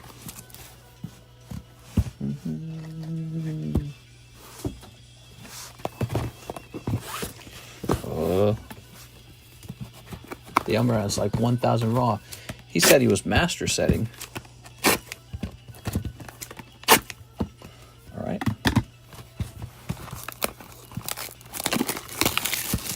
Oops. Okay. I can understand wanting the Master Ball master set. That would be pretty impressive, actually.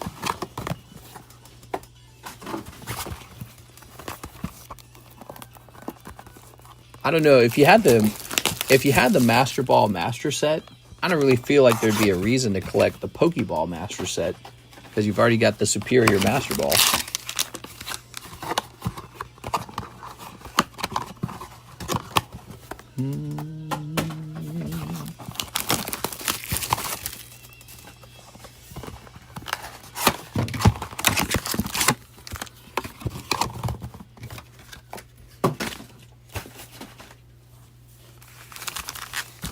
All right, here goes. 3 more boxes. first 6 boxes out of 17. 11 boxes remain.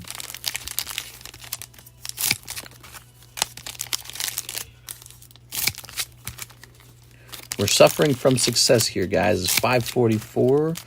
I should be going to sleep real soon. I do want Master Balls for my Master set. Yeah, get you some Umbreon Master Balls. That's a good pull. The Umbreon Master Ball is good. Okay.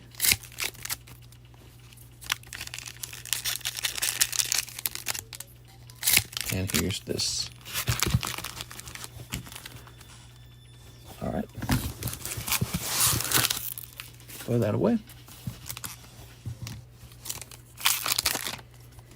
Slowpoke. Look at that Slowpoke.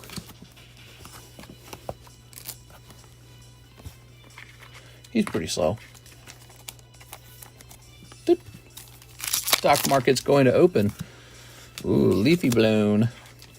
EX. Rich. Ogre Pond Mask. Oh, wow. So good. Larry and Larry. Okay.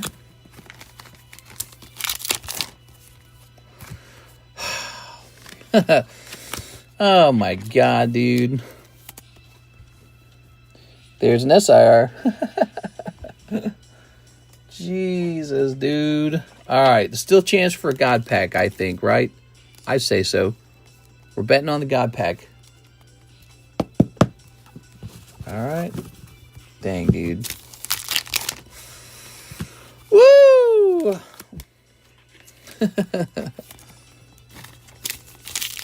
We're dreaming to live, guys. Alright, here's Airy. Ooh. I love playing. Ogre Pond Mask. Yeah, there's still a chance for another SIR. Who are we kidding, guys? He'll probably pull 3 of them. Why they do this? God Pack, God Pack. All right. Okay, here's Executor. Well, you got Executor. He's pretty high value mailish. Okay, here's Dracoloak. You know what? You could pull a Master Ball Umbreon. He's extremely rare. God, I swear something's biting me. Okay. Yeah, Master Ball Umbreon's still possible. I don't know how soon you'd pull another SIR. We know that the SIRs are pretty spaced out. But you never know. Might have 2 coming your way. Okay, Umbreon.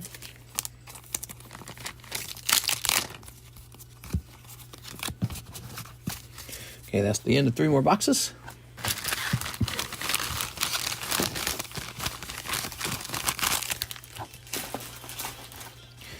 Freaking Ogre Pond, bro. It's not allowed. Illegal. 2. I know we're going to have to do 4 for 1 round. Let's get it out. 4 round on this. What is this music, dude? There's a way to open this with just my fingers. Oh, they really want you to have like a razor blade or something. Pokemon wants you to have a razor blade to open these. You know why? Because you're going to use that razor blade on your wrists after you pull nothing.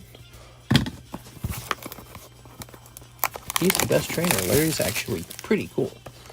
He's pretty cool, bro. All right, nerd.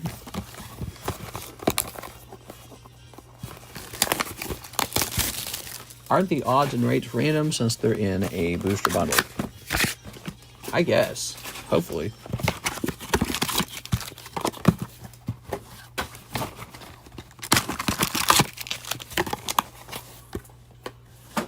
Okay. Do you think the pull rates change with each printing? No clue. Doesn't appear to. I mean, if this is a reprint right here, like we don't know how many reprints they've done yet. If this one here was a reprint, I'd say the pull rates have been the same. I mean, you have to assume that the prismatic SPC was definitely a reprint, was it not?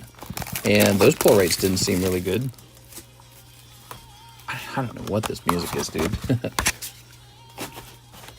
It's like a sick dream.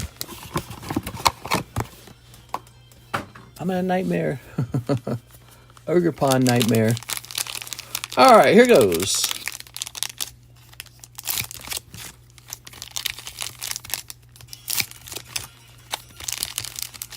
Step in this.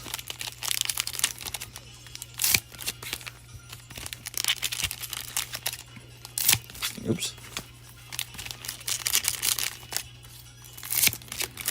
Good snips. All right. Very good snips.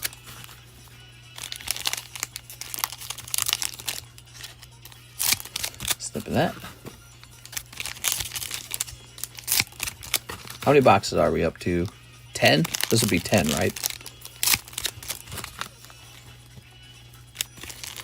Mr. LaFlame. So you pull an SIR, that's good. You pull the golden Pikachu, that's really actually pretty decent. Pikachu's decent. Pikachu 10 makes you a little bit of money, actually. All right, here goes. Wish him luck, everybody. So we got Jolteon coming out right away. Jolteon.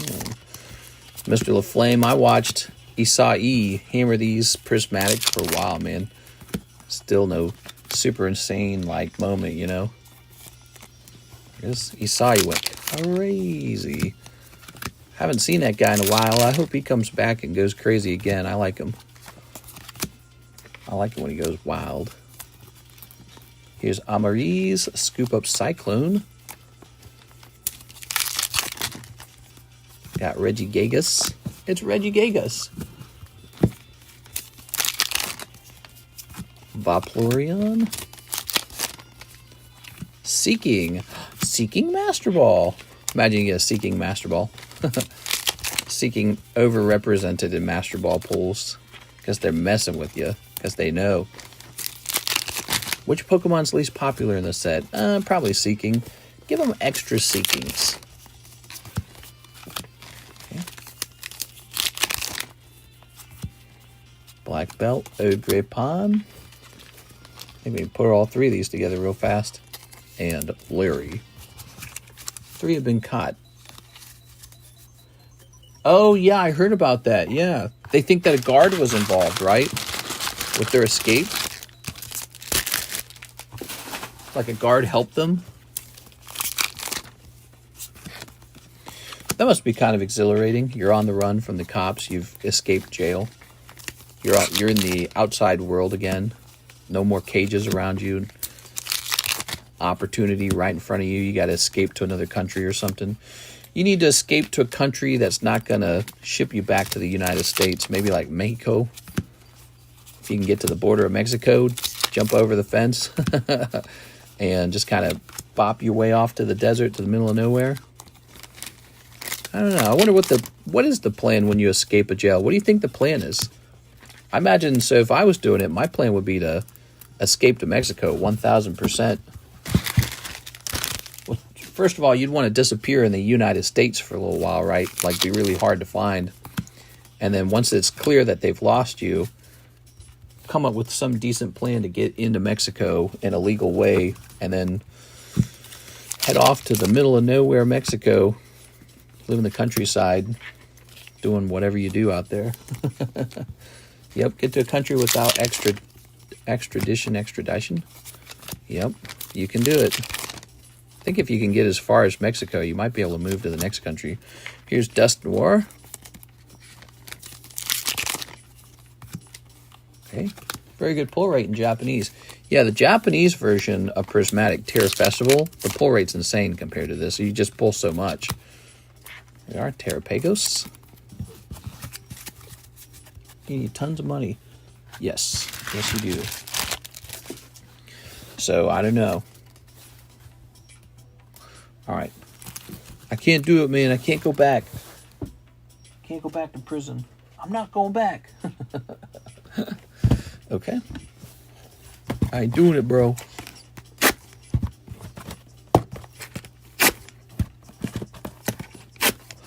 All right.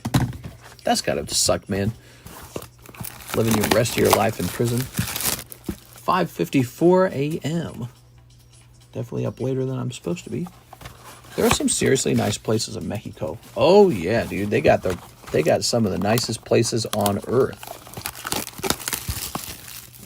That's why to me it never really made sense that they let their drug cartel stick around.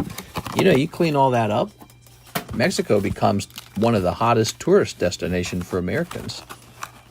Americans already like going to Cancun, Cozumel. That's a moneymaker. Tourism is like, you are so lucky if your country can make a lot of its money from tourism. Because all it is people like your house, so you open it up for rent and just collect tons of money off of it. It's the easiest business ever. You know, some countries have to build like complicated software. Some countries have to build missiles. Some countries have to build like sophisticated cars. But if you just got beautiful land, all you got to do is be like, bop on over here. We got some beautiful ocean. Money. And now you're rich. But the cartel almost certainly scares a lot of Americans away. Americans don't want to risk being kidnapped or murdered on vacation. Of all things, vacation. What should be one of the most pleasant moments in your life becoming a story of torture and murder. I mean, it's just like those Australian surfer guys who died. I mean, it's like the darkest stuff you can imagine. You're just there to have a good time on the ocean, and somebody kidnaps you, maybe tortures you, cuts your head off, who put you in a video. You seen those videos? So anyways, think of the tourism cost that those videos and those groups have cost Mexico to do what? Sell drugs? It's like, oh man, that's pretty shit. That's pretty bad. And you know, the smartest people, the ones that are capable of writing software and doing the really complicated things, they don't want to live there either. They go, you know what? I'm going to try and get into America because I ain't sticking around here and getting shot or entangled with the cartel. I'm not going to do that. But all of Mexico's not having that problem. And yet it's not an irrelevant problem either, you know? So it's an interesting thing. Here's execute. All right. Dunsparce, there he is. I've been spraying vinegar at them. No, not vinegar. What'd you have? Oh, ants. You know what really works against ants? Eucalyptus oil. So they will sell that as a spray. Or a different one, mint. Or a combination of eucalyptus and mint. Try that, Tammy. Eucalyptus oil and mint oil.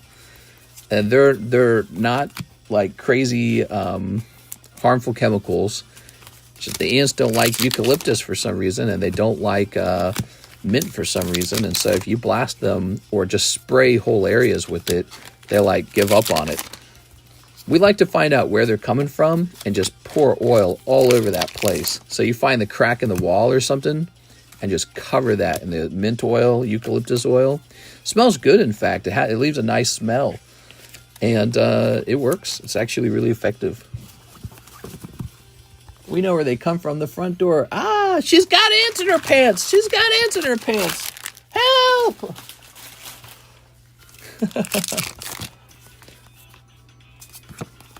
Glaceon. So we're blasting. We got an execute master ball out of this round. Here we are. I'm just pissed that the hubs got so laxed after 1 week without them. Laxed? Like laxative? Larvitar, oops. Master Ball Larvitar popping out. So you got Execute and Larvitar Master Ball. I don't know. I mean, that's decent, I guess. Here's Atticus, Sylveon Pokeball. Sylveon Master Ball, that would have been nice. I found a cookie container slightly open when I went downstairs. Damn it, Hubs! Leaving the cookie container open. What are you thinking? It's ant season. And you just opened the ant buffet just because you wanted a cookie. There we are. All right. Here's Houndour. I'm pissed. I'm sorry, Tammy. Poor Tammy. Always pissed. Because the cookie jars are always open. Men, you know what I'm saying, Tammy? Can't trust them. Can't hardly throw them. Okay. Citronella works as well. Citronella. Ooh. Yeah, I'm going to get some citronella. Oh, yeah, the Lugia break. That's a good one. Poker Lugia. PSA 10. Those 10s are hard to get. Don't underestimate those 10s, man. You gotta respect them now that they're like pristine 10s, okay? These are like pristines now. PSA grading, it got harsher. It did. So you see that 10, you gotta appreciate it. I know it was him because earlier I was like, I smell chocolate. You got a cookie, huh? He's like, yeah. He just doesn't, he's in tune with nature, Tammy. You're an ant genocider. He's saying, free my people. He's saying a two-state ant and Tammy solution is what's needed. All right. And he stopped your food blockade. All right. Still opening quickly. I'm a machine. I could do this all day, to be honest, because I've done it for so long. But the problem is, if I don't go to sleep, it's going to screw up my sleep schedule. I care a lot about that sleep schedule, so I got to go to sleep right after this, like right after. Okay, you ready? So you got those three there, and then one more. That's the last one right there, Mr. LaFlame. Thank you for all the hollows. I'll put them in some box and let them get 5 years old. And then maybe 5 years later, I'll peel them out, try to do something with them. Maybe I'll grade one or two. I don't know. I brought up a box that was kind of older. I'm going through it right now.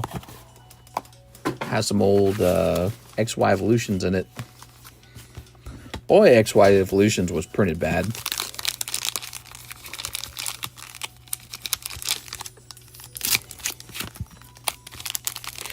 All right.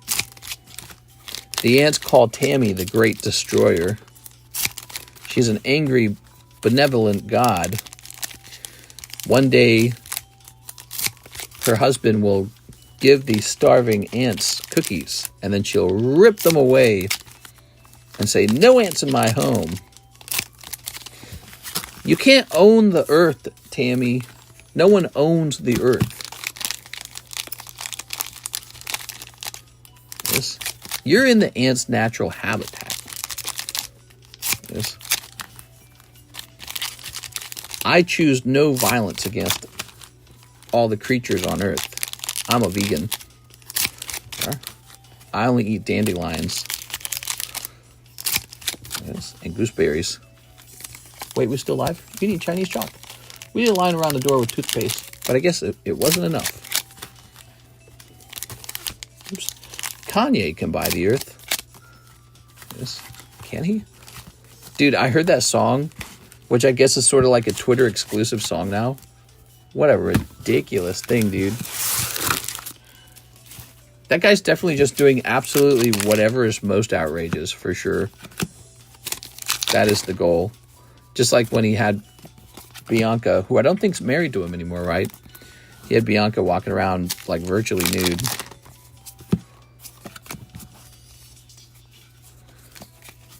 Content farming. Kanye's so mad at the banks. Something, man. He's on a warpath. You see the music video? There's a music video too. Oh no, dude.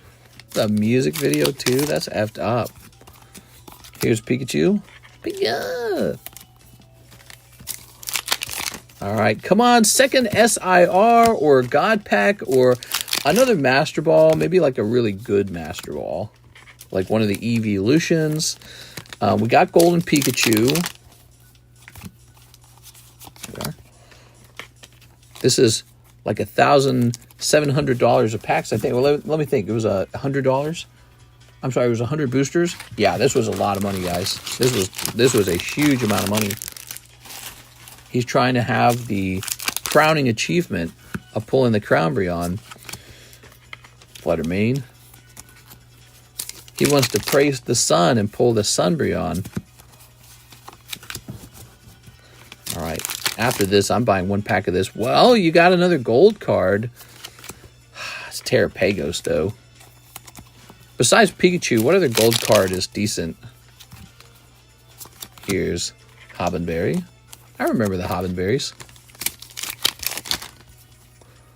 Here's a Duskull Heatran Master Ball. It's not valueless. Yeah, he's decent. At least Heatran's kind of cool. He's a legendary. He's not the eggs, the literal eggs. Eggs are cute. Literally says moon on the card. All right. Screamtail, Atticus. All right. Scream. We've got Duskull. Oh, yes. That's actually good. Eevee Master Ball, everybody. Ha! Big improvement. Eevee Master Ball pull. How much does that one go for? That's got to be a couple hundred, maybe, if it's a 10. All right. Whew. Eevee Master Ball, Mr. LaFlame. We got an Eevee Master Ball. It's not over, too. You got a couple packs there. Okay. All right. Dragapult. Nice. Here's Dragapult. Okay, 35. No, I was talking about when it grades well. Leafeon, Dunsparce. All right, 1 pack after this. Come on, last pack. Oh, it's so terrible. All right. Eevee is super cheap because it's guaranteed in every God pack, and there are a lot of loose ones. Oh my God, dude. That's crazy. All right. Traumatic Evolutions. I agree with that title. Traumatic Evolutions. We should have a title for people who open at least 100 packs of Evolutions. We are.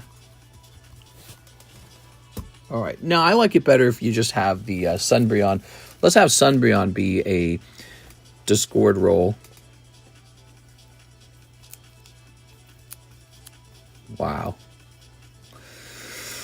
You didn't, it's not like you pulled nothing. There's a value hidden in these cards, you know, like this Pikachu is a 10, you know, maybe this Tyranitar. This Terrapagos as a 10 has some value. Heatran, if he gets a 10, that's a little bit of value. Get all these Umbreon Hollows to grade 10, that has some value in it. Yeah, Eevee Master Ball. We got Ogerpon. So he did pull out of essentially less than 1 full case. He did pull an SIR. But the problem is, it was the Ogerpon SIR. My God, dude. Whoa, this is thick, dude. This is heavy. All right. Slowking, Umbreon, Riolu, Pikachu, decent. Duraludon, Iron Thorns. He needs a sleeve. Houndour, Sylveon's decent. Master Ball, Larvitar. Okay, Larvitar. Master Ball, Execute. Okay. Yep. Yippers. Wow. Mr. Huffing that copium. Breathe in, breathe out. Breathing techniques. Okay. So out of 17 boxes, we got a total of 3 Master Balls, 1 golden card, 2 golden cards actually, and 1 SIR. There we are once again, seeing a pull rate that looks pretty familiar actually. I feel like we've had a pull rate like this before. In general, you know, 1 SIR is kind of a big deal because that's a lot based on how many we seem to pull. Just 1 is good, but God, dude, could have been something like one of the evolutions. Oof. No pain, no gain. That's what I say. No pain, no gain. You gotta, you know, somebody's gonna lose, and it might as well be you. So when I opened that $1,000 Aquapolis pack, and then I wasted my time grading it too. They all graded 9 and 8 and 7. Not even one PSA 10 from that Aquapolis pack. I actually went worse than $1,000 loss when I stopped and graded them all. Shouldn't have never done that. So I graded them all like an idiot. All right, LaFlame. Most epic opening, Mr. LaFlame. LaFlame, you got to be #1 in most epic openings for sure. You know, most gamblers quit before the big hit. Didn't someone say something similar to this polls earlier? Definitely stolen. I guess I'll take this pull rate. Could have been worse. Your pull rate makes sense. 3 Master Balls, 2 gold coins, or 2 gold cards, 1 SIR. All that sort of makes sense for about 17 boxes. It's actually really not even that bad. But again, it just comes down to which SIR. And we know somebody's going to pull the Ogre Pawn masks, you know. Dang, dude. Yeah. That's not epic. That's sad, mister. No, it's tough. It's tough. You know, it's sort of like a sacrifice. Thank you for entertaining us, Mr. LaFlame. Let's go ahead and wrap up here. 6:10 a.m. in the morning is too early for me. Too late for me, I mean. We also have...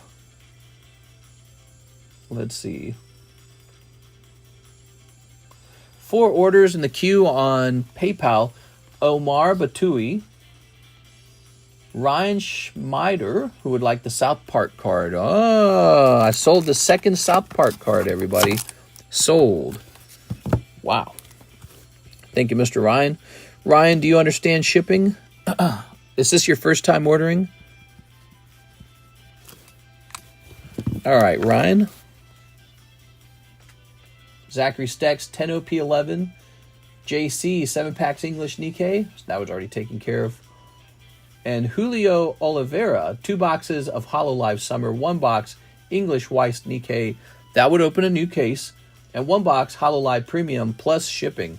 So I know you're not going to like to hear this, Julio, but I got to do it in the daytime stream. It's too late at night. Too early. I mean, look, the sun's up. It's just daytime now. And so I have to go to bed for sure, guys. So I appreciate the huge orders. Very successful Monday night stream, I suppose, between 2 big spenders, JC and LaFlame. Appreciate it, guys. We're going to be back for Tuesday, and it's going to be a lot of fun. So I hope you guys will be there. Do the giveaway? Yeah, let's get the giveaway. I think we'll put, we're going to give Mr. LaFlame a spot. Let's give Mr. JC a spot, too. It's a nice little bonus card. It is. And then let's roll once. Michael Bethel.